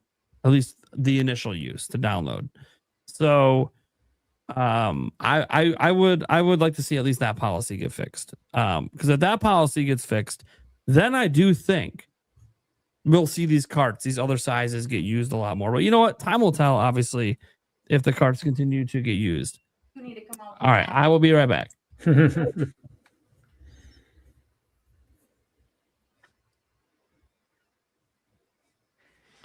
I honestly feel like Nintendo doesn't care about any of the keycard discourse. I feel like when you look at the numbers and you see the percentage so favorable for digital, I mean, are they really worrying about keycard and the discourse online about that? Because if keycards don't do well, they just stop making keycards. It doesn't mean they're going to increase the rate at which they make physical media. They just no, dude. The market's so easy to read. There's no predicting involved. Yeah, because you just have to look across the way at Microsoft and Sony and see what they're doing over there as far as digital numbers. Yes, Nintendo's the outlier, and they know that, right? Because this is where the old heads congregate, the real old people, right? That still want to support physical. That we're the modern day folks who boycotted against the internet and wanted to get our newspapers delivered to us and wanted our news the next day. We are a very modern equivalent to that. And as we all know what happened there, this too will come to pass. And, it's fine. I just don't see this as something that's a really big deal, right? I think a lot of the folks talking about it are the ones that are online 24/7. And that aren't really even playing video games. They talk about them all the time, but they're really not playing them all the time. And I don't think you really worry about folks like that. And their numbers already speak for themselves. They know what their numbers are. They know what their splits are. They know what their physical to digital split is. And they know that digital number is rising. Even though it's still pretty good physical on Switch. Switch 2, I think it was 51-49. There was a year that it was 50-50. We've went over it in the numbers. However, it used to be, say 60-40, 60 physical. So digital keeps rising. It's going to continue to. And so this is eventually going to be a moot point. Right? Yeah. We don't have to talk about this anymore. Nobody will have to start these bullshit boycotts online about key cards and trying to tell people how to spend their money. Yeah, spend however I'll you want. tell them how to spend their money. I'll tell you how to spend your money. If you know it's good for you and you're smart, you'll buy all digital. There we go. I don't. I buy physical I prefer physical, but I'm just saying, go digital. It's the smart thing to do. You won't get left behind in future generations. Yeah, that's what all the And- kids are doing. And Oh, listen, the crazy thing is, like, I especially like buying physical on Nintendo platforms, Switch 2 included. But if there's one of the big 3 consoles that makes the most sense to have an all digital collection, it's the Switch or Switch 2, because it's a console wherever you go. Yep. It's pick it up and walk out the door with it. So just having your entire Nintendo library in the palm of your hands at all time is that's playing with power. Yeah, it is. You know, the whole game key card too, like the actual being able to transfer your games to your friends, like allow them to play your digital games. Obviously that's Nintendo trying to build a bridge over that water, right? To help the old folks like us to give in to digital. You know, like that was a big thing. If I own it physically, I can let a friend borrow it, right? If I have it digital, I can't. Except now you can. And if you want it back, you can take it back now. Which was a downside of owning something physically. How many times have you lent something to someone and they don't return it when they say they're going to? Or better yet, they still have it and 5 years have passed. And now you feel like you don't even own that game anymore because that friend hasn't given it back to you in 5 years. Or you don't talk to them anymore, or they can't find it. You know what I'm saying? Like this was part of the hurdle at some point. But with this, I can take it back whenever I want. Like if I can rent it out to you, I can give it to you for 14 days. But if I want it back in 10 days, I just go into my Switch and I take it back. I don't need your permission because it's my game. I shouldn't, right? So this is Nintendo. We already know this, that they're pushing us to that digital age, man. There's more new young gamers playing Nintendo for the first time than there are old gamers either playing Nintendo for the first time or still playing. Because there's a point where we die off too. And then it's the young kids playing. And they don't know anything about physical. They don't care about that. They don't want the clutter. They don't want any of that stuff. Mm-hmm. You know, they don't own movies like on disc. They don't have 4K players. Their dad might. They might think their dad's weird for having that. You know, he might own these CDs and they probably look at CDs the way we looked at records. Like, why do you have that if you have CDs? Mm-hmm. All these, we talked about this maybe a month or two ago. I forget. I brought up a list of all the things that have went digital over the years. And it was a lot. It was a lot of things.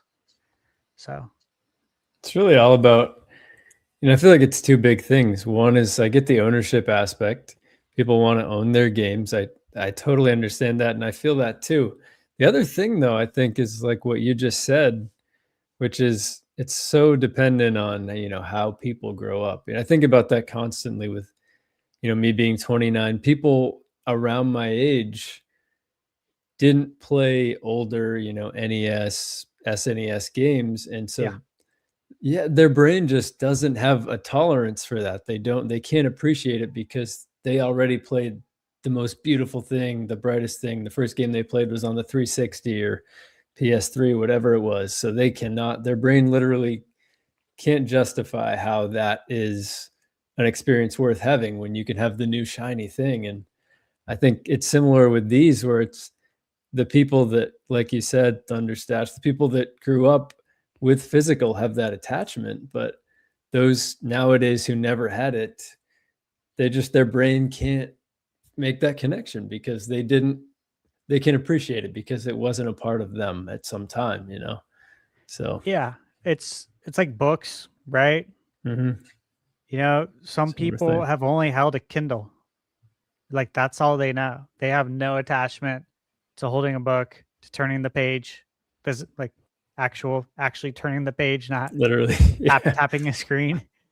Yeah, there's a lot of things to factor in there about why you have the attachments, but fact is we have them, and Yeah. you know we ain't gonna be around much, as long as the young kids, and there's a lot of things that have went this way. Like I'm sure you guys remember growing up all the infomercials for encyclopedias, the Britannica encyclopedia set. That used to be like a prize on Double Dare. Remember the show Double Dare, right? On Nickelodeon. Like, that used to be a prize, a full Encyclopedia Britannica set. And it's like, that's so funny. Yeah. Kids don't go to the library and rent out encyclopedias anymore. Like, you had to hope that your letter wasn't rented out. Like whatever project you had at school, you had to hope that letter wasn't rented out, because that was your source. That's literally what you're sourcing on your paper.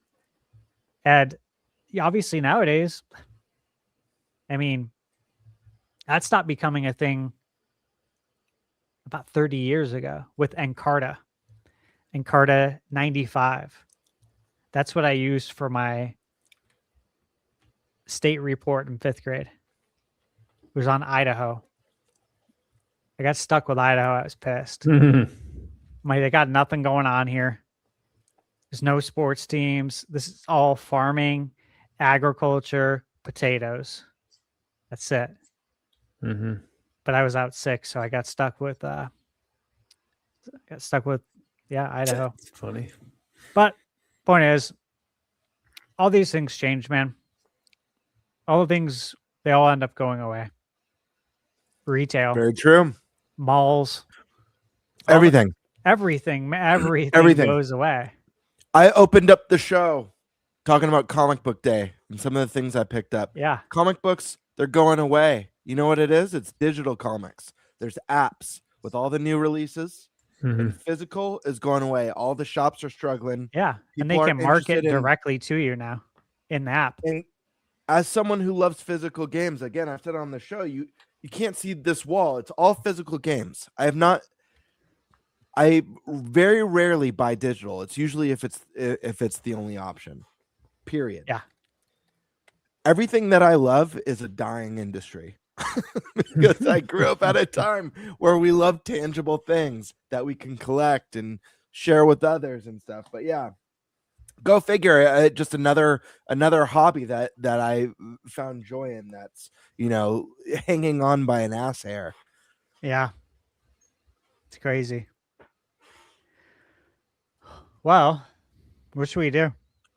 Let's get Should we, let's get to the chat it? super chats. Yeah. I was gonna say. Do you want me to run it? Yeah. Okay. Thanks, man. Yeah. Let me turn off this here. AJ Rax for 0440.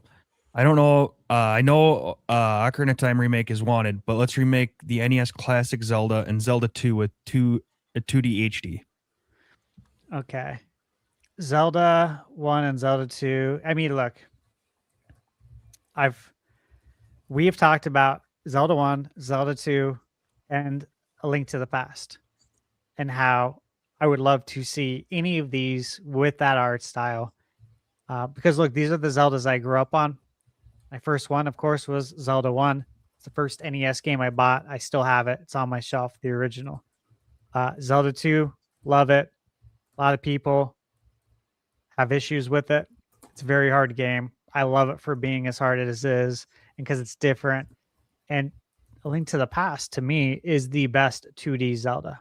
It is it's beautiful. It's close. It's damn near close to perfect. Maybe might be. So would I love to see those again? Yes. Just like I'd love to see Chrono Trigger in HD 2D. I'm right there with Stash. Yeah, I would any of those two. I think especially at least out of the original and Zelda 2, I think I'd pick Zelda 2 for that one. I think it would benefit the most from a remake.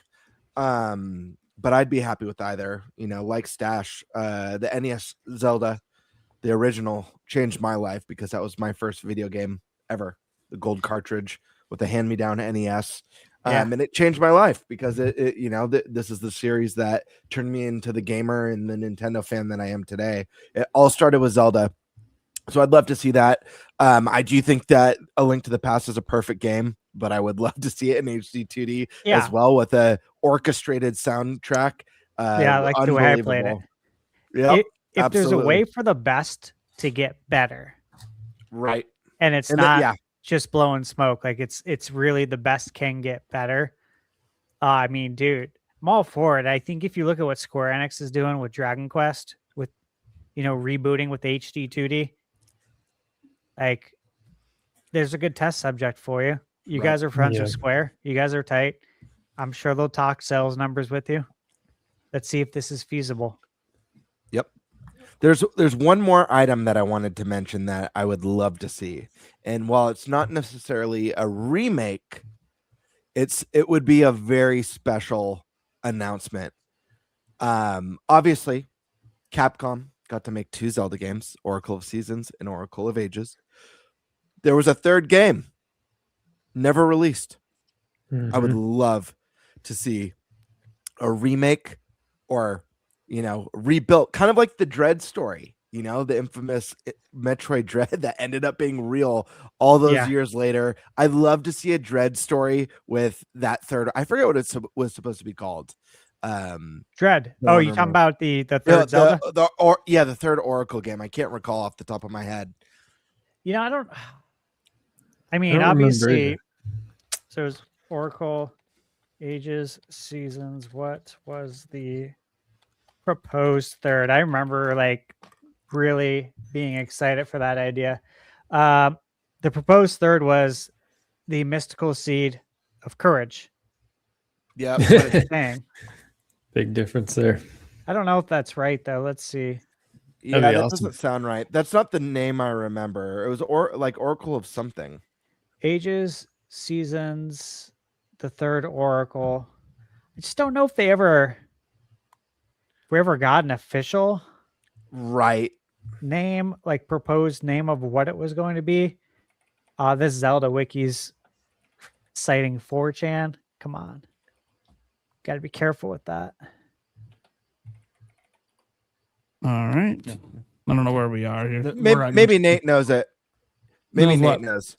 Nate. So we had this question come through. We were talking about what we thought, but I mentioned an item that I would love to see that's not on here would be like a Metroid Dread situation where that third Oracle game that was never released finally made its debut. But do you recall what it was called? Because I don't remember. Oh my God! It's on the tip of my... I think what I told you is right. Is it really? Mystical Seed of Courage. That's what I'm seeing. That doesn't sound right, but I believe it because I don't know what it was supposed to sound like. I think the thing about remaking these NES, what made them, even if you revisit them now, what makes them fun is how that was it. Digital Gaming has it. Yeah, that was it. Mystical Seed of Courage. Okay. It's a wildly long name. That's what I'd like to see. I'd like to see them pull a Metroid Dread with that title. It's because it was Mystical Seed of Power and in Ages, and the Mystical Seed of Wisdom. So Triforce, Power, Courage. That was the idea. Yep. But still want that. Still want it, dude. I know they'd have to retcon the combo ending, but it would be cool. All right. Next up here, we got a gifted over on Gamer's channel, Demonic. Oh yeah. Switch After Dark, aka Zoo, wanted to chime in here. Say, is Switch 2 in trouble? I would say no more trouble than the rest of our late stage economy. In which case, as I have repeatedly stated, it's in trouble. But so is Sony, Microsoft, PC, gaming, all of it. Yeah, we kind of went over that. That if you just talk about industry trouble, it's an industry that's being hit by all this stuff. Say the name, and he appears. I believe in Game Bird. Oh, yeah. Why does it feel like it's stashed over like, what is going on? It's Joe Hendry, baby. NXT. Oh, yeah, I know. Joe Hendry. Almost felt like an like 80s sitcom theme song. Dude, that's why I like the Joe Hendry thing. It literally feels like something straight out of the 90s. It's great. Yeah. Then you gotta do the spin around though to go with the yeah. gamer. You gotta do the Right. I just feel like, dude, that'd be if as I was doing that, I would have laughed my ass off. If you fucking did, That'd been sick. That would have been sick. Demonic Brawler, bring back NFL bits, NBA Jam, and NFL hits. Yeah, that's the way to go. Zoo coming in again, saying playing Star-Crossed Worlds with Forgotten Land. It's really cool. Also a game at 60 FPS. Yeah. Oh yeah, the DLC is great. It really is. Still wish it was. I wish it was $80 for like buying the full thing. Obviously, if you're just upgrading, it's $20. But yeah. Steak says, "Let's go. You're ready to feel the power." Perfect. That Gamebird changes his to that image. Yeah, right. Right on that. It's like he knew what was next. Totally on purpose. The stash is back. That's right. Stash Mission episode. Heck yeah. I mean, he was still part of the episodes. Technically, Yeah, right. made an appearance. Yeah. Pre-recorded. The music guys got some music during the show. You can put the background. Yeah, music right. in I there. know I was gonna that ask music you- was great. Yeah, I was going to ask great. you guys that because I was honestly like, It was great. I was very busy. There's no way I could have called in. And I was like, I wonder what they thought of the music. As a viewer, I was chuckling. Like, It was usually great. silent this whole time. Yeah, right. And if people want to know Yeah. like why we don't do background music, it sometimes like screws up all the audio stuff. So, but like when we're just watching a video, who cares? Yeah, right. It was great. I loved it. It was. The I DK really music enjoyed it. was great. It was a nice touch. Yeah, I was Other really than excited for the really only do indie on the music. show. Yeah, we really only Yeah. do it pre-recorded. So It would have been so great if you had different attire. Obviously, impossible given what you were up to, but different attire for each one in the theme of each game category. Oh, yeah, that would have been fun. I thought of some things I could have done, and I'm like, I just don't have time. But Dude, Yeah. did anyone else here watch I forget the game. Thunderstash reviewed a game. I forget what it was. That Western first-person shooter. Oh, that I we watched mastered.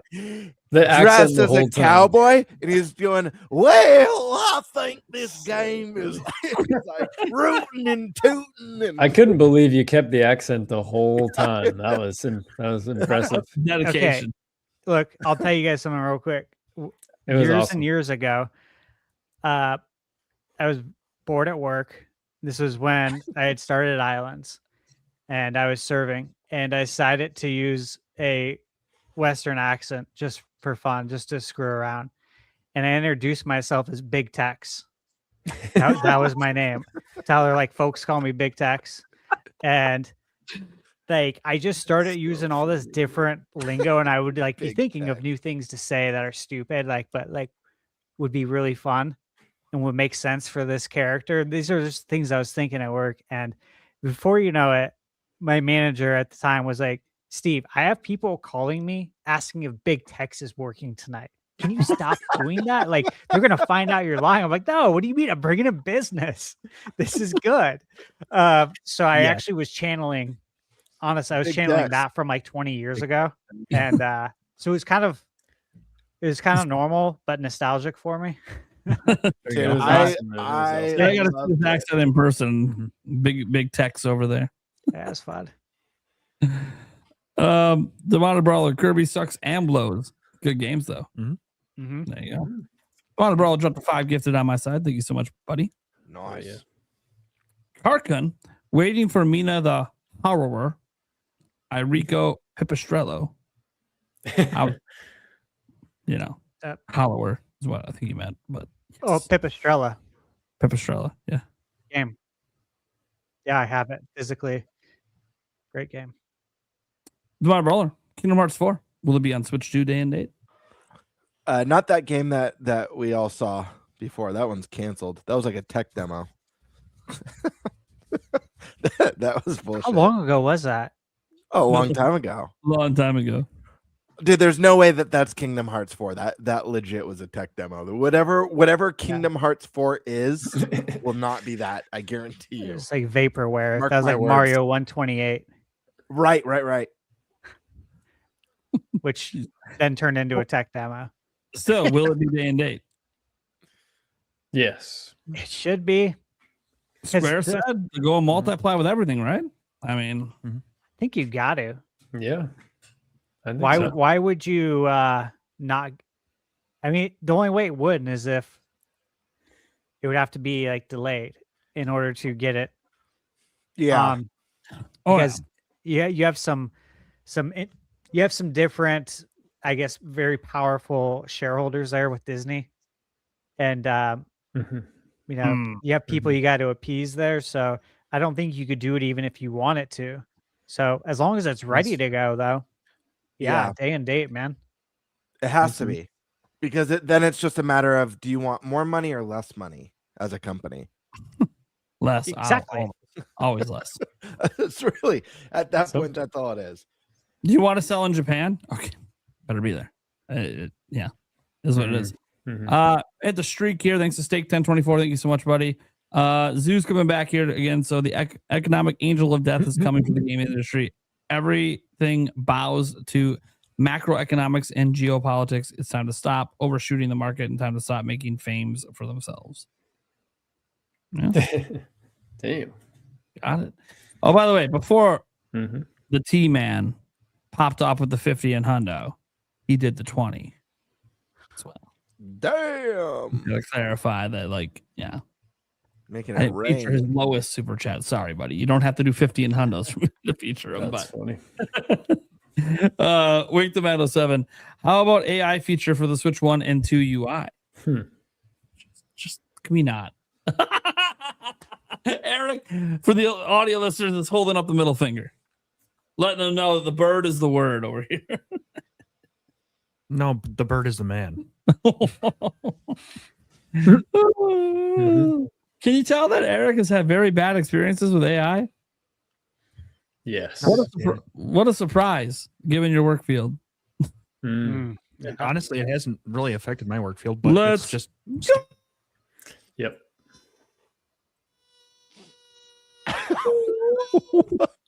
Dude, you legit froze. That At was least on my crazy. end. Did you guys see that?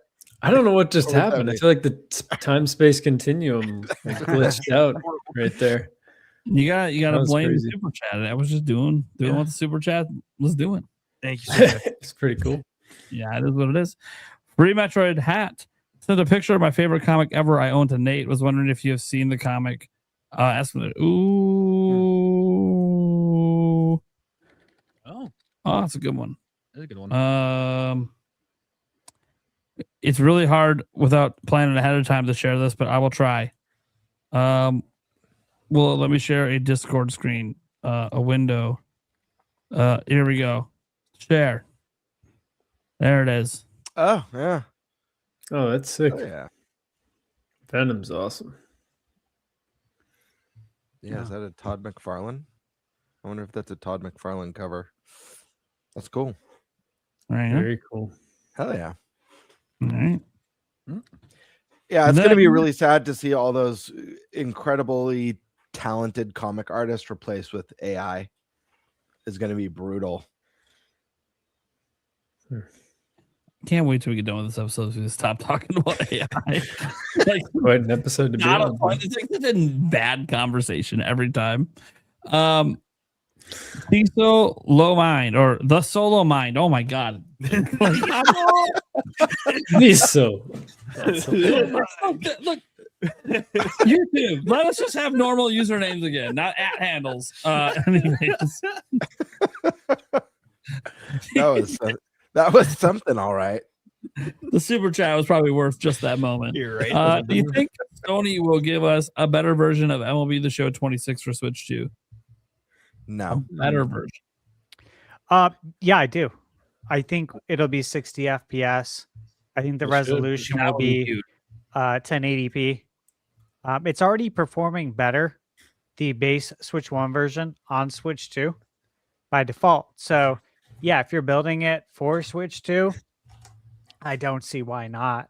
Because, I mean, what do you have to really do if it's already running at 60 without doing anything? So yeah, it should run at 60 now. Please. Yeah, well, it should be cool. All sports games need I was to be gonna 60. say, yeah. I know, dude. 2K.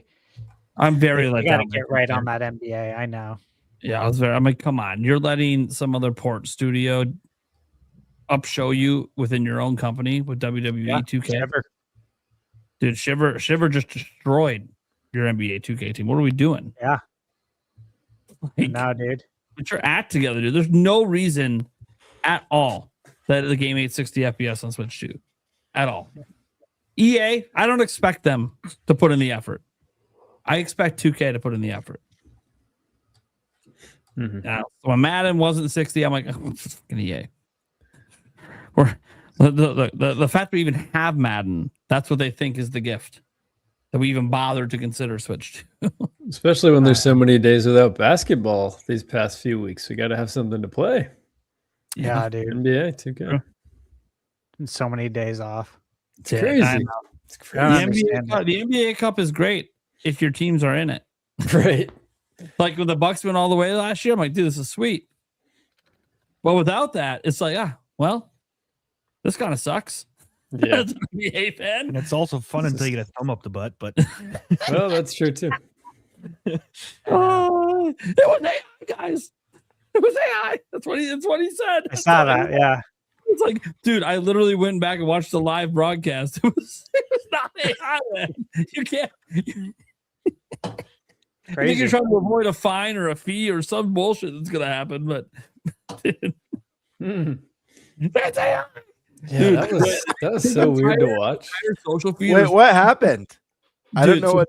Okay, so You're the talking New York, about Josh Hart. the New York Knicks won the NBA Cup, and they were like doing like the trophy presentation and like holding it in the air and stuff.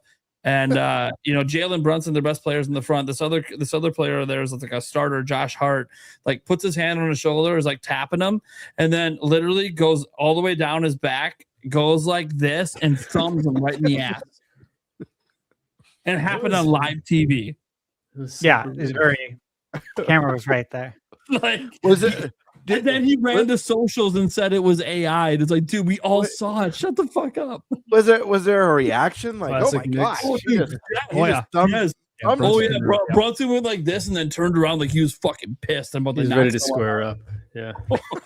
now question: do they add this celebration to 2K? Yeah.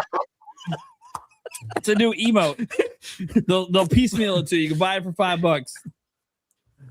We call it the thumbs up, the ass.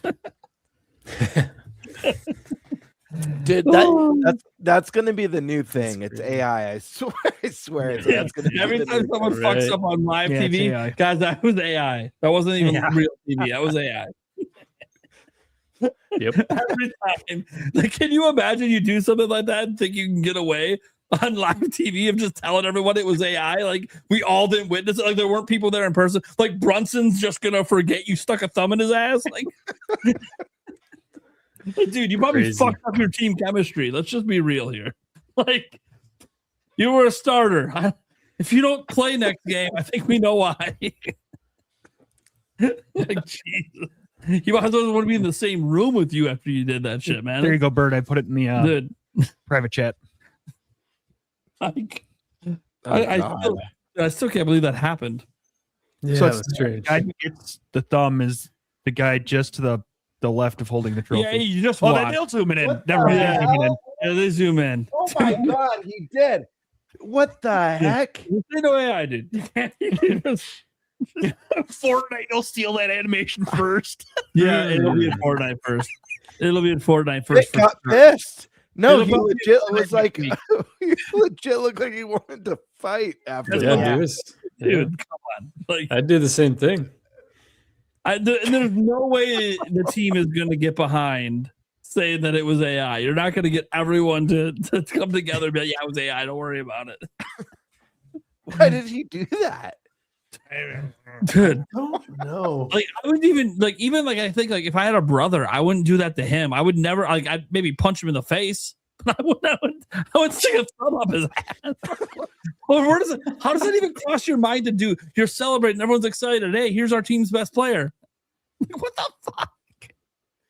Well, yeah, in front of all the fans too. Yeah, on national TV. Maybe he was going to give a thumbs up to the camera, but he got caught. Yeah. Pat on the back, thumbs up to the camera. Good old wind up, thumbs up. Good old wind up. Exactly. Like, I mean, look, if the goal was to be remembered forever in NBA history, I guess you probably pulled that one off. You're a future trivia question like 10 years from now. Wait, did he? By the way, it'd be an adult trivia because adult trivia is always like sex-based bullshit, and it'll be like, all right, so who in 2025, after winning the NBA Cup, stuck their thumb up a player's ass? That'll literally be an adult trivia question in like 10 years. Probably. And he actually said it was AI. That's Yes. Yes, on his Twitter. Yeah. Guys, it was AI. He yeah. just screams it all caps. And all the comments were just fucking trolling him.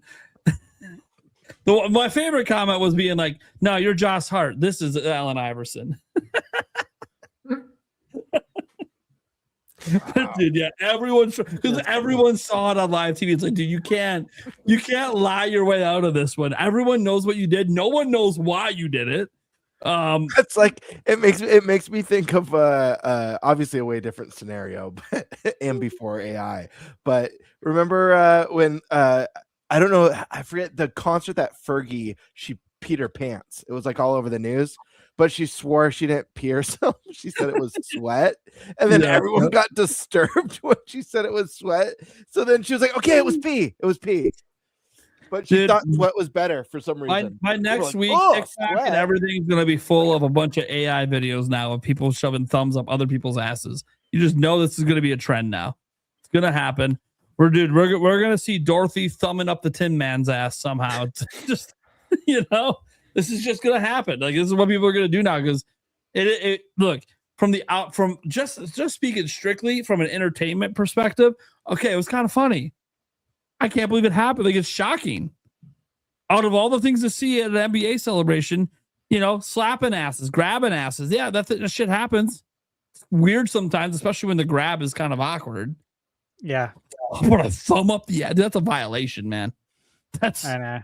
You're violating the territory that if he didn't invite you to, you need to stay the fuck away. He should have. She got teed up for that. It's a flagrant foul.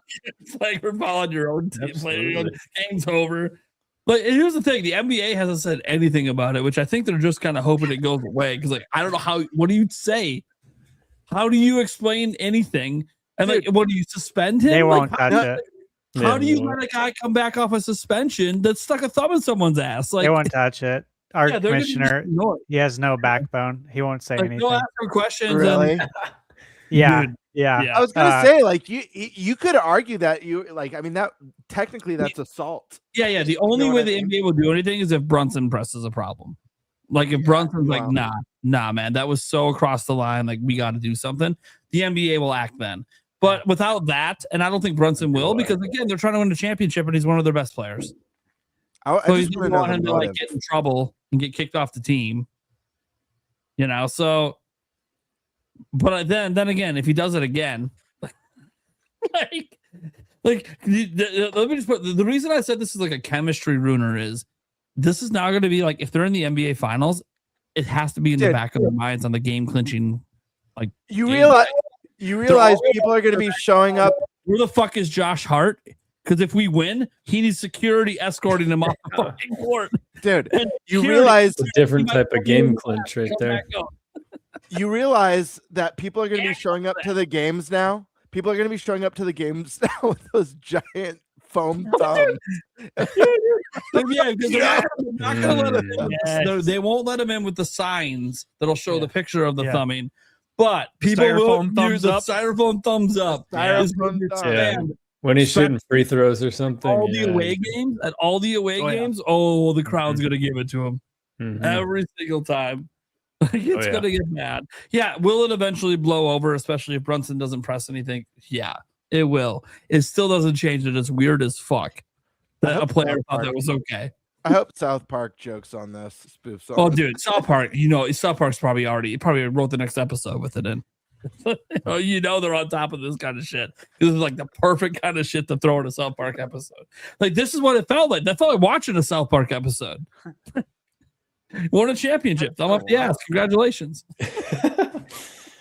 You know what? And it's funny. It was announced today, like the Knicks aren't going to hang a banner for it. The first NBA Cup for people that not hang a banner. And I'm like, yeah, would you want to hang a banner when the number one memory of your cup victory is a thumb up the ass? Like that's the ceremony celebration on Friday at home. There's going to be people in the crowd making fun of the thumb up the ass. They're not even going to care that you won the cup. So like, dude, this is wild. And if people think sports fans aren't going to do this, man, back when Ryan Braun came back after getting suspended for a season for juicing or whatever the fuck he was doing, dude, we were at the Dodger Stadium at an away game, dude. They were giving him fucking hell. Where's the needle? Is it in your back pocket? They were just fans don't let this shit go. They will harass the players with these kind of like dumbass fuck ups. So, and you got to be a little careful because it is crossing the line to sexual harassment. But like, you can't like kick a fan out of the arena when you're not kicking the player out that did it. So the NBA is just not in a good spot with this because there are going to be thumb up the ass things being screamed at him. Like it's gonna happen. He's gonna go for a layup, and some fans in the stands will be like, "Hey man, I thumbed your mom." It's gonna be like, "God damn it!" Like, dude, fans are gonna yell that shit. I'm telling you, dude. NBA fans, dude, you've been the game. The NBA fans can be wild. The shit they're screaming at players. No. Dude, they say some of the even without these incidents, they say some of the craziest shit. That's funny. Yeah, Westbrick out there. Oh wait, sorry, I can't say that. He's going to be at my front door now, ready to punch me in the face over a nickname you earned for being a brick shooter. Like it's literally an NBA reference to you bricking shots in games. No one said you're a bad player, but Westbrick was because in key situations you were bricking shots. Like, yeah, just own it. It's okay. Just own the nickname. Turn it into merch and make some money. Don't get offended about it.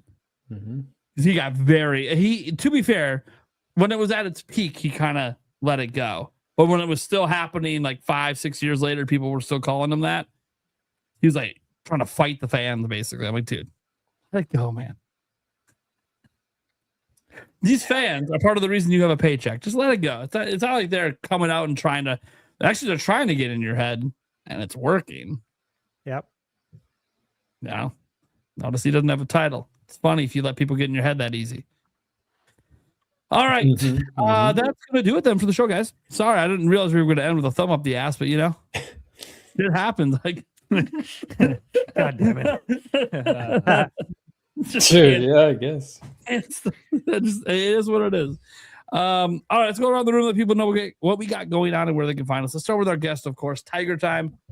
What do you got coming up in content, and where can they find you? Yes, well, hey, I'll shake your hands. Thanks for having me on, gentlemen. It's a pleasure as always. Always an honor to be here, and very honored to be the final guest. Second John Cena retirement. Yes, exactly. That's very similar situation. Exactly. Exact situation. Exact same. Yeah. Final time in 2025. Yeah, so that's an honor, and enjoy your last couple of podcasts. I'll be tuning in for sure. In terms of what I got going on, I'm making a video right now about Elden Ring. I'm going to hopefully release that in the next few days. Nice. Yeah. Call. Yeah, it's a classic for sure. Instant classic. And then I've been live streaming Suikoden, trying to live stream a little more. So that's been fun. Suikoden 2 specifically. I beat the first one. How you liking it? It's so good. Yeah, Suikoden. For me, they're both so good. Suikoden 2's pacing is a little different than 1. So it takes some getting used to, but man, they were kind of hidden in the shadow of Final Fantasy for me, I think, on PS1 when I was playing a lot. So I'm so glad I got to. Yeah, exactly. So having a blast revisiting them on the HD Switch version. So yeah, they're amazing. They should be in like every RPG lover's library, but they're not. Which sucks, but oh well. What can you do? We don't work Yeah. for Konami.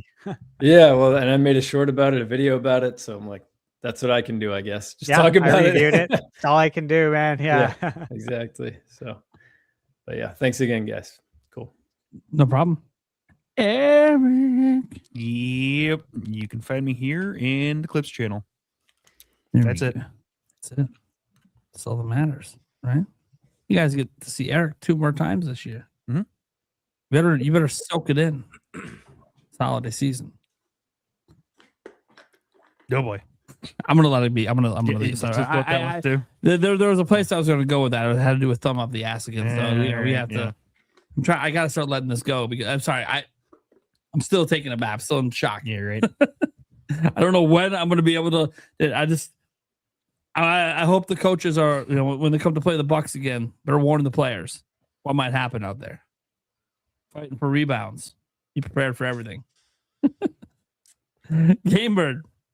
The night creamer. I just noticed the night creamer. What do you got going on? Yeah, I'm working on a bunch of stuff right now. I dropped a video earlier this week about the Grape Fantastic Analog 3D. Really loved unboxing that. It's beautiful. The footage doesn't do it justice. In person, it's a lot prettier. So I've gotten to just barely try it out. I've been super busy.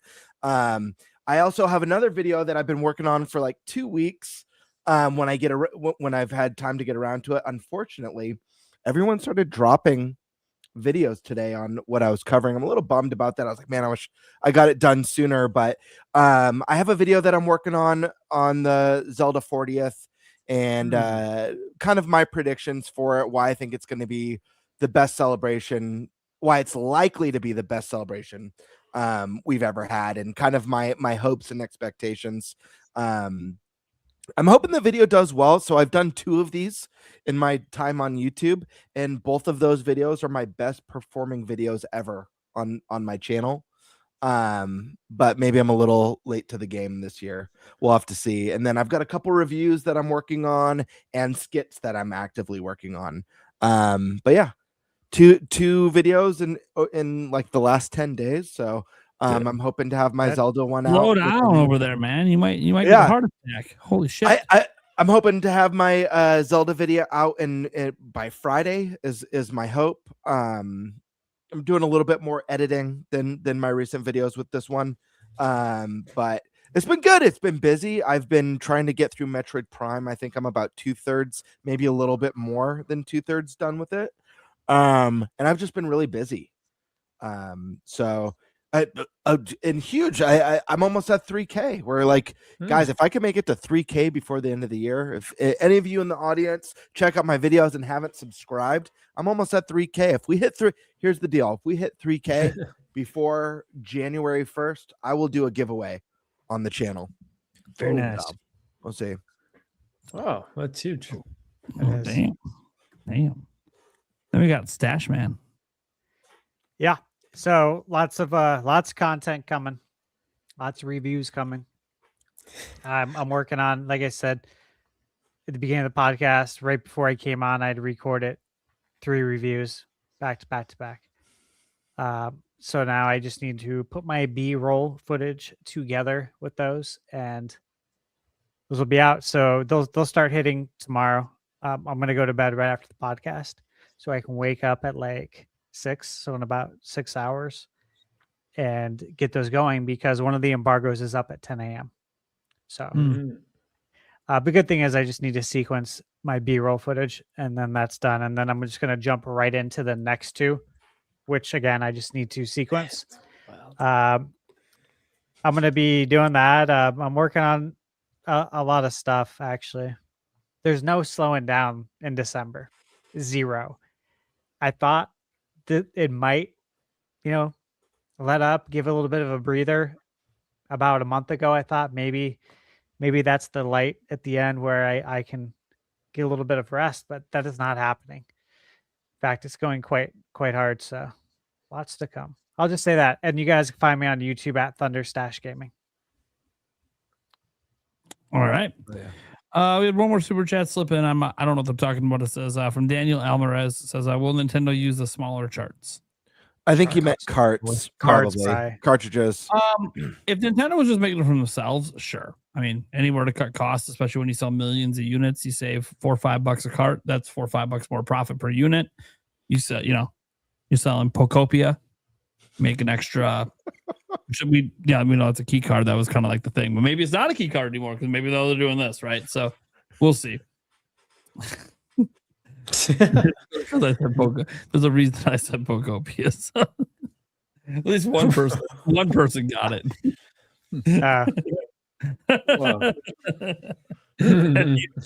I had to slip one more in. All right. There you did. Okay. All right, guys. I'm Nintendo Prime. I make news videos. I have at least videos the rest of this week through Friday, or sorry, through Saturday. Live streams as well and all of that tomorrow and Friday, but then not on Saturday. Maybe even not on Sunday again. We'll have to wait and see. I forgot about when I was trying to last Sunday we didn't have a stream. Usually we do streams on Sunday. We got to finish off Joyce J. Zelda movie script. And like this Sunday, I want to do it as well. But then I'm coming back from a wedding, so I just might be so dead that I decided to not stream, which is what it is. It is also the holiday season, so trying to get some rest heading right into Christmas would be cool. It is a nice reminder to our podcast next week.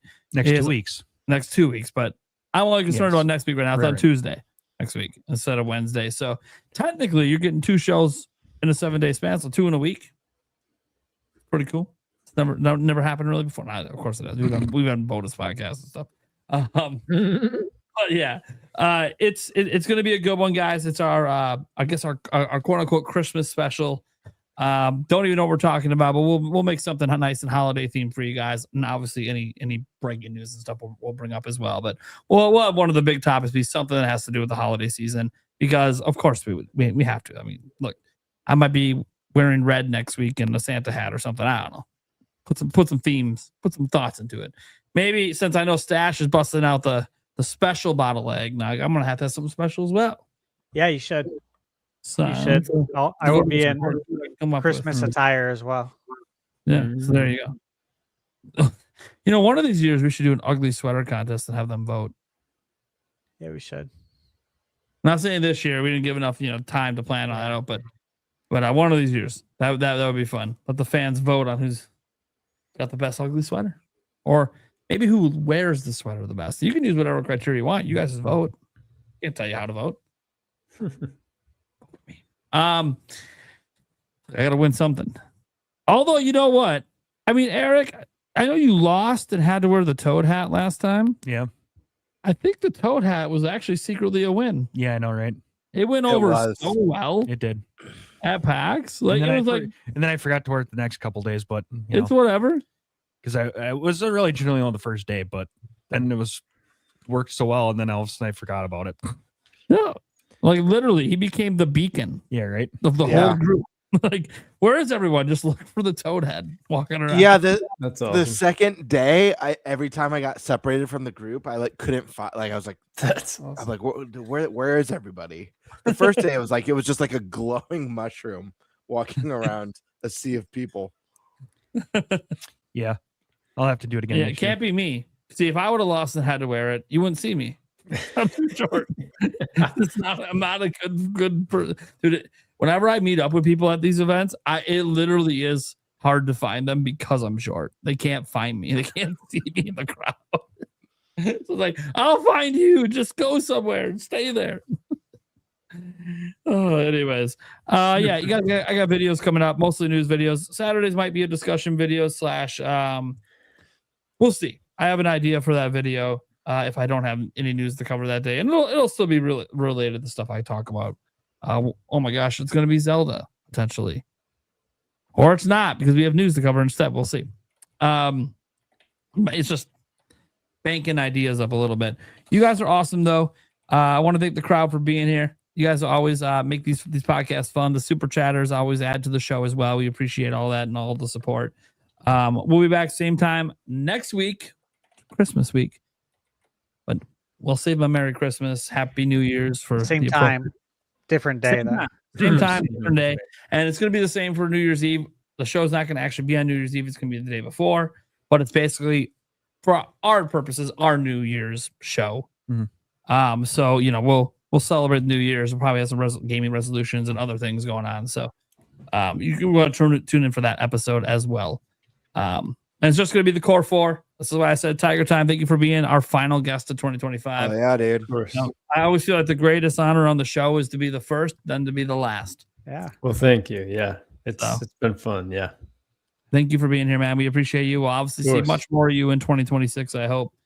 I hope so too. Yeah. Appreciate it. Otherwise, folks, that's it. Except that you can go find the audio version everywhere audio versions are heard. I got to average. I guess I advertise the audio version more. Really, you really should. Like outside of the end of the show. Yeah. You know, maybe the beginning of the show. Yeah. When there's more people here. That might be the better way to do it. Maybe actually mention it on social media sometime. Yeah, we should do that. Literally, I never promote the damn thing. And yet it's somehow still getting like 400 or 500 views a week. So yeah. Okay, it's cool that it's kind of growing organically, but like we don't have to just rely on their algorithm. It's like when I shared Game Bird's video. What did you say was going to happen if I shared your video? Over 2K. What happened, buddy? Over 2K, baby. I helped shoot those extra 300-400 viewers, baby. Boop, boop. Hell yeah. No, that's the power of having a following. You know, you can help push people a little bit. I used to do it for Stash all the time, and now he's flying. Doing it for Game Bird now. Hope to get him flying. Good times. Good times. You know what I'm actually afraid of? I'm promoting content creators that are better than me. That's deep. What if the audience doesn't come back? Once they realize the truth. You have the hardest job of all of us. Your job is to deal with the never-ending sea of psychopaths. There is that. I don't have to deal with that. Little inside baseball there. I'm not going to bring up why you say in that comment something that happened before the show. I get to sit here and tell people they have mental illness and nothing happens. Nothing happens to me. Yeah, you say no one knows who I am. Yeah, you get to say that. Tomorrow there will be 7 videos made about me from this podcast. Like, guys, just for all the people out there that are going to make those videos, you know I'm not the biggest YouTuber on this podcast anymore, right? You know that, right? I've been passed up. There's a new target. He said the mental illness stuff too, the crazy shit. There's no video on it. But here's just me. Here's the thing. He doesn't give 2 flying F's on how many subs he's got. So we'll bring up the video, and then all of a sudden he'll just be like, it's just an asshat. Who cares? Move on. But no. It's dude, it's wild. That's it, guys. Thank you for tuning in. We'll catch you guys later. We got one.